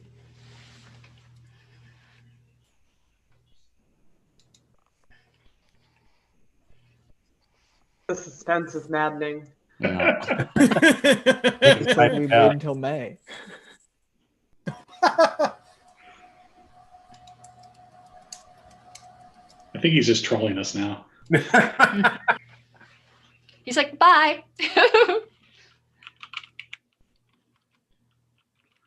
Oh, there we go. Child May 27th. There we go. Excellent. Mr. Wendt. Yes, so the announcement was that my girlfriend and I will be having a child with a due date of May 27th. Congratulations. Congratulations. I assume that means we should not schedule a meeting for May 27th. Francis, I thought it was the 21st. We'll get I there. thought it was the 21st, Francis. She corrected me right after I said that last night. So, alrighty. Other announcements? I don't see any. So last call on announcements. Quick question, and Mr. maybe I missed it, if you don't mind. Mr. Cross. Yes. My question is there anywhere in particular the LNC would like me to look at for the next meeting and the timing of the next meeting? If you want me to look at Riverside again Giant for can of February, worms March. opened. Sorry. I'm going to suggest that we handle this on the email list. Or at the January meeting, perhaps, Mr. Chair. Yeah. So that will be my suggestion on that. And I think I know where everybody stands on this issue, but if you email me with any input you have on that. Let's see. Well, since we're congratulating on babies, I do want to, I know Mr. Smith is expecting him and his fiance on January 4th, which happens to be my birthday. And so I wish him all the best and success with that, especially since he's going to have a Capricorn and they are a handful. And I hope you buy him or her lots of books. So congratulations on that. Enjoyable. Let's see, Mr. Harris. Yes, I will join in the congratulations, of course, to Mr. Smith and Wint, respectively. I also just wanted to thank everybody for all of the hard work that went in to this budgeting session and all of the other business this weekend. For those who are watching in the gallery and on YouTube, I will remind them that you can support all of the efforts that have been laid out and the priorities that all of these people have worked so hard to hammer out this weekend by going to lp.org/join and renew your membership, or join for the first time, and lp.org/donate, as Mr. Melman has helpfully put in the chat, to make a contribution towards these efforts. On behalf of staff, we are excited and eager to work towards these priorities. We are going to need public support to do so. So please, lp.org/donate, lp.org/join, help us accomplish all of the great things that we've laid out here this weekend. Thank you. Thank you, Mr. Harris. And, it would be remiss of me not to kind of bring it all together, I guess. As all budget meetings happen, we're wrestling with a lot of priorities, and it occasionally got heated, but in the end, we passed a budget with no dissenting votes, which I think speaks a lot to the unified vision that we have towards building up this party and achieving the goals that we've laid out. So just to kind of reiterate the things that are in this plan that we've adopted, that we're looking for all the support we can get for. It's expanding our training program so that we can elect more state legislators in 2022 and more local officials in 2021. It's getting a head start on ballot access in 2022 and 2024. It's securing more resources by building relationships with major donors and prospects, executing a strategy we already have. It's hiring a communications director and executing a marketing strategy. It's hiring a volunteer coordinator and engaging our activists. It's splitting the membership department into its component parts for better focus and responsibilities within the staff. It's clearing the CRM queue and adding some fairly exciting capabilities to it, as well as improving how we do IT customer service from staff to our affiliates. It's producing and promoting Affiliate in a Box. I look forward to that contest being launched by the Affiliate Support Committee. It's committing to liquidating the outstanding mortgage on our headquarters building and removing that now fairly modest millstone around our neck, but which certainly seemed like a shot in the dark when that building was purchased in 2014. And we were able to do it all in a structurally balanced way that grows our reserves and builds on our financial strength. And I'm extremely appreciative to every person who helped in this process, and it's a budget that I am proud of and one that I'm looking forward to conveying to donors to help support it and make it happen. And thank all of you for your hard work on this. Mr. Valente. Thank you, Honorable Chair.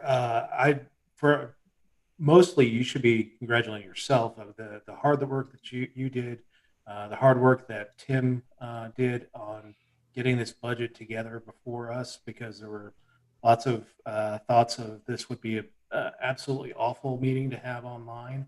It was, I won't say it was the opposite, but it certainly was not the doom and gloom that we were thinking. And that's a testament to the hard work that was done by yourself and Mr. Hagan and your advisors, and and anybody who helped on this in the lead up to this. So definitely give yourself a pat on the back for what you've done, and Tim as well. Thank you so much for making this a lot easier than it has been in the past. Thank you, Mr. Valente. Any other members wishing to speak in announcements before we go to public comment? All right, we'll proceed to public comment. Same deal. If any member of the gallery wishes to address the committee, raise your hand in the participant window and I will call on you. Mr. Thrasher. Thank you, Mr. Chair. Just wanted to say well done. This was a meeting that I anticipated might have had some fireworks, but I was continually am impressed by this LNC's ability to get things done and to work through any issues that come up. So congratulations to you all, and cheers. I have Mr. Leonard and then Ms. Robson. Mr. Leonard. Thank you, Mr. Chair. I will have to admit, first time actually having to sit through a LNC budget meeting. I envy you guys. It's not an easy business. This past week, I sat through my second state budgetary meeting and found out it was a whole lot easier. But of course, you guys are dealing with a whole lot more money based on donations, and it's a whole lot harder to get the things that you want to get done. I was just, pleased with the fact that, for the first time in some years, we're trying to pad some more money toward our ballot access contingency here in Illinois so that we have the goal of lessening our burden on the national party in the future. I've expressed some of this to Mr. Redpath and just wanted to share some of that with you guys with hope that we maintain our donor goals toward ballot access to make it easier on you guys. Thank you. Thank you, Mr. Leonard. I have Ms. Robson and then Kathy. Ms. Robson. I just wanted to echo what Mr. Thrasher said, which is I really appreciate all the work that you guys did this weekend. I thought that the budget was going to be far more contentious, and you guys got through it, and you did it in a really cooperative manner. And I just really appreciate the hard work that you all did this weekend. So thank you very much. Thank you, Ms. Robson. Kathy.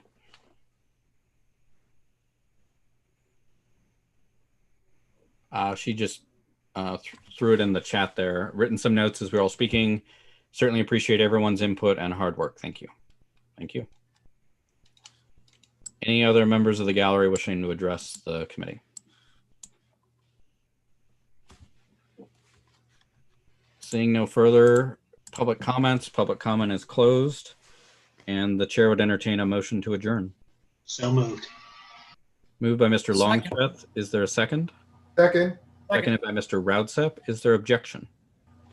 There is, Mr. Chair. Could you read the other public comment from Kathy? She just popped it up there. All right. Ms. Hogarth objects, and with the committee's indulgence, I will read out what Kathy sent in the chat. It is November 4th. Well, that's what it says. It's November 4th. There is shock and confusion in every home in America. Some people are cheering. The rest are completely in horror. A few months go by as the nation steadies itself. Within days of our inauguration, requests are being filed. Bring the troops home. Release all nonviolent offenders. Abolish ICE. Legalize marijuana. Thankfully, both parties have no choice but to come together and do the work of the people, so it gets done. They had worked so hard to oppose each other, and now this. They know now that no one is guaranteed a majority rule. All right. Ms. Hogarth, do you withdraw your objection to adjournment? I do, sir. All right. Is there further objection to adjournment at this time? Without objection, we stand adjourned at 3:30 p.m. Eastern Time. Great job, everybody. Much as I wanted to yank everybody's chain and objective adjourning. I didn't want you to hate me that badly. It's nice hanging with all you guys. I'm sorry I was so quiet. I was wrangling 5 kids through the whole meeting. So Never apologize for being quiet, Josh. Just fair. So Good work, Joshua, everybody. Wow, man, meeting's over and the gloves are off. What the fuck? I heard about the video baby boom coming up, and I guess Joshua and Francis are contributing to that. The baby Yeah, we got born about due to the lockdowns and the people being homeless with their spouse. well, Hey, man, way to take the job of growing the numbers seriously. Yeah. Like, you know, I figured number one recruiter now. I'm just going to. We call this organic growth. It's pretty cool. It's pretty cool. We got the one on the way, and then I got custody of my 16-year-old, and we got guardianship of her 2 younger siblings permanently, and Julia already has 2 in the house, so we have 5 in the house. My daughter is 16 and pregnant, and hers will be born in March, and mine will be born in January. So we'll have 7 in the house after March. Josh, you might have been away from the table, but congratulations, and you should be getting a package in the mail. You probably already have. Oh, I got it. By the way, so everyone knows, Ethan and Joe sent us a beautiful baby blanket and a really, really, really moving note that brought me to tears. Certainly, we really appreciate it. Thank you so much for that, Joe. It was beautiful. Congratulations, and thank you. You know, if it is January 4th, let me know because I'll give you advice on how to deal because that's my birthday. And... Yeah, I'm hoping you hold out to the 9th. But team cap for the win over here. Honestly, I don't think Julia's going to make it another week or so. She was about 100 pounds soaking wet when we met, and she's got at least a 10-pound baby in her already. So I don't know if we're going to go full term. It's a giant baby, so we're a little nervous. They told my mother I was going to arrive on January 3rd. I decided to come on December 23rd instead. So, well, yeah. You know, I was 10 pounds 7 ounces when I was born, so it's you know, obviously we make big kids, but Josh, get it done before December 31st. You'll get the tax deduction. That's what I was about to say. Beat me to it. Exactly. Or bribe the doctor. One of the way. Yeah, it was kind of funny. I amended my tax forms for work, and my paychecks went up like $300 a month. I was like, whoa, that's crazy. You're taking a lot of money from me. So, but yeah, definitely, you know, that was my hope is maybe we could get like a baby around Christmas time, but who knows?